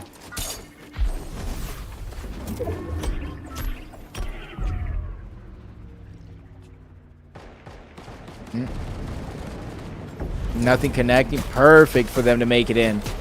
Not a single scratch just yet. Perfect rotation by Victor V and Snevy. We've seen it a lot of Aegis and Ritual at Sandy, and we're seeing it here at Snevy and Victor V in this one.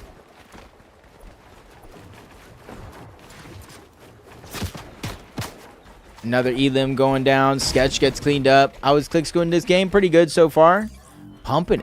What in the world?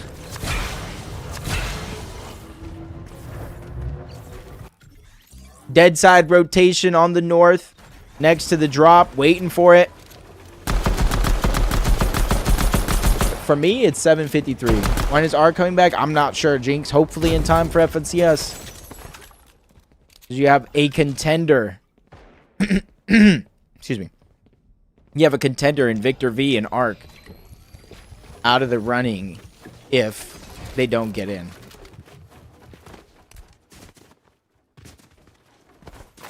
Z-Link coming in from the south. Zeus.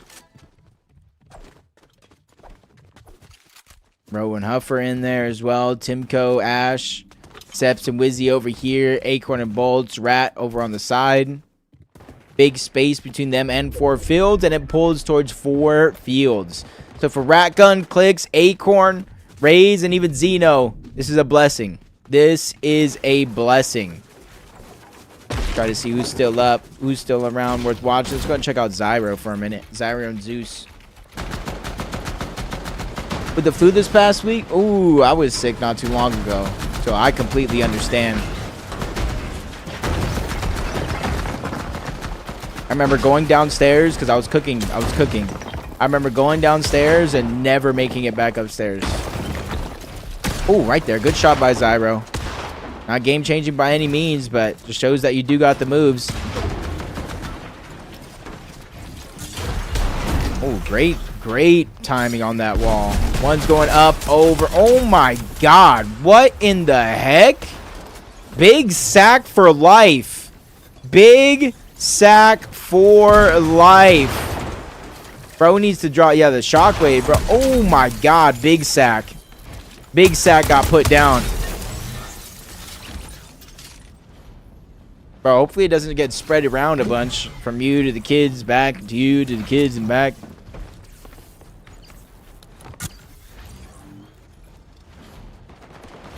He definitely is.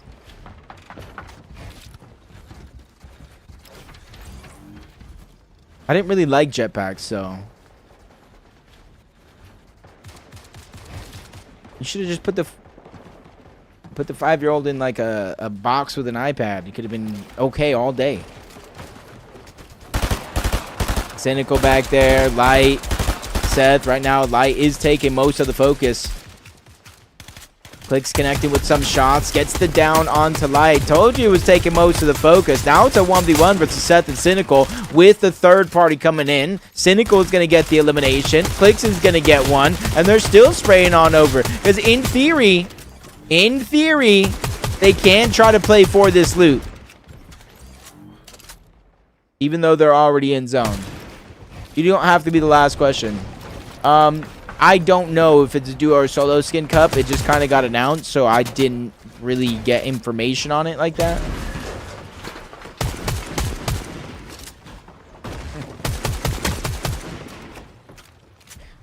iPad fixes all, you know? I'm just kidding.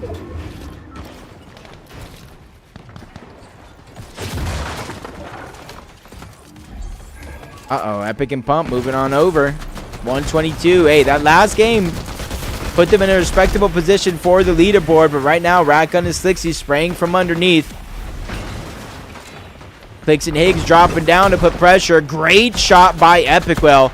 Pump is ready to follow up, but he's being very, very cautious about the surrounding area and getting pushed, getting sprayed. The third parties and the opportunity there is immense.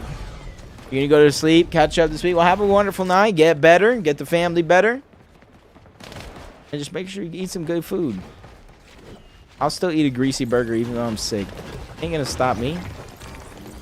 Alright, so maybe he splits the shockwaves a little bit. 6 and 1. Splashes. Chug Jugs coming out. Yo, Merritt hit me with the raid. And then the Higgs update account. What's up, Demas? 122. 587. See where the zone goes next. Ooh, a pull on the zone. Pars, Baca, Clicks, Higgs. I thought that was Minute for a second. Seps and Wixie. Majority of the people on the top of the leaderboard, for the most part, do got the zone pull. Higgs does look like he's trying to claim height early on here, but you see he's using a lot of the wood to make it happen. So I'm interested to see how this one continues to play out. Let's see how the structure is actually built. All right, so interesting. Maybe just to close the distance on the shockwave. That would be my guess. Because he didn't build it in metal. He didn't build it in brick. So it doesn't look like they're trying to hold this spot here. You need a duo? You're from England? I have no idea, bro.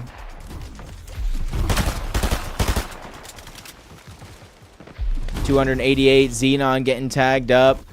Look at Higgs already actually connected. They did invest that extra material. Try to at least get to the edge of zone so that way they can start to build up on height. They have to watch out for Minute. They have to watch out for B-Dog. Another team at the top of the leaderboard from 107 for Clicks and Higgs. Minute and B-Dog almost have a 100-point advantage over Clicks and Higgs, who've only played one game so far. So they're 1-1 with 8 elims. 465. B-Dogs here down below, just trying to make sure they survive the pressure from all around. Clicks and Higgs still trying to hold on. Seeing where this next zone goes is going to be important. Do they pull it? Does it pull away? It does pull away for him, and I think that's why Higgs is immediately going to go on over and start to build, so that way they can hold on to the high ground that they've been able to battle and keep for so long.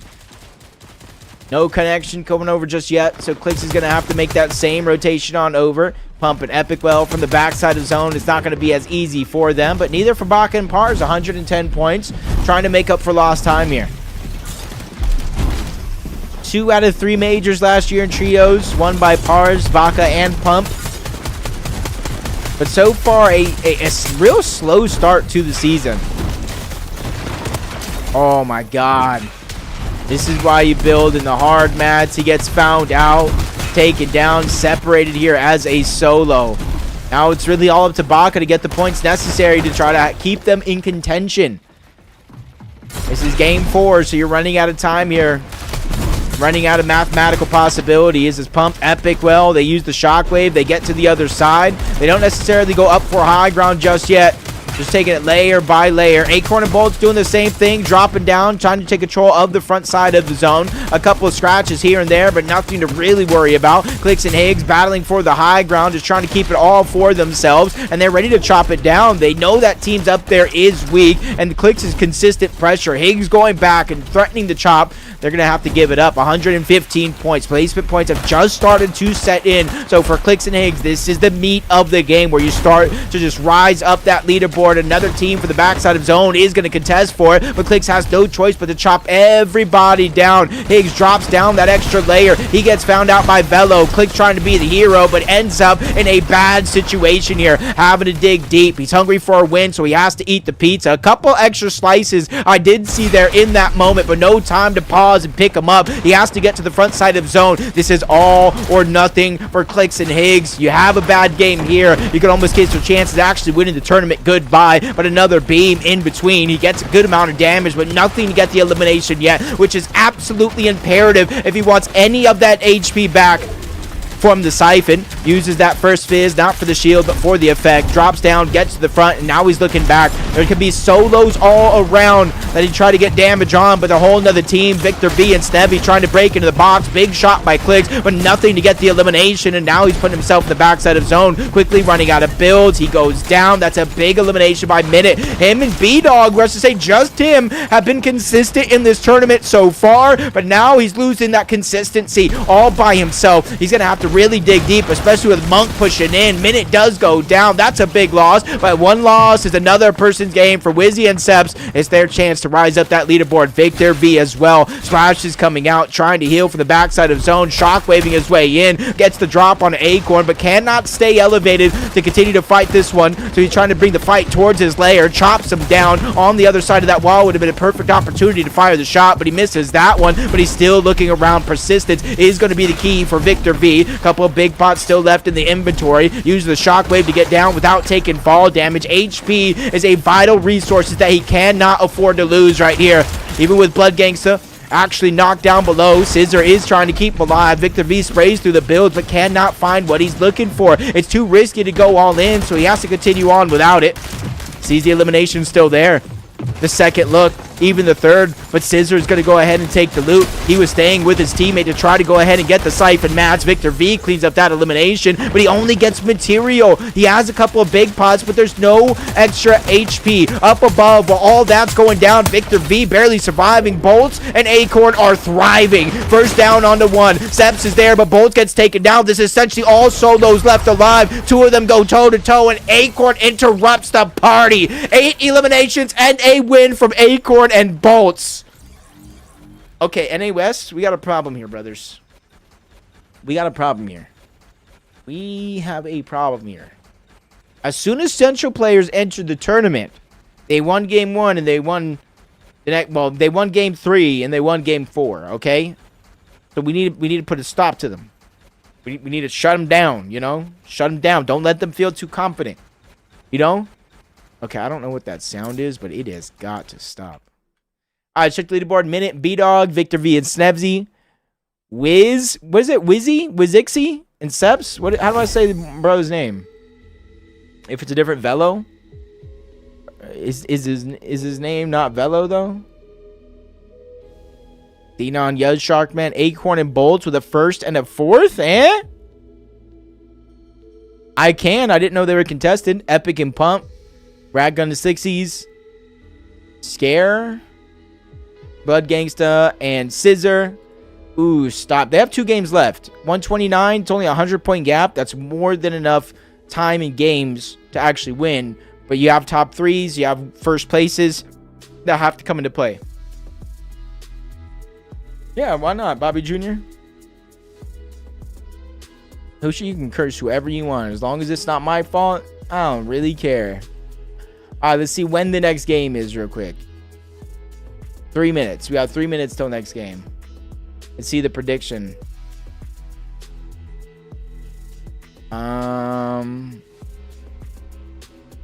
So Victor V and Snevy win the prediction. Nobody voted Victor V and Snevy, so I'm just going to delete the prediction, and everybody gets their points back, and you guys can go ahead and try against next time. So that way, instead of taking points, we can give points. You know? Hold on, let's try let's try again here.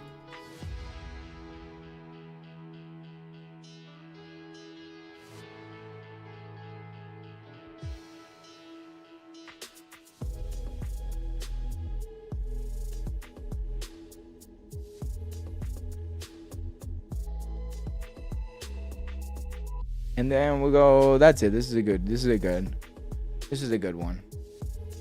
Is this like, no, 2 games. 2 games left. 2 games left. No one voted. Yeah, I can't believe no one voted Victor V, bro. Nobody voted Victor V? I'm not even sure I got a replay. Who even won that game?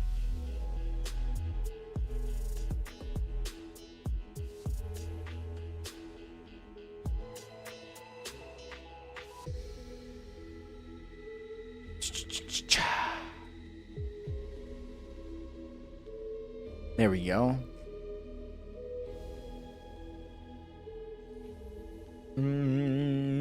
Da-da-da. This is crazy. 25 stream streak. Call me NT. What's up, Ant? 2 games, then reload. I don't know, Dev. I gotta wake up mad early. Going to visit my family for the day in California. Ultimate Curse of Doom. Bro's really just out here trying to curse people, man. Trying to curse people? Why are you trying to curse people? We got 13 months. And not just 13 months, but 13 months in a row. Back to back to back to back to back to back to back to back to back to back to back to back to back. Much love, Elfie. Games are going to start in the next minute, so let's go ahead and watch the replay of the last game, and let's get right into it. Drop on Acorn, but cannot stay elevated to continue to fight this one. So he's trying to bring the fight towards his lair, chops him down on the other side of that wall. Would have been a perfect opportunity to fire the shot, but he misses that one. But he's still looking around. Persistence is going to be the key for Victor V. Couple of big pots still left in the inventory. Use the shockwave to get down without taking fall damage. HP is a vital resource that he cannot afford to lose right here. Even with Blood Gangsta actually knocked down below. Scissor is trying to keep him alive. Victor V sprays through the builds but cannot find what he's looking for. It's too risky to go all in, so he has to continue on without it. Sees the elimination still there. The second look, even the third, but Scissor's going to go ahead and take the loot. He was staying with his teammate to try to go ahead and get the siphon match. Victor V cleans up that elimination, but he only gets material. He has a couple of big pots, but there's no extra HP. Up above, while all that's going down, Victor V barely surviving. Bolts and Acorn are thriving. First down onto one. Seps is there, but Bolts gets taken down. This is essentially all solos left alive. Two of them go toe-to-toe, and Acorn interrupts the party. All right, we here. Bye to the bus.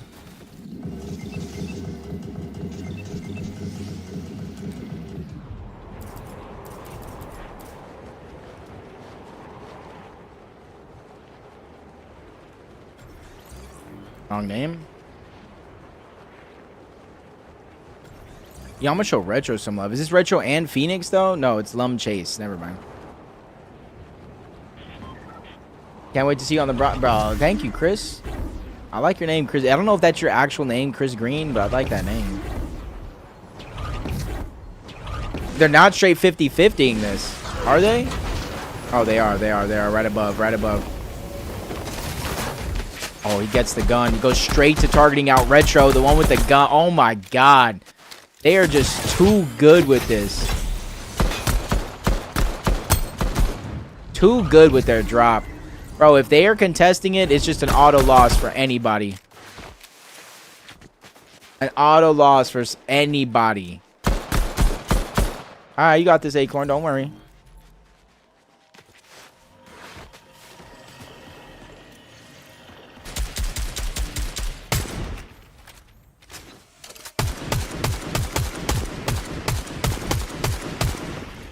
Dude, he is just stuck. He is just stuck. Thumb was just too high up. He didn't land in time. How do you know Tornado? I thought your name was Stornado for a minute. Bro, that guy's stuck. He is literally stuck.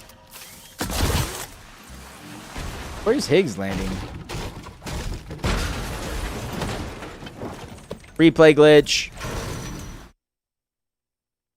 How do you get the streaming key? What do you mean the streaming key? I don't understand what you mean. There we go. Fixed. Up front row contesting. Bolts moving on over. See south side. All good. Xenon safe. Nothing's here at this. Alert play. Cops gets it. Seth is up here by himself. Susie's there. Minute and B-Dog looking good. Victor B, all right.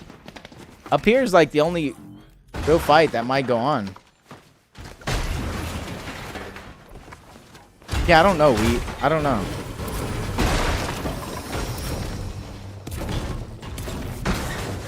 It's not the first time I've heard it, though, before. But wouldn't he be banned? While all these other people are getting banned, wouldn't he be banned? I don't know. Where's the Zazel landing? Odds of clicks doing it now. Less, but still possible.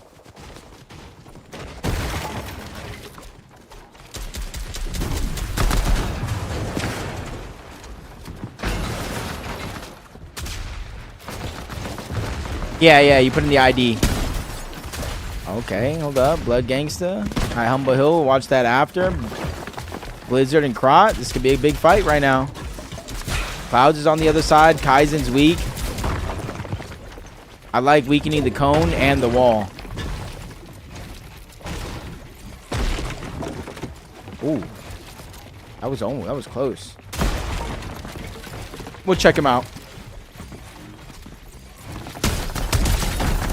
Blizzard goes in and gets Kaizen. Inside of the box with Clouds. Big win right there. Oh my God. Shooting bodies now. I love it. Uh-oh. He's getting jumped on. Dude, is that ball sack? Oh, big sack. My bad. That's big sack. Oh, big sack goes down, but Baka Par's moving in. How do you get it? You just go to Fortnite tracker, bro. Just go to Fortnite tracker. Oh, Higgs down. Uh-oh, 1 HP. Oh, tries to spray in and get the damage onto him. Clicks and Higgs go down, fighting on the outside. Quastra and Blink get the elimination. Yo, Tyrant, come on. That's not my fault, bro. He knew what he changed his name to.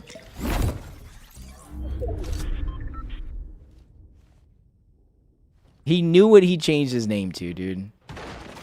Now it's just getting real.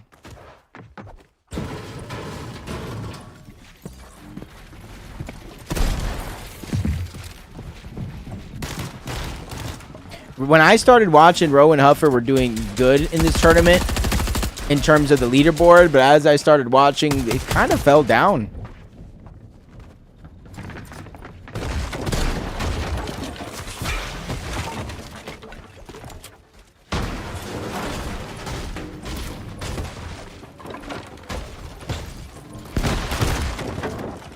Okay. No, he's not. Wall takers. We just saw him die to Blink and Quastra. Oh, nice. Oh my God. I'm gonna say good job to kind of get out of that sticky situation there. And Blink and Quastra, I can't imagine. I was gonna say I don't think they have very many builds. I don't think they have much at all, bro. Huffer has a little less here with bandages, med kits. Pick up the big. Got shocks.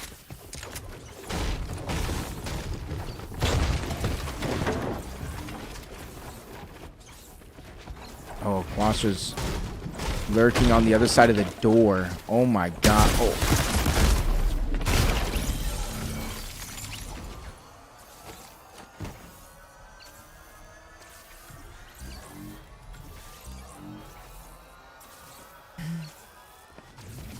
I'm just wondering how exactly he knew he was behind the door. Like, he limited places he could have gone, but I don't know. That was confidence. Acorn and Bolts up above. Let's go ahead and check out who's in first right now. Minute and B-Dog. He died taking a fight against Blink and Quastra. Higgs died first, Clicks died after.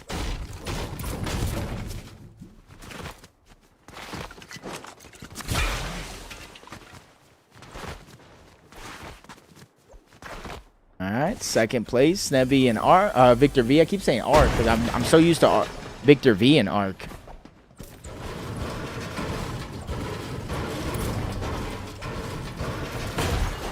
Not bad, right? Keep looking down. Xenon and Velo. Third place for Xenon and Velo? Okay. Let me see. Are they baiting the stake? No, the vending machine. Any possibility of Epic play with Victor V if Ark don't get his account back, or you think he's gonna stick? I think he's gonna stick with Pump. There's no reason for Epic to stick. Ark and Victor didn't split, but Ark's account is currently inactive. They're trying to fix the situation. I don't know why. I don't know, anything. Why are we still up here looting around? We got med kits, bandages, chug jug. But we got rat gun here.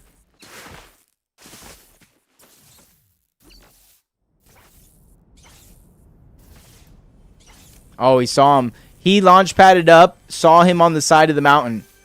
He launch padded up and saw him on the side of the mountain lurking, so he full boxed to build. So they know they're there now. Don't spoil it, Ant, but how is it?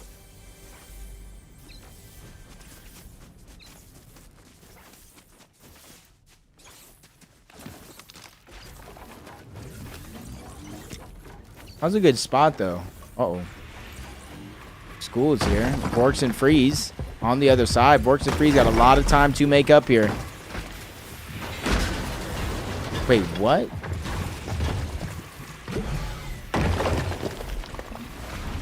What? What did you say?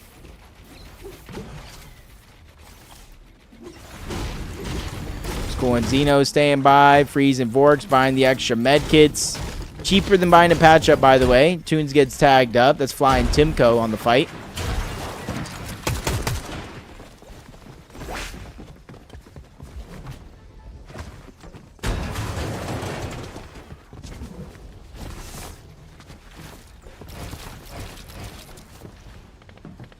What fear? How? Yeah, right sushi? Right sushi? What the helly?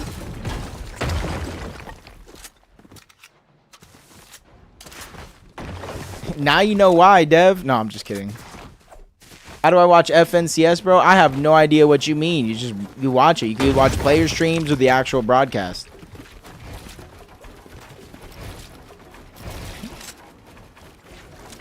Oh my god. I actually want to stay and watch this. Please pull south. Please pull south. Please pull south. Please pull south. Maybe they didn't see it. Maybe they... Oh, they're not going to go up the ramp. Oh, please go up the ramp. Go up the ramp. Go up the ramp. They're not going to go up the ramp. Yeah, Frames, that's definitely me, bro. But I enjoy playing the game, but only for a certain amount of time because I'm not good at the game. So getting beat up, you know, gets old. You know what I'm saying?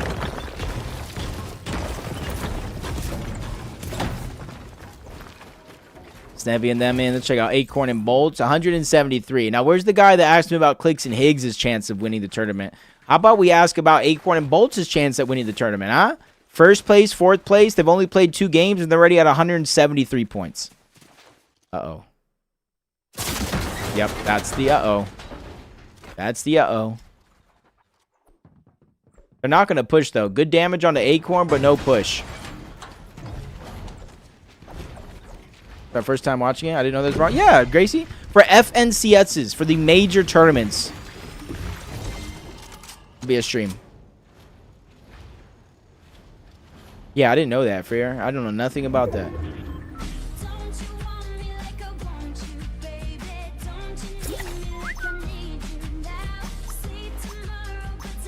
Go crazy. All you gotta do is meet me at the opposite. Okay, let me get that. Because, like, this isn't karaoke, and if I keep listening to this, I'm gonna keep singing. We gotta go. We gotta go. Go to Doxy real quick. We gotta go. I'm gonna keep singing whatever songs they put on. Don't you want me?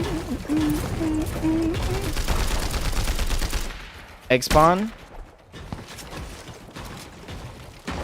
Shooting over at Centro, Z-Link, Manny. These 2 teams have yet to find a spot in the zone for now. Centro and Purple are close, but they have to basically get to the edge of the drain. Hey, at least you made money from tournaments. He clicks die. Yeah, he deaded in this one.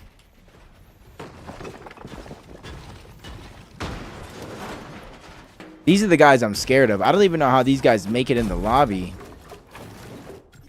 These are the guys I'm scared of. Just don't let these guys get on high ground. Don't get in an aim duel with them, dude. It's not it. They're about to just get beamed, probably. These guys are about to get beamed. Yeah, max pull. These guys. Ooh, good luck.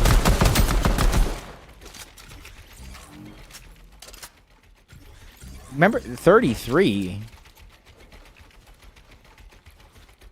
I'm not sure, Frames. I just know they have good aim. That's all I'm saying is they have good aim. I'm not saying anything other than they have good aim.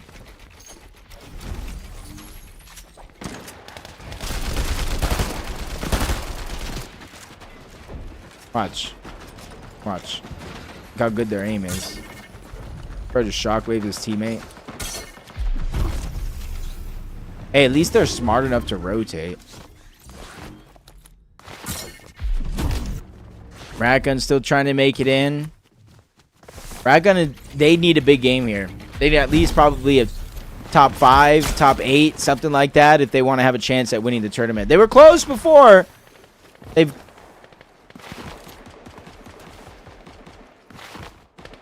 So with the new mechanics, they didn't comp? No, I don't think so, Fear.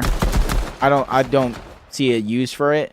Maybe to shockwave together, but I don't know how the mechanic actually works. So Victor V gets elimination on to Senju. Racking and them just making it in on the edge. Ooh, stop, stutter steps, trying to make sure to grab the med kit, and he loses shield for it.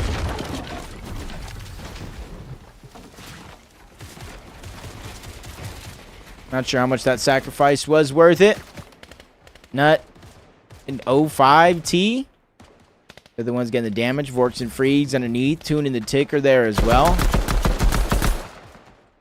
Looking around the lobby right now, it does look like over towards Battlewood, they do have the high ground. It's this side of Battlewood as well. So whoever grabs this tower first as an early shot at high ground, it looks like it's going to be Epic and Pump. They have the zip line. We have the zip line. If anybody asks you how your games have been going, just show them this loadout. This is like, hey, the games have been going good, but could be better.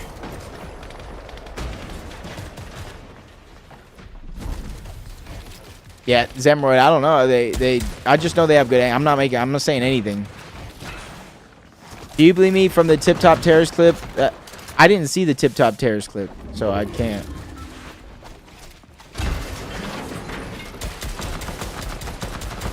At least I don't think I did. Only 105 for Epic and Pump. They're definitely going to need some damage here. Empty item slot, zip line. So essentially 2 empty item slots.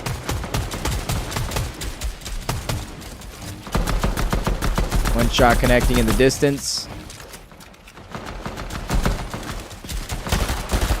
Nice. A couple of extra shots connecting onto Vorks. Floating around 200 above the damage threshold. 30 seconds. Zone's going to close. Not too bad right now. Victor V and Snevy on the other side of the map as of now. Let's go ahead and check them out. 225 points and counting.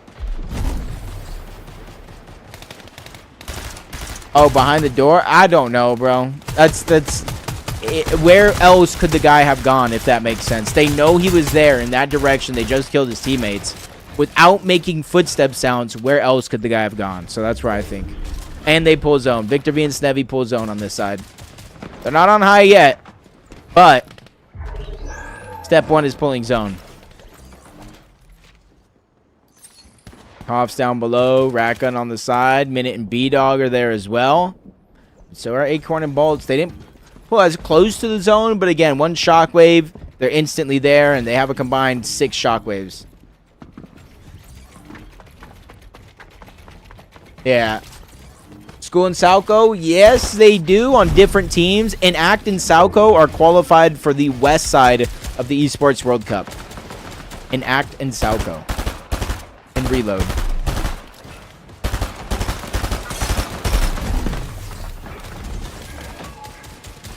Rotating over. Quickly go ahead and not only change layers, but put themselves 1 more box away from that team on the other side. Keeping themselves safe. Quickly looking towards the left. 275 above the damage threshold. Only 7 players need to go down here in this game, but they're making sure that they stay ahead of the curve. They weaken every other one of these players. That makes the game that much easier. Got Snevy and Victor V. They either got a knock or elimination here not too long ago. On to Roe. Upford's trying to save the day, but he's quickly running out of time. Roe gets out essentially by Velo's damage. They're going to get a lot of the rewards down below. 1,200 above the damage threshold here for Victor V and Snevy. Oh, my God. Uh-oh. Chase finally does go down. That's Slixies who gets the eliminations, though. So all that effort out of Victor V, it's not really going to be enough. And now Snevy, his teammate, looks up. They're trying to chop out height. Somebody else is joining hands. They don't want to make sure the high ground doesn't have smooth sailing in this game. Trying to find somebody who's below. Gabix told he's going to be down below. Velo here along with Xenon, 300 above. Victor V and Snevy really have nothing to worry about here in terms of Surge. They get another elimination there. 3rd one of the game so far. 1,800 damage above the threshold.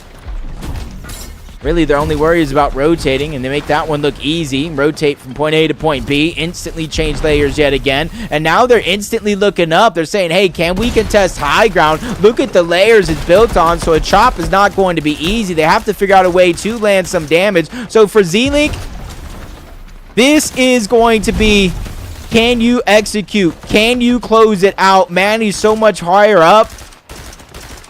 Epic Well on the other side, dropping the pizzas. Inventory almost empty, but Pump has a full gold loadout here. Eating the Chug Jug. Washing the pizza down with a little drink. Epic Well leading open zone.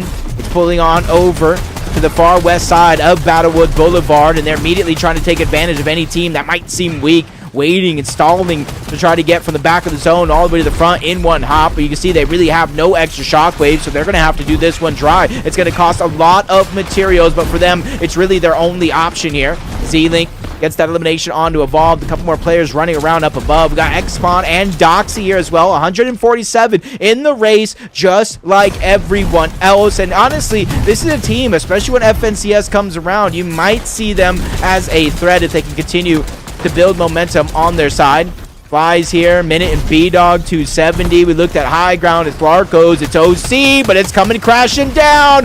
Simber! Steffi! Victor V! They've done it!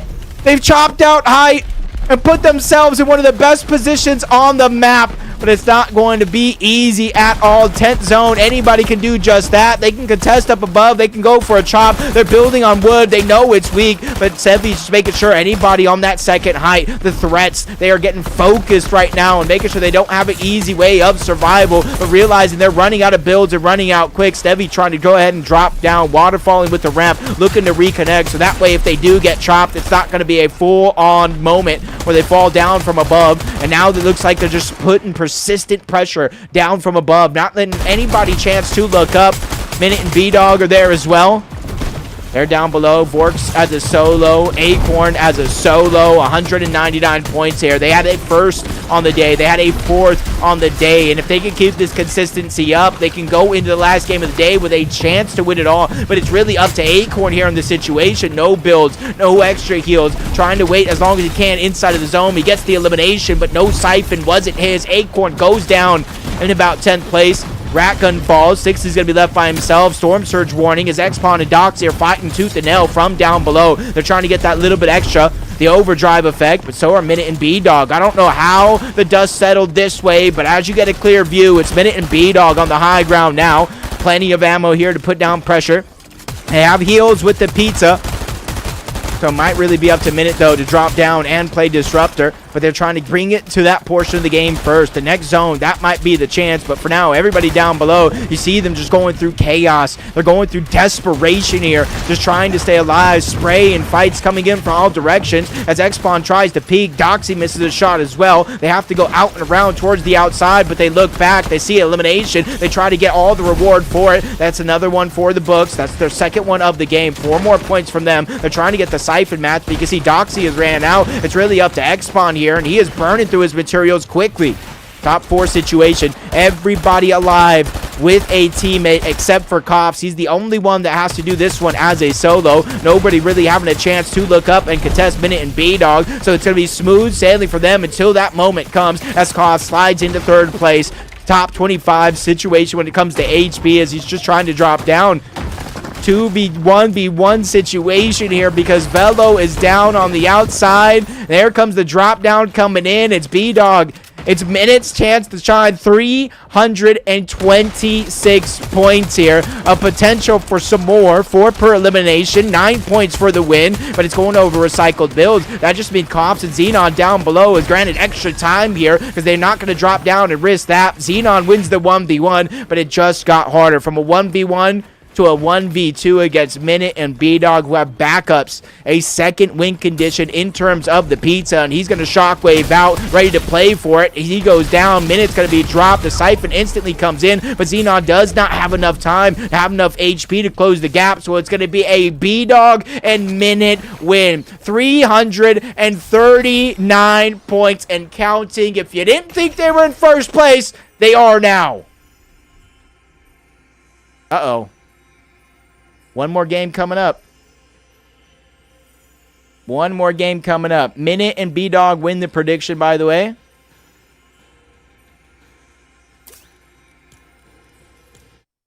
What's up, Jay? Game 6 coming up. What's up, Mom and Dad? Where you been all my life? Where's the leaderboard? I forgot where I put it. Last game of the day. Ooh, Minute and B-Dog. Wow. What a lead. 65-point lead. Literally a win worth of points for the lead. Xenon and Velo in second. Victor V and Snevi. Ratgun and Slixies. Acorn and Bolts. Manny and Z-Link. Wixie and Sepsi. Xpon and Doxy. Yuz and Sharkman. Epic and Pump. Hey. Xenon, Victor V, Snevi. If B-Dog goes down early, you win the game, you can win the tournament. Just saying. 65 points down from Xenon and Velo and 68 from Victor V and Snevi. Does anybody land on them? This last prediction for the day is just basically going to be like who wins. If it lets me, at least.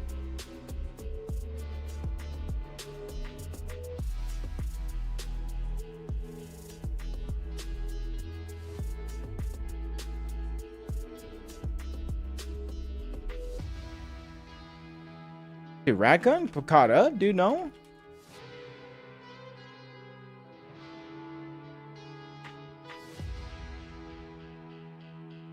Alright, there we go. Will it let me? Yeah, who wins West? You're still up 6K, Wheat? Oh, damn. Z-Link has a chance for third, right? 270. Hey, I say Z-Link can get third, but it's more so if Victor V or Xenon and Velo go down early.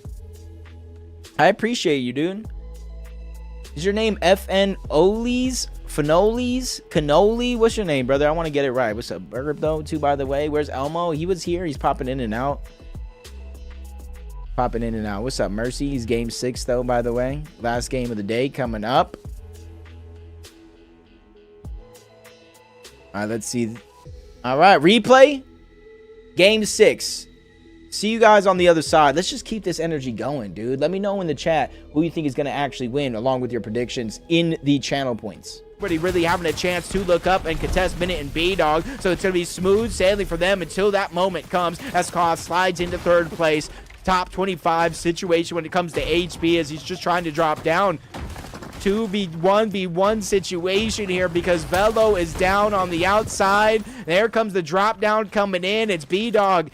It's Minute's chance to shine. 326 points here. A potential for some more. 4 per elimination. 9 points for the win. But it's going over recycled builds. That just means Cops and Xenon down below is granted extra time here because they're not going to drop down and risk that. Xenon wins the 1v1, but it just got harder. From a 1v1 to a 1v2 against Minute and B-Dog, who have backups, a second win condition in terms of the pizza, and he's going to shockwave out, ready to play for it. He goes down. Minute's going to be dropped. The Siphon instantly comes in, but Xenon does not have enough time, have enough HP to close the gap, so it's going to be a B-Dog and Minute win. 339 points and counting. If you didn't think they were... All right, last game of the day. What kind of bus path is this? Are they going to be contested out of the gates? We'll watch teams as we move up. They've been going South Battlewood. School and Zeno been going other side of South Battlewood, and they've been going another side too. No, I think Zeno goes all the way farther back. So they should be uncontested. Uncontested. Uncontested. All right, another uncontested. And these are the team that is contested. This is our first team at the top of the leaderboard that is contested.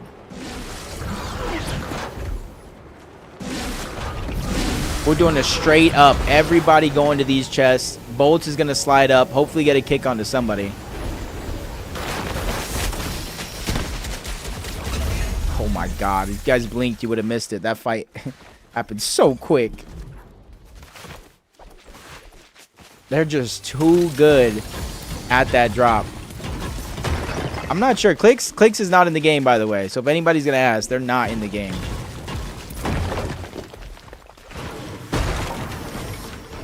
Nope. Who else is contested? Is this a contested fight?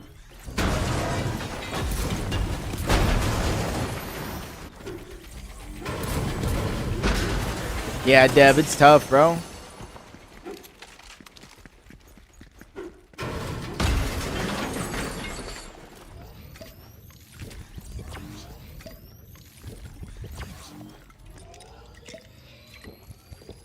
Blood Gangsta's now in a 1v whatever.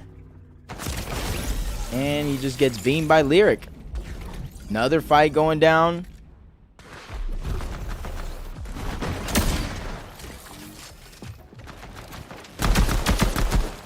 This is some of the best chances they're going to get.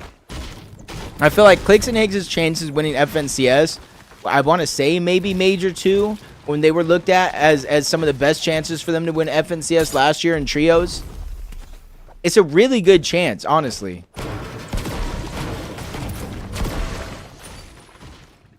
If they are in first, they will get hunted down. You know what I mean?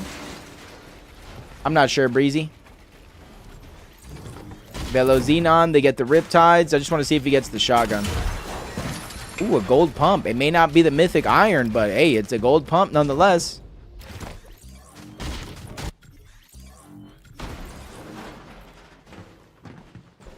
One team's underneath, one team's above.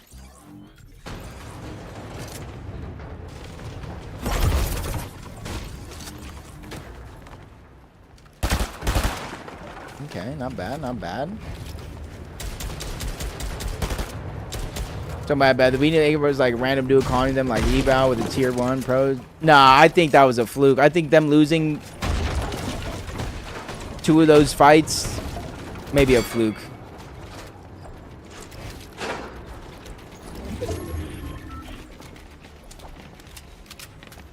What's up, Rivas? What's up, Jerson? How you doing, brother?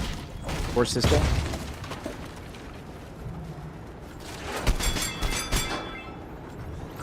They push Epic and Pump off of their own drop, which is crazy. Have Ro and Huffer been landing here this whole time? I'm doing good. I'm doing good. Blinking Quastra, get a whole extra bit of loot over on the side.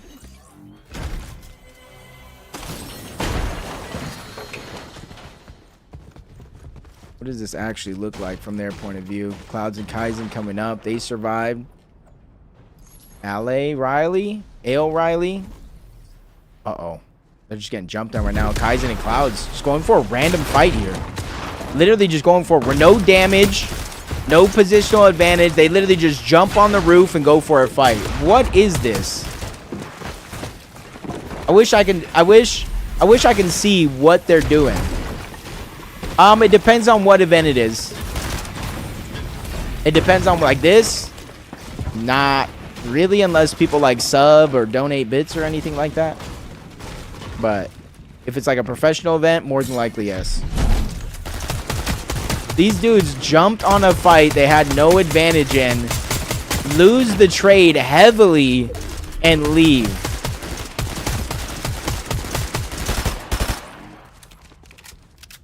Wow.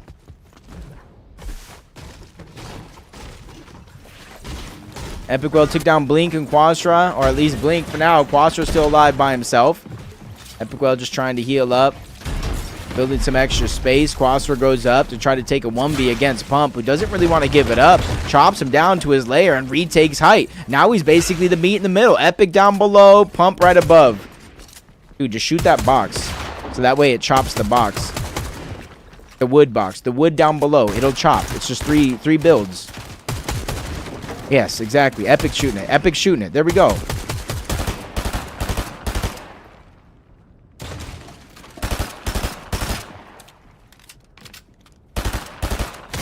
Oh, nice. Nice eye for seeing that. Oh, knew they were going to go for the chop there. Oh, the over jump from Pump. He drops down below. Epic gets pushed. 2 good shots from Epic, though. They do take out Quastra. They get pushed out of their POI, but it works because they take another fight. Yeah, Flappy, they fixed replay in the middle of me and Ozzy watching it.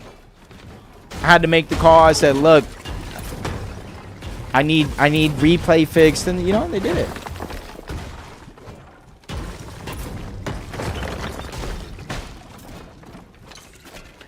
Fear, like, Shark and Teeny are going to do good. Because I think they understand how to play while being contested for the most part.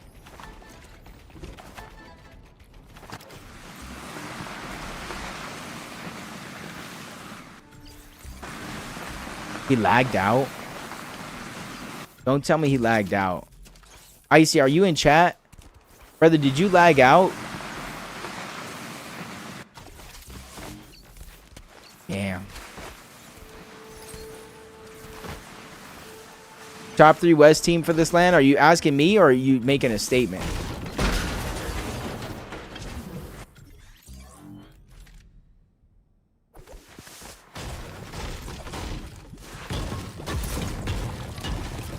Oh, asking you if Ark and Victor V. Yeah, I ate something. Like, in between regions, I went down, took some bites of a nice bean and cheese burrito, you know what I'm saying? But, Phoenix and Retro, maybe. Ark and Victor V. And then, outside of this tournament, I would even throw Epic and Pump, maybe, just because they come up clutch. If you had to give me only 3 teams. You too, Instigator.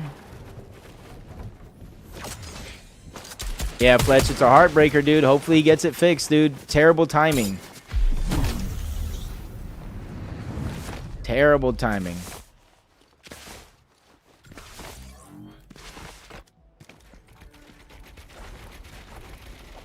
Not bad for them. Fellow Xenon. Using a shockwave for the overdrive effect. Victor V and Snevy. Decent chance to win as well. But again, this whole game 6 comes down to Minute and B-Dog go down early, essentially. If they don't go down early, tournament's over. If they start getting placement points, tournament's over. Pars Bach struggling 100%. I thought Pars and Baka would start to do well after wingsuits. But so far, they haven't caught that stride yet. We think if not fixed, I don't know, bro. Honestly, it's tough. Because I think the people that Vic would play with are all taken on teams.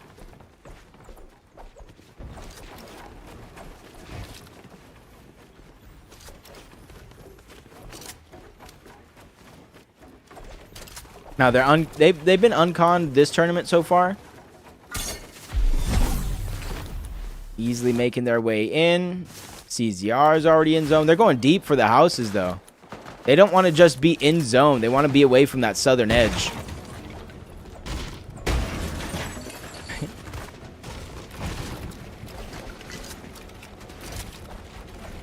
You know, where does B-Dog land? At a split. Not even a POI. Oh, no. Cynical just almost gave everybody a chance here. The bait and switch. Minute take charge. Somebody else on the other side. That's Soul. Third party's coming in. Minute and B-Dog are now in trouble. This is where it starts to get rough.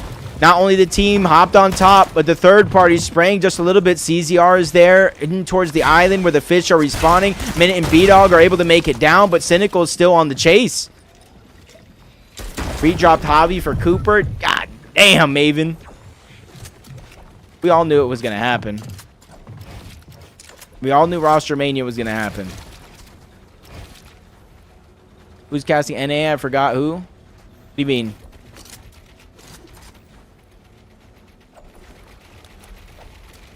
That was close. That was close for B-Dog and Minute. That was close.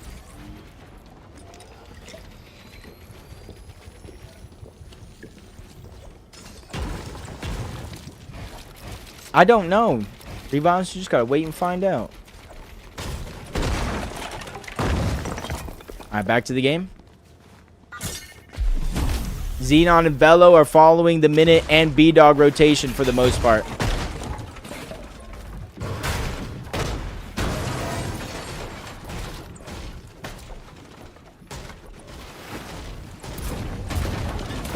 They had to use a lot of those builds just to stay alive. This is the team that was fighting them right now. Cynical and Soul. They've been holding this building down, so I can see why.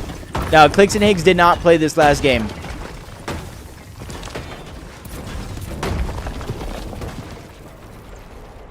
What do you mean 16 kills, even though they don't have any? I'm so lost. Oh, I have no idea, bro. How about we try this? I didn't even realize, bro.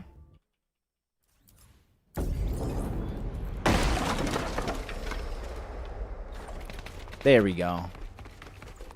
Didn't even realize. Me and B-Dog in the game. Wiz is here as well. Epic and Pump. Where are they? Did they die? Oh, I might have cursed them, actually. I might have actually cursed them.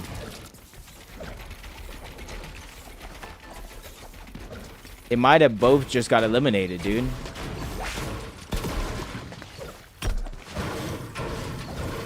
Okay, like, so that's not my fault. I don't care what anybody says. I really do not care what anybody says. That is not my fault. For Baka Pars here, Yuz, Sharkman. So let's go back to Minute and B-Dog. Minute Me. They were playing Joseph. They played games 3. They played games 4 and 5, and then stopped.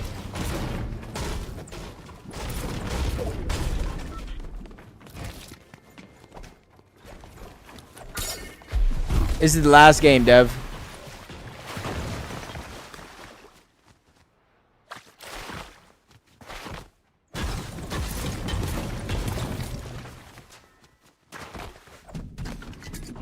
It's Rise Curly now? Okay. Let me know what happens with Kanata. Does Kanata and Donnie stay together? I don't think Kanata drops Donnie. I think anything Donnie makes a play. You have a favorite player name, not the person. Just go by the name.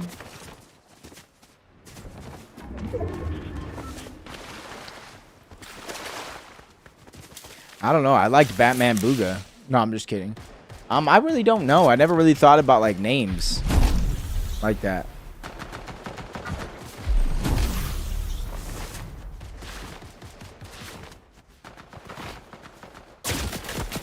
They are literally going into low-key spots on the western edge of the map so far. So already this is looking like a win right now. 2 more teams go down, placement points come in, and then it becomes closer and closer to being mathematically impossible, especially without eliminations. You are not Robob Kebab.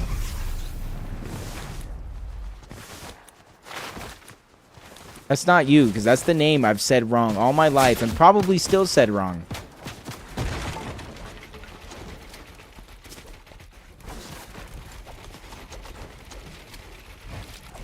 $282. Snevy and Victor V, 275. Again, this all doesn't matter unless Minute and B-Dog go down. They had a 65 and 68 point lead over second and third place. If you want to, Polio, you think it'll work?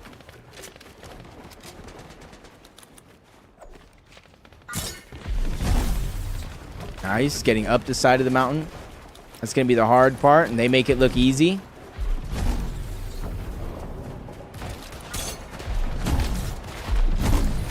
Uh-oh. Having a little bit of a struggle here. What is that sound? What the heck was that? Anybody else hear that?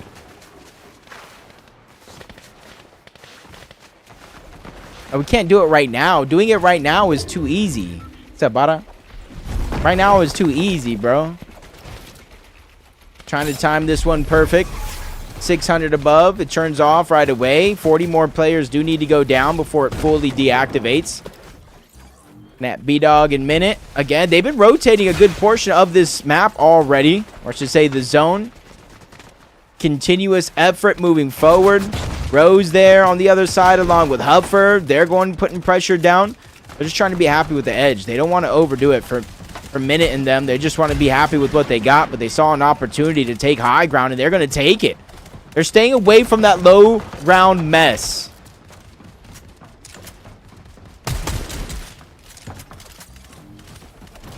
As long as they make it maybe to top 15, it's mathematically impossible without a buttload of eliminations. You think if I was 20 ping or less on West, I'd ever qualify finals? I don't think. Well, what is your ping? Hold up. Oh, they spotted him out. Oh, no. He's just trying to get there. Minute is just getting damage all across the map. 7 people go down. Surge is no longer a thing in this lobby. But for Minute and B-Dog, you imagine they've done more than enough. 0 elims, though. Consistently staying under the radar. Xenon and Velo, 286 points. Placement points have start to set in.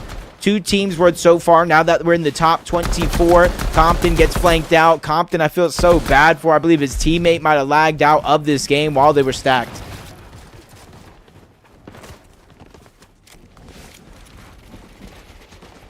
So good luck trying to slow them down. Snevy and Victor V as well. Another team that's been having to rotate. They went from Sandy Strip. They cut west, and now they're having to go north. This journey is endless. Bolts even gets an elimination. They're a little bit further down. Much more out of reach, but with big elim... Did Bolts lag out? Did Bolts crash?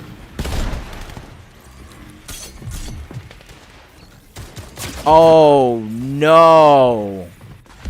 Acorn now has to do it all by himself. Oh, big shot on the Pars. Love the effort coming out of Acorn here. As he figures out he's a solo now. Can't even get any of that loot dropped his way, so he's going to have to do it all by his lonesome. Does look like B-Dog and Minute for the time being gave up that high ground, that elevation. Doesn't look like anybody else is up there, so it's only for the time being. 7th zone right now, going into 8th, so relatively early for anybody to try to hold on to that height. Throwing Hupfer underneath, Rat Guns there. Snivy and Victor V right across.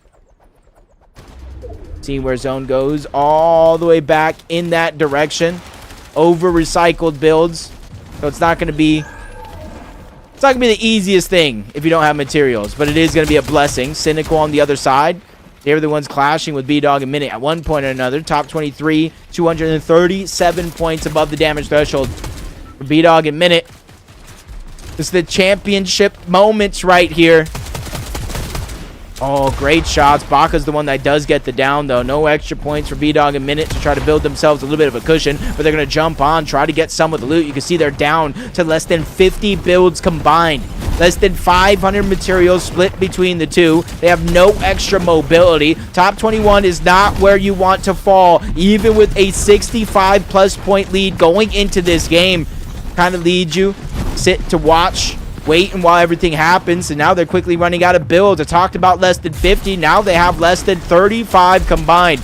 Pressure coming from the other side, but remember, they not only need to perform well, but they need to get the win. As Baka, Pars, they're just trying to pick up for lost time, get the last bit of practice before FNCS to come in. Acorn still alive, 239. Again, you need a certain number of eliminations depending on how far down the leaderboard you actually are. B-Dog, Minute, they're not going for the fight on height. They're just going to the front side of zone. Big shot's going to land not on only the B-Dog, but on the Minute as well. Out of builds. Minute is going to go down top 18. Oh, no. This is not good because this is where the meat of the placement points actually are. Minute actually gets cleaned up, so it's all up to B-Dog here. It's like his whole team got hit with a fire truck here. Emergency signals going crazy because he's running out of builds. He feels constricted because now he's just been eliminated, and it's by Xenon. It's by Xenon of all people. 363 points. They need to lock in and lock it up right now if they want to be the champions of NA West right before FNCS. Ratgun gets another couple. 316. They need to be able to survive. They have to win this game. No other scenario works out if they want to take first. Trying to see how close is the actual gap. Victor V and Snevy have a little bit of a shot as well, but it's much further away. But they need eliminations too if they're looking to close the gap. Rose up above along with Ratgun. Jules is trying to move through. Acorn still left alive. Pars and Baka still working as a duo with the Mythic as well. But it's Xenon and Velo. This is the story right now in this end game. Hopefully they can figure out a way to pull it off. They can celebrate. Maybe find themselves a cake, even though it's not their birthday. Top 11 situation. They're getting sandwiched here, and they too are running out of builds from down below and up above. They have to watch out from all angles, but they found out Rogue. They weren't persistent enough to actually pick up the elimination here as Peepo takes down Pars. Rogue goes down nonetheless. Acorn's solo run has finally come to an end. 363 points. Top 7 situation for Xenon and Velo. This is everything on the line as they try to move up the side of the mountain. Siphon mats, the bare minimums, all they really have left, but it's the heals, it's the smats, it's everything that they have going for them right now. They're the only duo now left in the game. 342 plus points. Top 5 situation. They momentarily get separated, but they find a way back into the same box. They have Chug Jugged with 60. They have 6 different pizza slices. Their win condition right now is absolutely insane. They just cannot make any mistakes here as they move forward. Shots connect on the rat gun, but the high ground pressure is still there. As soon as they take a step forward, not trying to take a tick from the zone. Again, pressure coming in from the high ground until they're fully out of builds, but they get another elimination onto Rat Gun. 354 points and counting. They either need the elims, they need the win, or both to make sure to put themselves well above that threshold. They drop down. Another solo left. Stevzy's going to get found out, and Velo picks up the elimination. 362 points. All they need to do is win. If Jules clutches up, he denies them a win by 1 point. All he has is the pizza, though. He will not win the heal off. The shockwaves down below. It's not to get hype, but it's to get the effect. Xenon goes up. Shot from the other side. Velo and Xenon clutch up, not only to win the game, but to win the entire tournament. 375 points. Velush and Xenon have clutched up. Let's just double check though, because I don't want to say I called it. Yeah, 363, 375. Damn.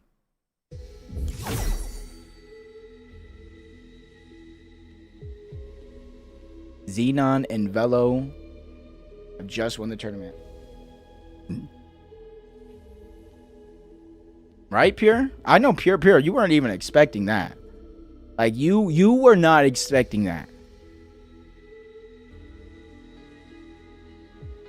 It wasn't in the same fashion of NA West, but...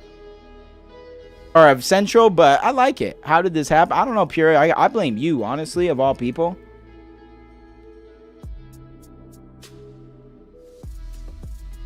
One second.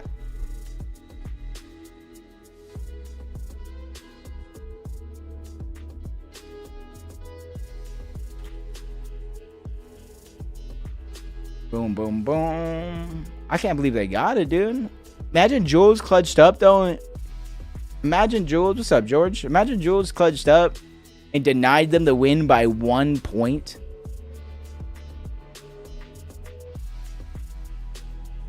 Was it 90 points? Because I know I was looking at, what?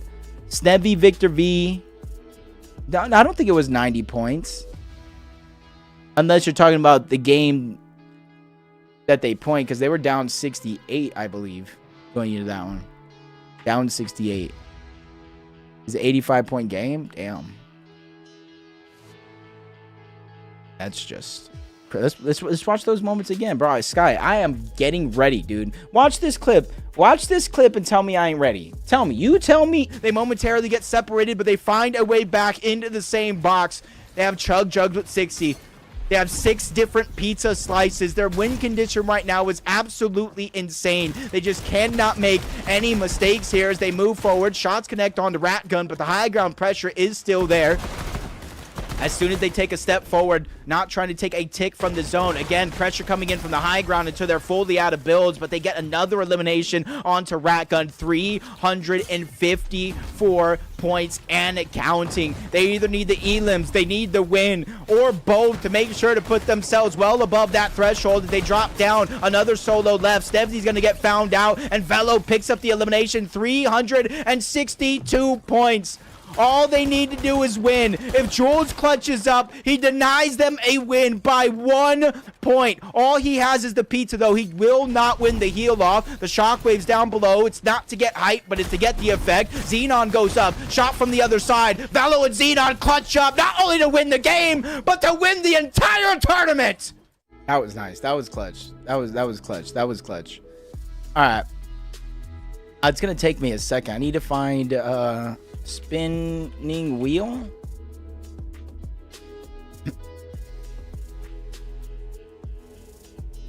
Okay, so I need to open up this. And so if you want to be in this giveaway, you go to the channel points and you select the Astro A40 raffle, right? What that is a raffle for this headset. I've had it in my closet for a while, and I'm ready to give it away. It's a headset and an audio. It works for Xbox. You can plug it in your Xbox, or you can plug it directly into your computer. All it takes is, and you can enter as many times as you want, as you're going to see. I'm copy pasting everybody's entries and putting it in. Does it work for PC? Yes, it does. Dude, this, if Guac doesn't win this, I'm gonna feel so bad.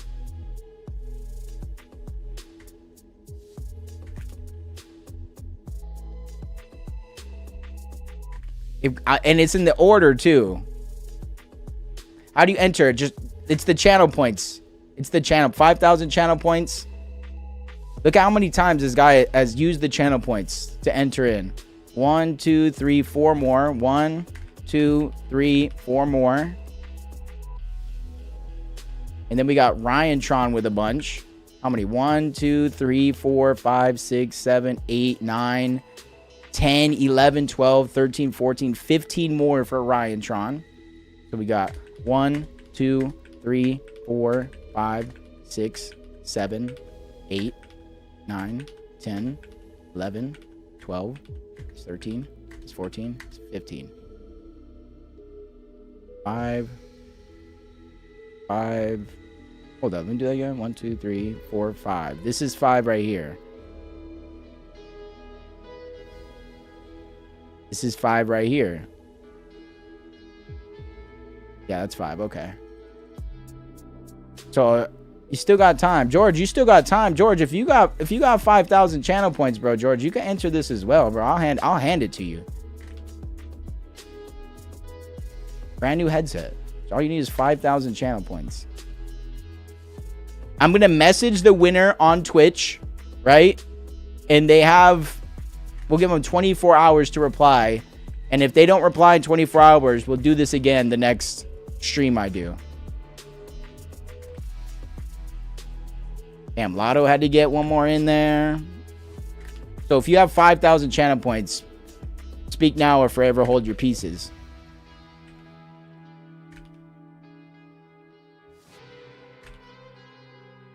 Speak now or forever. I mean, you still got time because I have to go through all the names, but I'm almost done. So actually, you don't got long at all.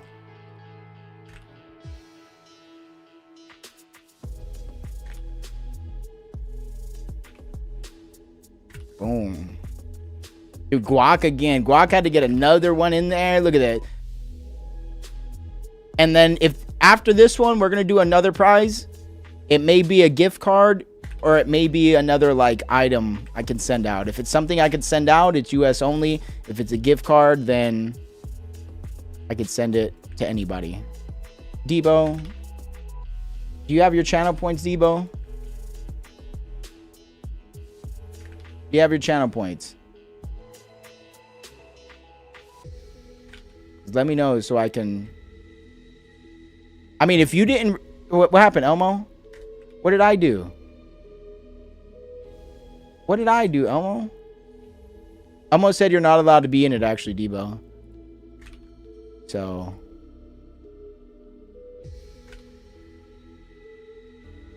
Damn, another page of this? Okay.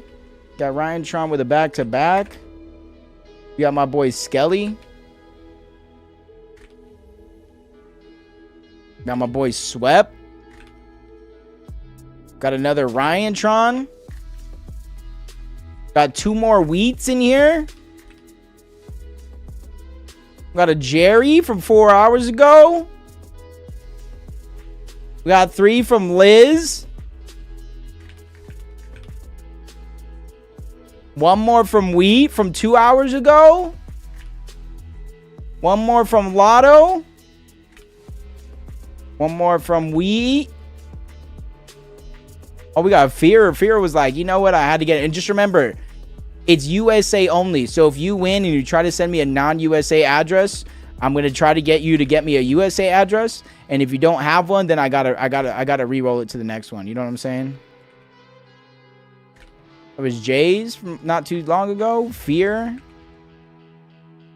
Debo, I'll let you be in this if you actually apologize for being weird to me. Oh, we got to get Elmo in here. Hold up. Hold up. What the heck? Almost 2 with a back to 1, 2, 3. I got to turn this off somehow, right? Because Elmo's just going to keep redeeming right now. I'm super sorry. Elmo's sweating. So how many did I do so far? There's 3. All right, I'm going to turn it off. Hold up. Elmo, so you better get it in. I'm going to turn it off right now. Block said give the rest of us a chance. Meanwhile, all done. I'm going to turn it off, though, before I stop it. But I got to remember how.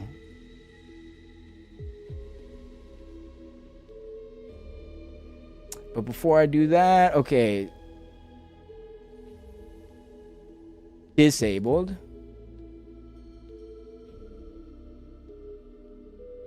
Okay, Lotto was the last one. Okay, 1, 2, 3, 4, 5, 6 Elmos. So he has 3 there. 4, 5, 6. Make sure. 3, 6. And then we got a Lotto. And then we got a Lotto.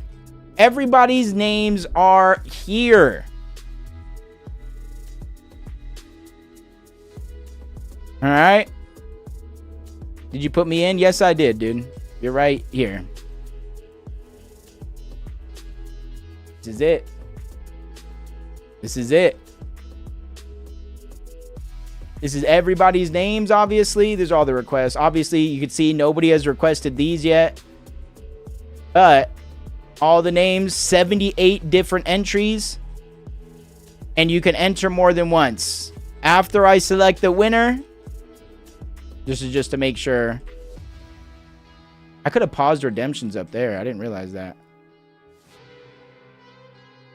Just got to make sure you guys can kind of see it. I rifled through. Ryan got a lot. And then again, like I said, so here are the rules. All right, it was 5,000 channel points to enter from the start of the year up until now. You can enter as many times as you want. You just got to have a USA address. So if you win this, I need a USA address for shipping. If you do not have a USA address, you have 24 hours from the time you win to get me a USA address so I can ship it there. If not, we go back, we do this again, we throw another name in there, all right?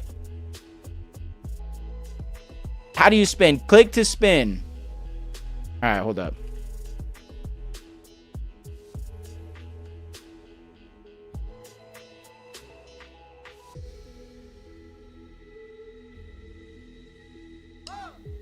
Okay, here we go. Let's go. It's a headset. It's a headset and a mix amp. I've showed it. Oh, I can show you guys the instructions. I didn't realize that. Dun, dun, dun, dun. You plug it in, you speak, you talk. I would open it and show you guys, but I think I've only opened it once to show people. It's literally brand new. It's literally brand new. I opened it to make sure everything was in there, to make sure it was actually brand new, and yeah. All right. In 3, 2, 1. Good luck.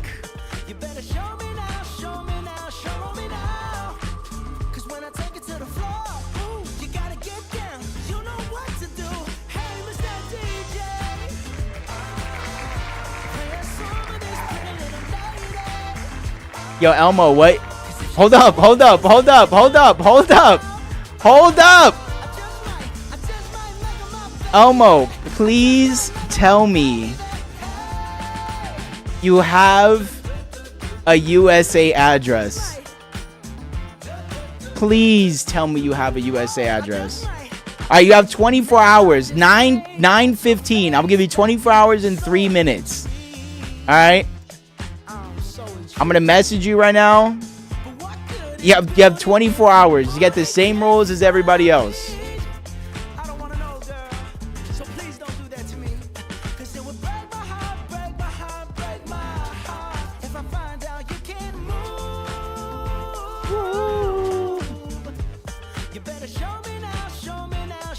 Can I get a recount? To the flow. Hey, I just clicked the button. I just clicked the button.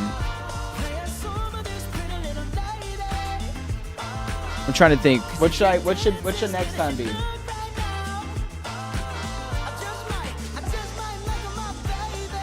I gotta look at the closet. We have stuff to give away. We have stuff to give away though. But Elmo, congratulations. Honestly, I was just kind of hoping somebody from the stream, a regular, actually won. So I do appreciate it. I completely forgot when you were redeeming those that you're Canadian, brother. How are you gonna win? But yeah. And by the way, everything is being saved here. So if Elmo doesn't get me an address, I have all the names here.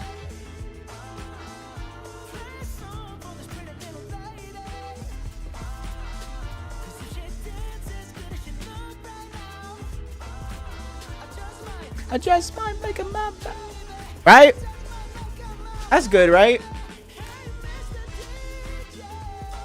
So what actually happened? I was in an ad, Guac. Oh, you were actually in an ad? Were you really? I just spin the wheel and it landed on Elmo's name. That's really it.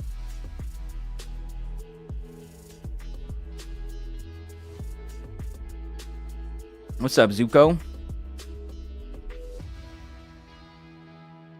I didn't see it, so it didn't count, right, Guac? DMs.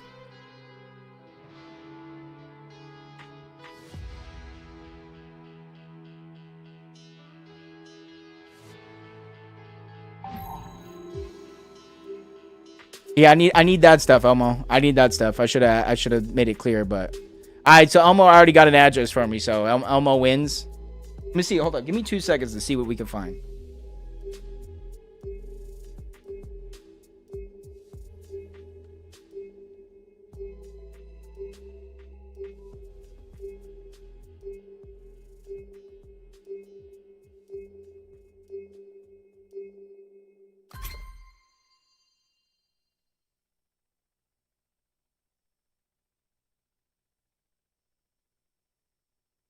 Okay, so the next thing I found, I don't even know if anybody would want it. It's like a mic. It's like a desktop mic. A good USB desktop mic. So if anybody streams out there, makes content, it has colors, it lights up and stuff like that. It's a HyperX one. Maybe that. I gotta look. We'll see what happens together. What happened to my music? Did it shut off when I walked away?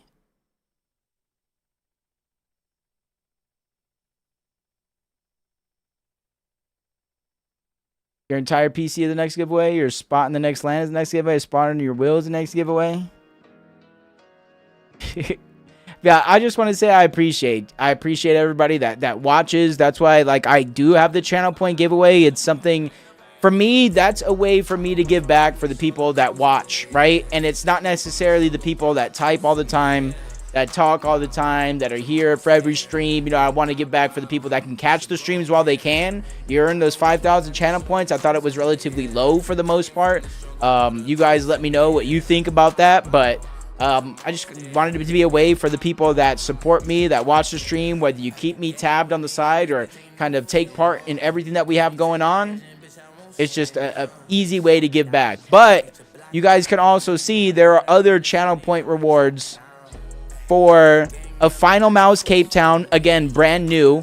It's not a raffle, it's just a one-time redeem. Whoever redeems them first gets it. A brand new Xbox Scuff controller, a brand new Final Mouse Cape Town, or a brand new PS5 Scuff controller. All of the things are winnable with channel points, whether you win them from a giveaway or the other commands are in there.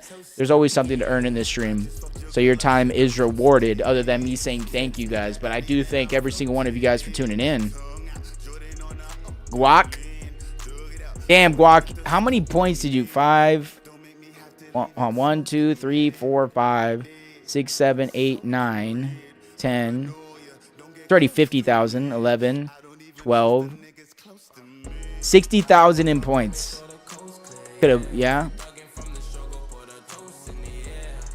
Congratulations again, Xenon and Velo. Congratulations to Xenon and Velo one more time.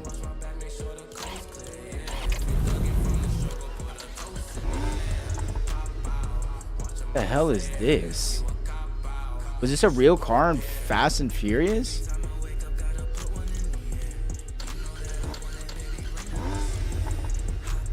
And he's not been winning anything? Oh, Guac, yeah. No, these are my skins, dude. Latest acquired. Who knows, though? Next time you see me, you know? Next time you see me, who knows? Who bought me this skin again? How do I check who got me the skin? Somebody got me this one. Was this Warrior? Was this Dev?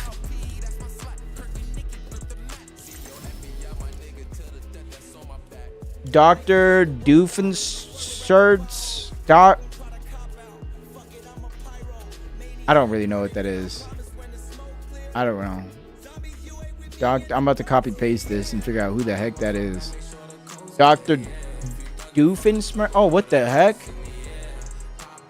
Phineas and Ferb. Okay. Okay.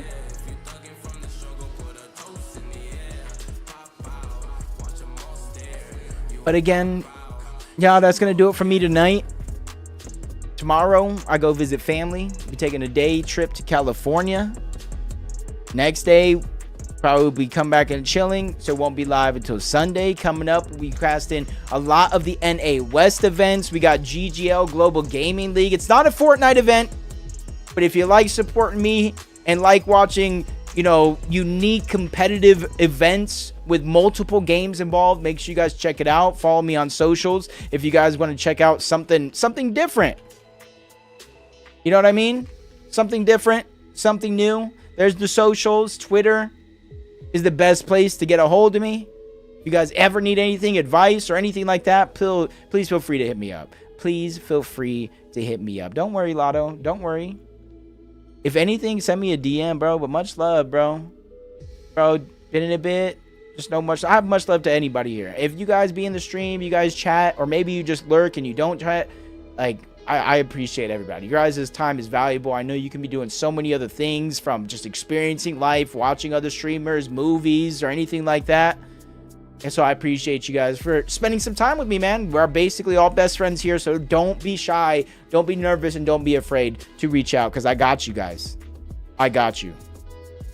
Now, as of now, no, but he's looking to get it fixed, Kobe. But until next time, y'all, I'll see you guys next time. Have a wonderful night. Have a fantastic evening. Make sure you guys eat some snacks. Fill your tummies. Don't go to bed hungry. Make sure you give somebody a compliment. Tell your parents you love them, because you only get one set of parents, dude. Just make sure every day when you wake up, am I the best version of myself that I can be? Am I the best version of myself for the world out there? And just do the best that you can at all times, and just realize mistakes happen. Not everybody's going to be having the best days ever. It's all about how you handle these kind of misfortunes. So make sure you guys keep your heads up. Again, if you guys ever need anything, Twitter, DM me. If you guys send me a DM and I don't see it, and you guys want me to reply, even if it's personal, just hit me up, just at me and be like, yo, I sent you a DM, can you check it out? You don't have to say what it's about or anything. I'll be sure to check it out. You know what I mean? But until next time, y'all, I love y'all. From my heart to your guys' heart, have a wonderful night. Take care of your mental health, and I'll see you guys on the battle bus. Beep, beep. They momentarily get separated, but they find a way back into the same box. They have Chug Jugs with 60. They have 6 different pizza slices. Their win condition right now is absolutely insane. They just cannot make any mistakes here as they move forward. Shots connect on the rat gun, but the high ground pressure is still there. As soon as they take a step forward, not trying to take a tick from the zone. Again, pressure coming in from the high ground until they're fully out of builds, but they get another elimination onto Ratgun. 354 points and counting. They either need the elims, they need the win, or both to make sure to put themselves well above that threshold. They drop down, another solo left. Stevzy's going to get found out, and Velo picks up the elimination. 362 points. All they need to do is win. If Jules clutches up, he denies them a win by 1 point. All he has is the pizza, though. He will not win the heal off. The shockwave's down below. It's not to get hype, but it's to get the effect. Xenon goes up. Shot from the other side. Velo and Xenon clutch up, not only to win the game, but to